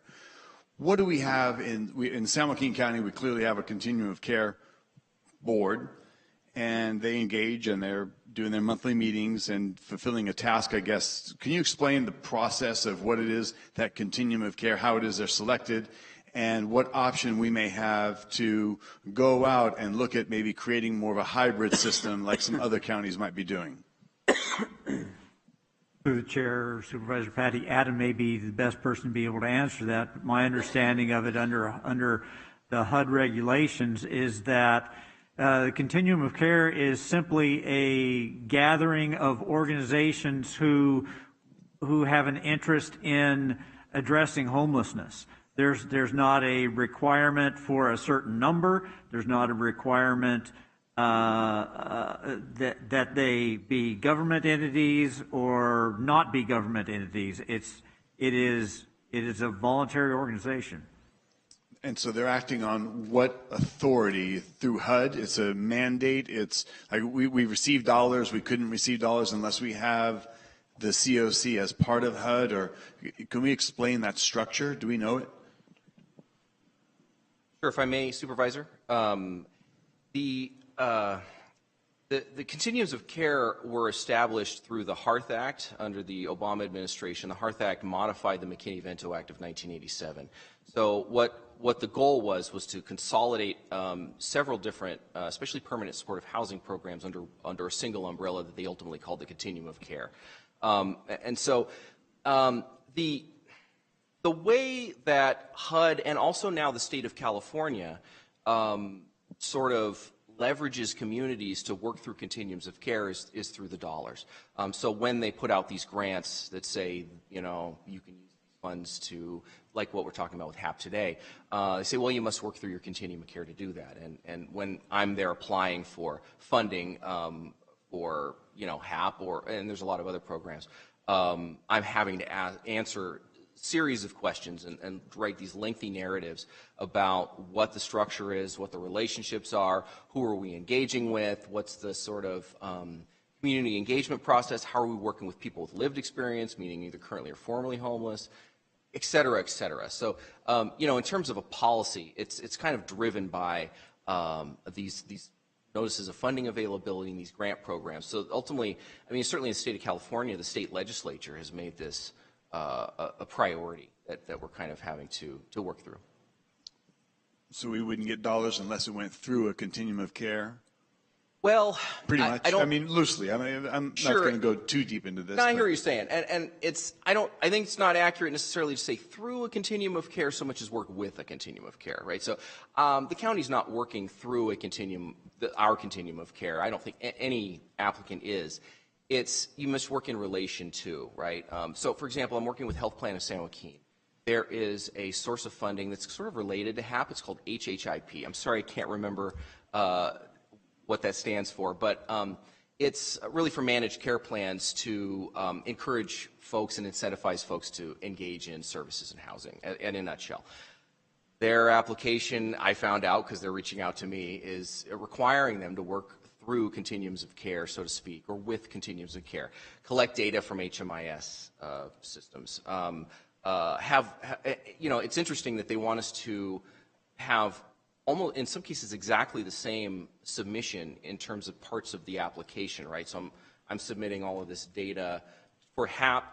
I'm going to be handing that data over once I'm complete with it to Health Plan of San Joaquin, and they're going to be submitting the exact same data, and that's prescribed in the application. So again, I think it's there's a recognition that the continuums of care as established by Congress a long time ago exist in every community because of this establishment and are there as a platform to facilitate this community-wide engagement process. So the state, especially the state of California, I really don't know if other states are doing this, but I know the state of California is leveraging that aspect to try to create more of a regional deployment of funds and a regional conversation around how homeless services and housing will work, as opposed to the siloed approach that has been identified as problematic, you know, for better or worse.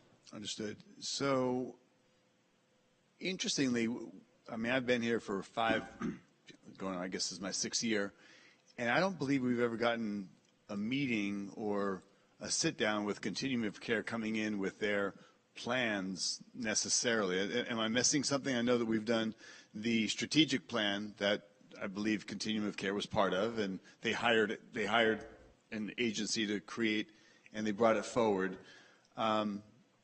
They work diligently. I was on that, you know, listened in and was part of the board for about a year, and they're talking about homelessness. But I'm wondering where the points of action are when they come back to the board and say, this is what we'd like to do, or this is what you could do. Like, for instance, this board in conversation talked to Mr. Ragsdale and Director, I think it was Director Kwong, and talked about, you know, bring forward to us what we can do to actualize matched funds from the state to do some Project Home Key, transitioning from Project Room Key, and this board, you know, put that into motion, but Continuum of Care didn't. So where's the disconnect with actionable items that would come forward from these people that are truly dedicated? They're absolutely engaged and participating in a conversation, and they've got their fingers on the pulse of who's doing what where, but I'm just missing the actionable items coming from them annually or quarterly. Like, what's on the plate? What can we do? This is what's next. This is what we're pushing for. This is what's coming down from the state. I mean, what am I missing here? Well, as County Council Miles mentioned, and he's absolutely correct. Continuums of Care are really an informal group. They're designed to, again, facilitate this community-wide engagement on the issue of homelessness, build consensus around it, but it's there to bring together those groups that do have agency to act, whether that's units of local government like San Joaquin County or the City of Stockton. We're all represented on the Continuum of Care Board. Nonprofit organizations who we necessarily work through to kind of get this stuff done. Those are also represented on the Continuum of Care Board. So the mandates of the Continuum of Cares, and this is true for ours, but all of them, point in time count, manage an HMIS, facilitate a coordinated entry system of some kind, and that's, that takes various forms. And that's pretty much it, aside from managing those Continuum of Care funds, which are really used to renew permanent supportive housing projects year over year. The action is really around what folks like us are doing, right? What local government is doing. And I think we've seen that pretty effectively, especially recently as the state and to a lesser extent, I think the federal government is kind of encouraging us, shall we say, down a path towards working through continuums of care to, again, kind of utilize that process that they represent to bring together everything and move forward. At the most recent meeting of the Board of Directors, I was having essentially this conversation with them and asking them, because San Joaquin County is the administrative entity of the Continuum of Care, right, as it stands today. So I'm also working on that application. It's a joint application, so it's not double the work, thankfully. That conversation was me asking them, what is it that you want to do with your funds? And therefore, what is it do you think, this group here, bringing together the county, the city, representing everybody, what is it that you think that the county should be doing with its funds? What do you think the city should be doing with its funds? To what extent do you have sort of, shall we say, actionable plans for the city and the county to use their HAP3 funds and also all of these other funds that we're having to include in the application that we're going to report up to the state and say, this is maybe not how it's going to look in 3 years exactly, but our general plan. This is our idea for how we're going to move forward. And that really comes out of the Continuum of Care. But it's not sort of this mandate. They have no ability to mandate anything. It's really about participants from the county, right, representing county interests, participants from the city, representing city interests, et cetera, all coming together and saying, this is what we believe that you should be doing around homelessness. Take it or leave it, right? And ultimately, the city of Stockton is going to make its own decisions about its HAP funding and every other source of funding it has. So is the county of San Joaquin. Mm-hmm. So is other cities, right? But to the extent that we can come together and sort of have this regional conversation, the idea is that is going to be a more effective way to spend these limited dollars. Understood. And I think final question here. You had mentioned you're working on the application or something that's working. You'll be bringing that to the county for approval of the Continuum of Care. What is that you're working on? It sounds like you're doing that with or for Continuum of Care. Right. So because our COC is, we are the administrative entity of our COC, right? So part of my duties is to kind of serve that function, and that's also Chris Passeri you saw today. She and I kind of share that for the county. And so back, I can't remember now, I think it was in November, had brought an item before this board and received authorization to move forward with a joint application between the county and the COC. That's kind of a state designation. It was new for HAP3.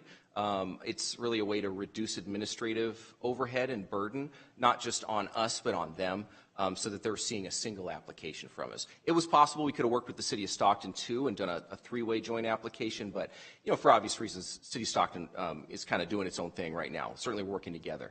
So what I'm doing right now is developing the application for funding. Now, it's important to note, these are funding allocations that are prescribed. This is not a competitive process, but what the state wants us to do is tell them in general terms, or more specifically if we can, what it is that we're going to be doing with the funds going forward. Then we will engage presumably in some kind of a local process, probably through an RFP, but also potentially through simply directing funds to existing projects. For example, the shelters that are being developed in Tracy, Lodi, and Manteca right now. I mean, I was meeting with the interim city manager, Lundgren, in Manteca, and her staff, and Officer Mike Kelly, who's been on the board of the Continuum of Care since day one, talking about their shelter project. What can the county do to sort of support that or bring that over the finish line? What do you need? And how do we keep that dialogue going? Certainly, Director Diederich has encouraged me to reach out to Lodi. We had have a meeting scheduled in Tracy for a little bit later, and Tracy's very far along on their project. It's all of that is possible, right? It's all kind of up in the air, but I think we're going to have a situation where we want to put some of these funds out to the public and give nonprofit organizations and potentially units of local government an opportunity to use the county's funds to further these projects in some way. And I think there's also there a good opportunity for the county to say, we also have some priorities of our own, and we want to direct these funds to those priorities specifically. And I believe the city of Stockton is going to do the same thing. And interestingly, when we have this regional conversation that's kind of platformed through the COC, it allows us to kind of talk about these things and put all these pieces together. Contentious, although it sometimes may be, right? Money's on the table, and folks have interests, and we have to kind of align those slowly through a consensus building process. It's working to some extent, and so if we can kind of bring all that together, it really helps us to say, well, if the city of Stockton's got a project and the county can, get in on that somehow, right? Let's say we have a matching situation, maybe we should be considering that.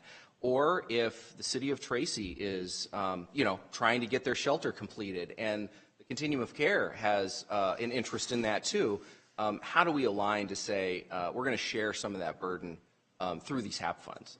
A lot of those conversations have been ongoing for a long time now. Is there an opportunity for a competing group that would come together and go, listen, we want to be the Continuum of Care. We've got a different idea. We have a different vision. We want to be competing for the opportunity to be the Continuum of Care organization in and around the county. It doesn't really work that way because it's a HUD designation, right? So HUD kind of drives that whole conversation.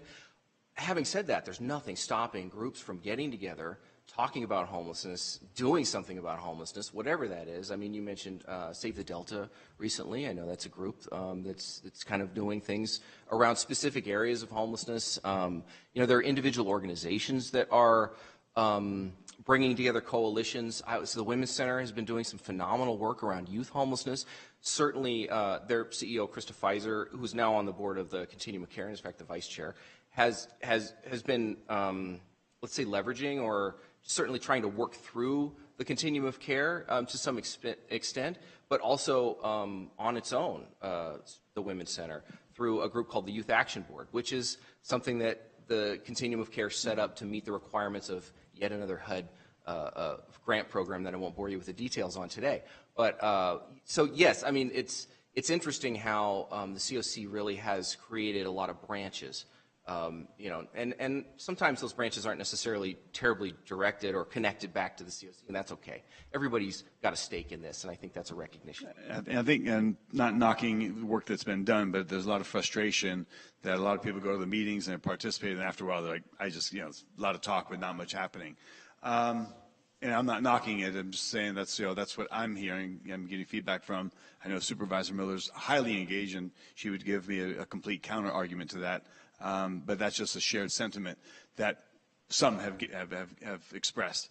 The concerns I would see that are identifiable, and homelessness is the number one issue, barring this cost of living increase that we're all experiencing. It is polled as still our big issue here. So in your surveys, we saw mental health and substance abuse. I would question the substance abuse being low, but I think if you looked at a combination, a lot of people might be self-medicating, but I've got first responders saying that there's 90% of the people out there are using drugs and high levels of addiction. So as it relates to what's next for us, I would say as we're looking to get shelters up, and I know that we've offered dollars to the city of Stockton. They've put out a ROPA or something, some designation for funds available, whatever they call it, whatever the acronym is, but essentially an RFP. And they might be bringing something back to this board to utilize those dollars. The one element that everybody recognizes, and Supervisor Rickman talks about it oftentimes, is the mental health services, drug treatment programs.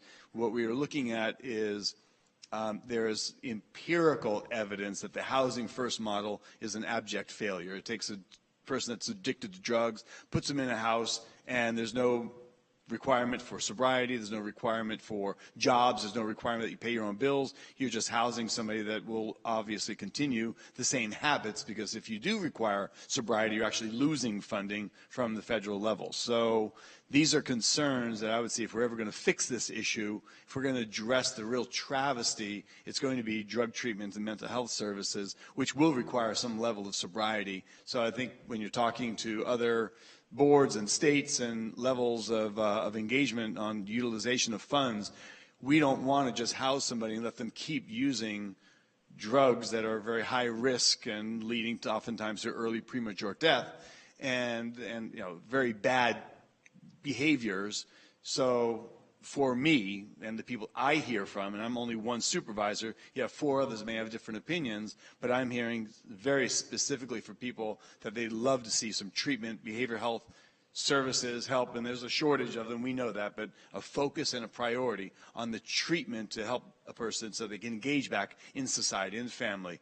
I just finished reading, again, Michelle Steve's book, from St. John's, and she talked about, and you know her, right? But she talked about the success, and one of the gals gave her testimony that had I been put in a housing first unit, I'd be dead to this day, because it never would have, you know, I would have never sobered up. And going through St. John's, she did. She was able to reconnect with her children, her grandchildren, and leave a very productive life 5 years later. So these are great examples that, you know, again, the empirical evidence is that just housing somebody that's struggling, mental health service, you know, mental health issues, you know, adverse childhood experiences, that ACE score, these are all factors that I believe need to be addressed. And that's where, for me, being one supervisor of 5, that's where I would express the main focus that needs to be once we start sheltering them. Thank you.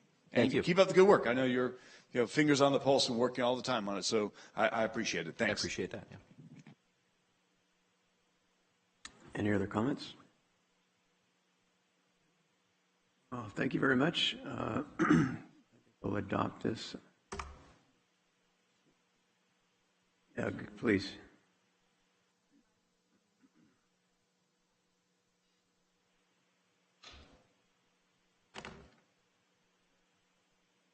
Yeah, first and second. Please vote.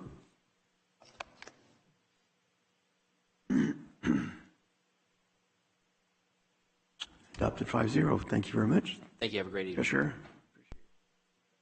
Thank you. All right. So we have Board of Supervisors comments and committee reports, and then we have closed session. So flexible, whatever you'd all like to do. Chairman, I'd like to speak on a couple things for sure. Okay. One in particular, I spoke with one other supervisor, and when it comes to our June hearings for our budget, I noticed in the agenda that it's 3 days. I know in the past 5 years we've done the board meeting and we transitioned to the presentations from all the different directors, and we've wrapped things up in 2 days, sometimes early 2 days, sometimes a later second day. I would ask the chairman that maybe he polls the supervisors and sees where they are. I'd prefer 2 days over 3 days. That's how I feel about it. If you're open to that, that would be great. So why are we doing this? Instead of 3 days of hearings, there's 2.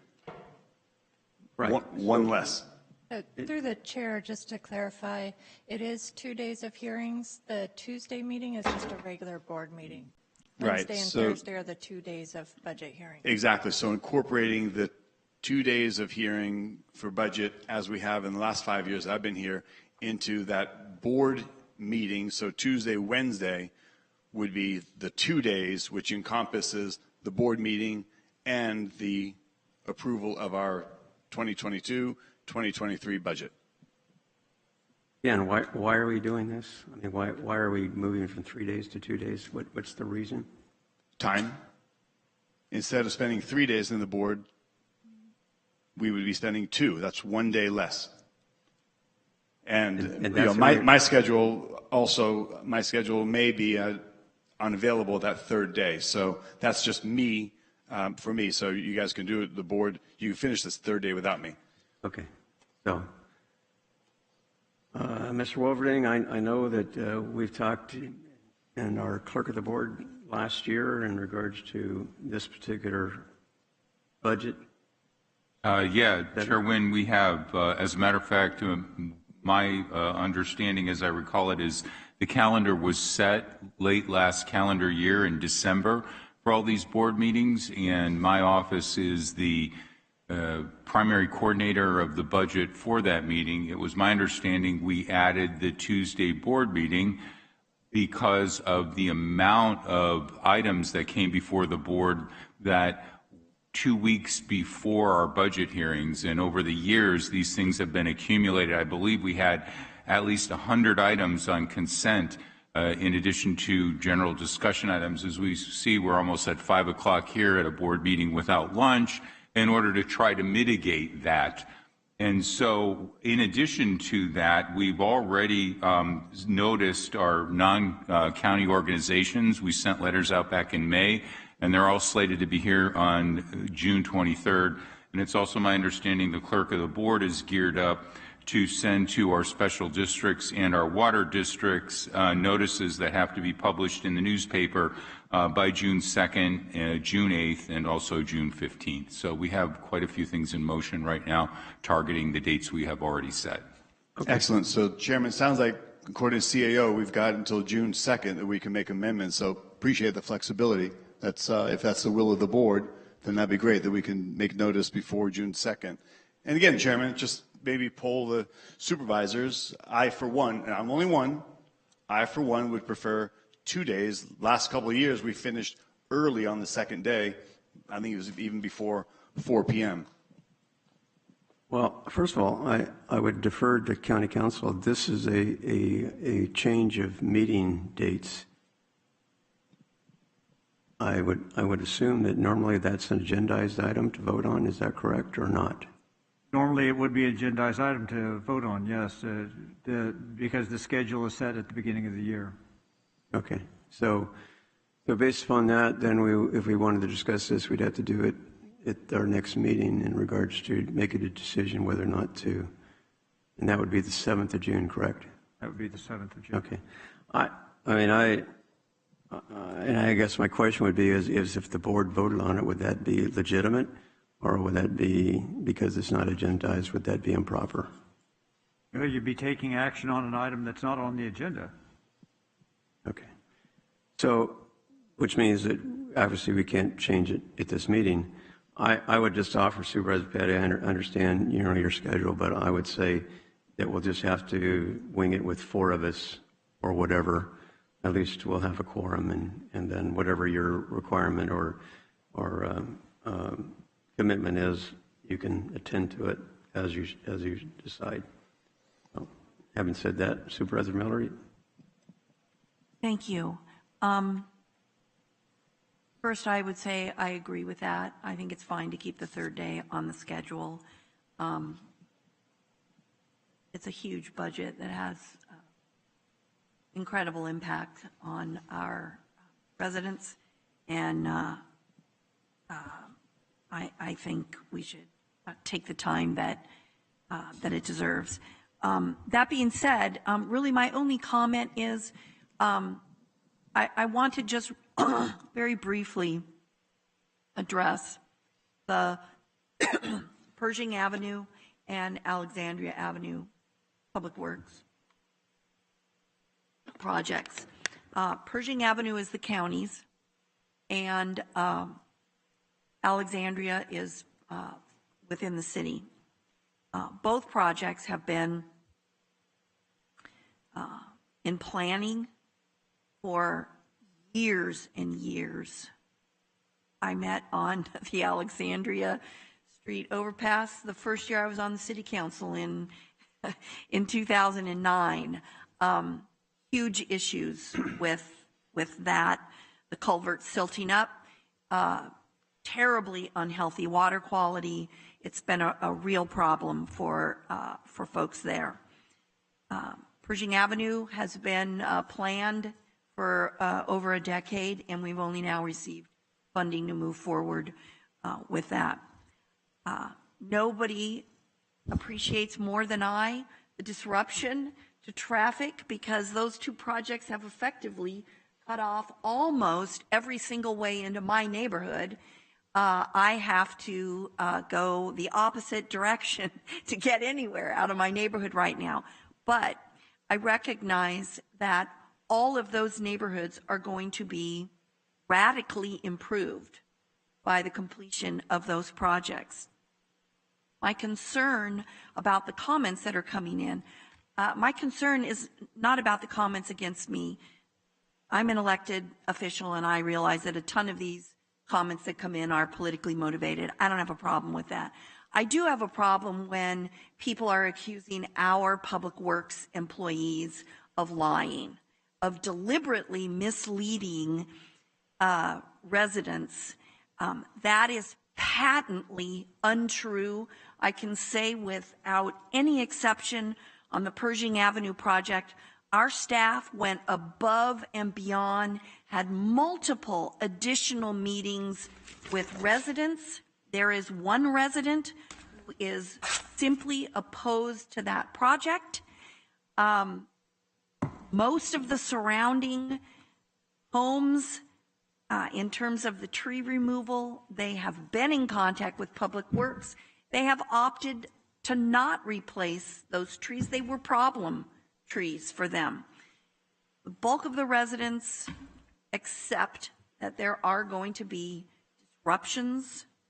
I'm a little curious as to why the city scheduled the Alexandria project at the exact same time as Pershing, but I'm not in charge of the city of Stockton, and they have their own timelines and funding requirements that they are dealing with. So my office stands ready to facilitate any specific traffic concerns or problems for residents. I am happy to be a liaison to the City of Stockton's Public Works Department.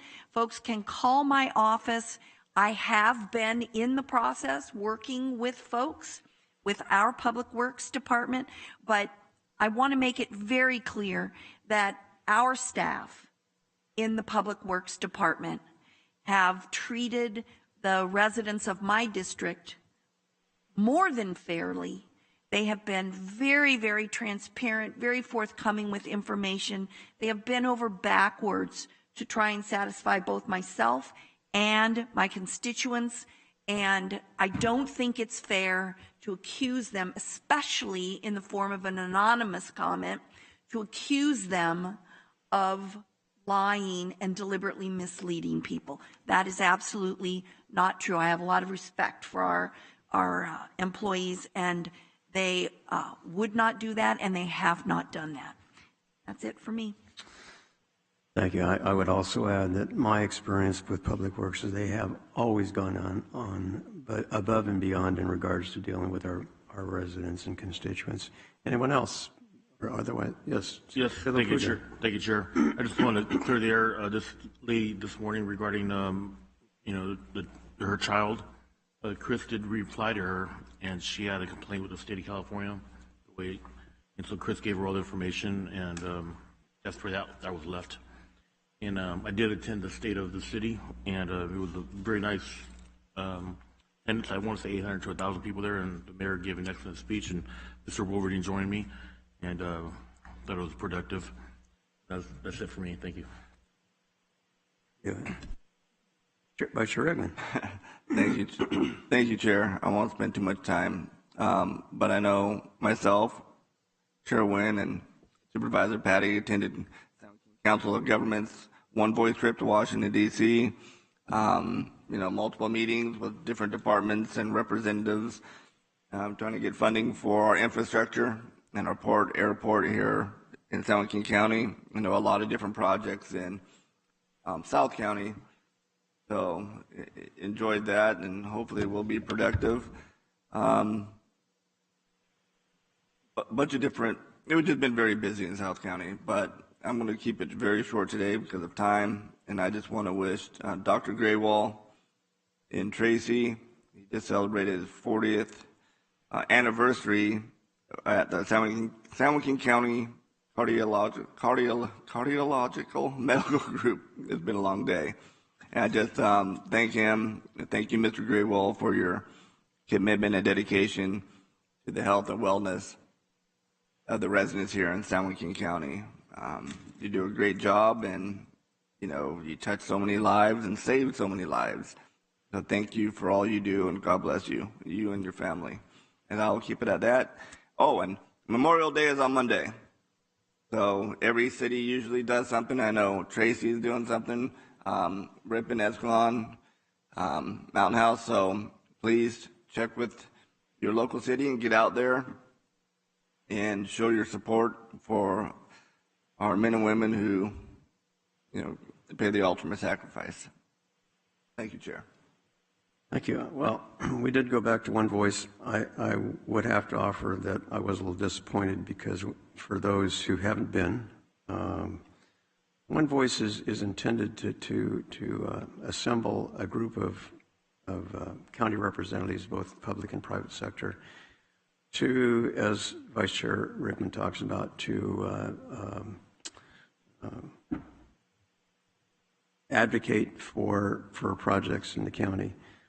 Unfortunately, there are those at times that don't attend all the meetings, maybe because they're not speaking, whatever, but the purpose of the body itself, 42 members, is that we show up in mass to show both the federal agencies and the congressional representatives or their staff that we are united and that we are one voice, and that we don't pick and choose the meetings we attend based upon our own personal convenience or other activities, I guess, that we would participate in. So anyway, but we had some good meetings, and hopefully we'll get some return on the earmarks that are out there, and hopefully next year we'll be more united in regards to the meeting, at least for those who go. Mr. Wolverding. Thank you, Chair. I appreciate the opportunity to make a comment here. I did follow up on Mr. Showmaker's earlier public comment about the multiple ballots, and I wanted to address that while the issue is still fresh in everyone's mind.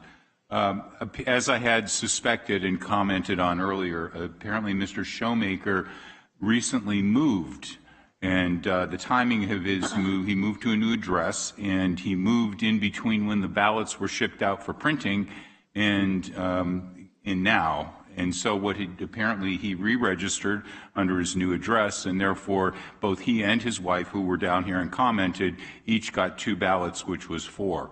There are also apparently 2 other registered voters in the household, one who has a P.O. box and one who has at the address.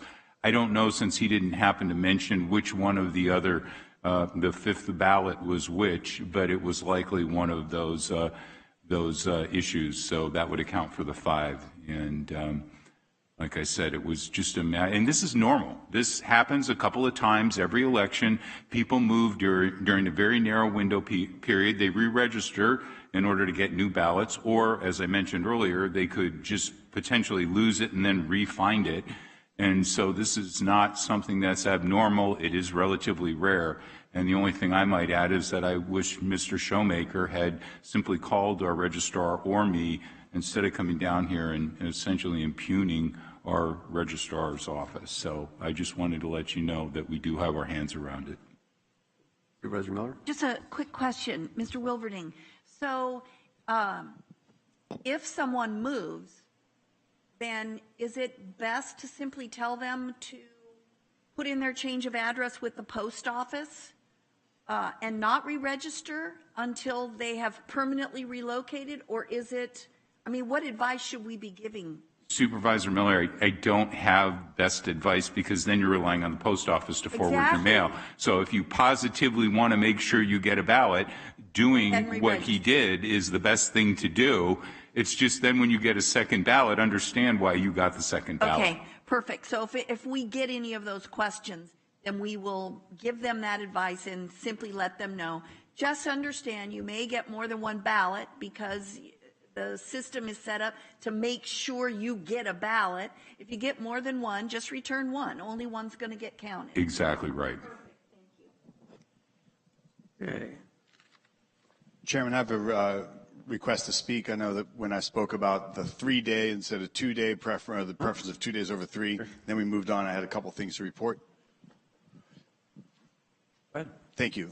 So on May 5th, I had the opportunity to go to the Manteca Awards noon Rotary. It's an annual Don Asher Law Day, honoring those that serve in law enforcement and throughout the community. It was a fantastic, great turnout. Usually it was shared with myself and the supervisor from the 5th District, and this year it's just mine, but 5th District was also represented, and I expressed their appreciation. The One Voice trip was absolutely fantastic. I agree with you, Supervisor Rickman, as well as our chairman. Lots of great meetings, lots of fantastic discussion. I was very lucky to be included with the port and to go off-premise from the Teams meetings that we were doing and go to the Department of Transportation, as well as we got invited last minute to go to the White House in the in the Eisenhower building for another meeting that was off-site. So that was fantastic opportunity, great experience, speaking up on behalf of our regional interests.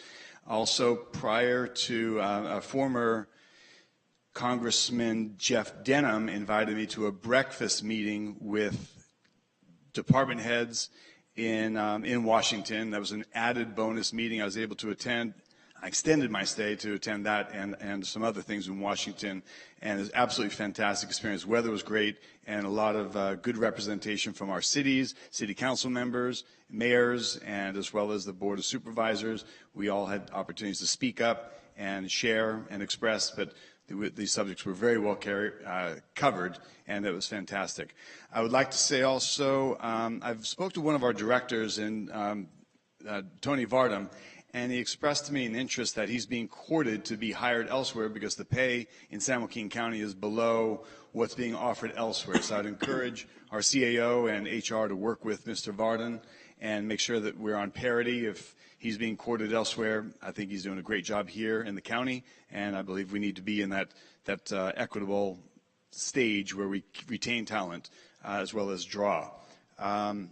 I know that Mr. Balaji, as mentioned earlier, retired from San Joaquin County, moved over to Tracy. I think it's not that dismissing the job that everybody's going to be doing right now in public works, but I think I would like to express my great appreciation for Mr. Balaji, his enthusiasm, this can-do attitude.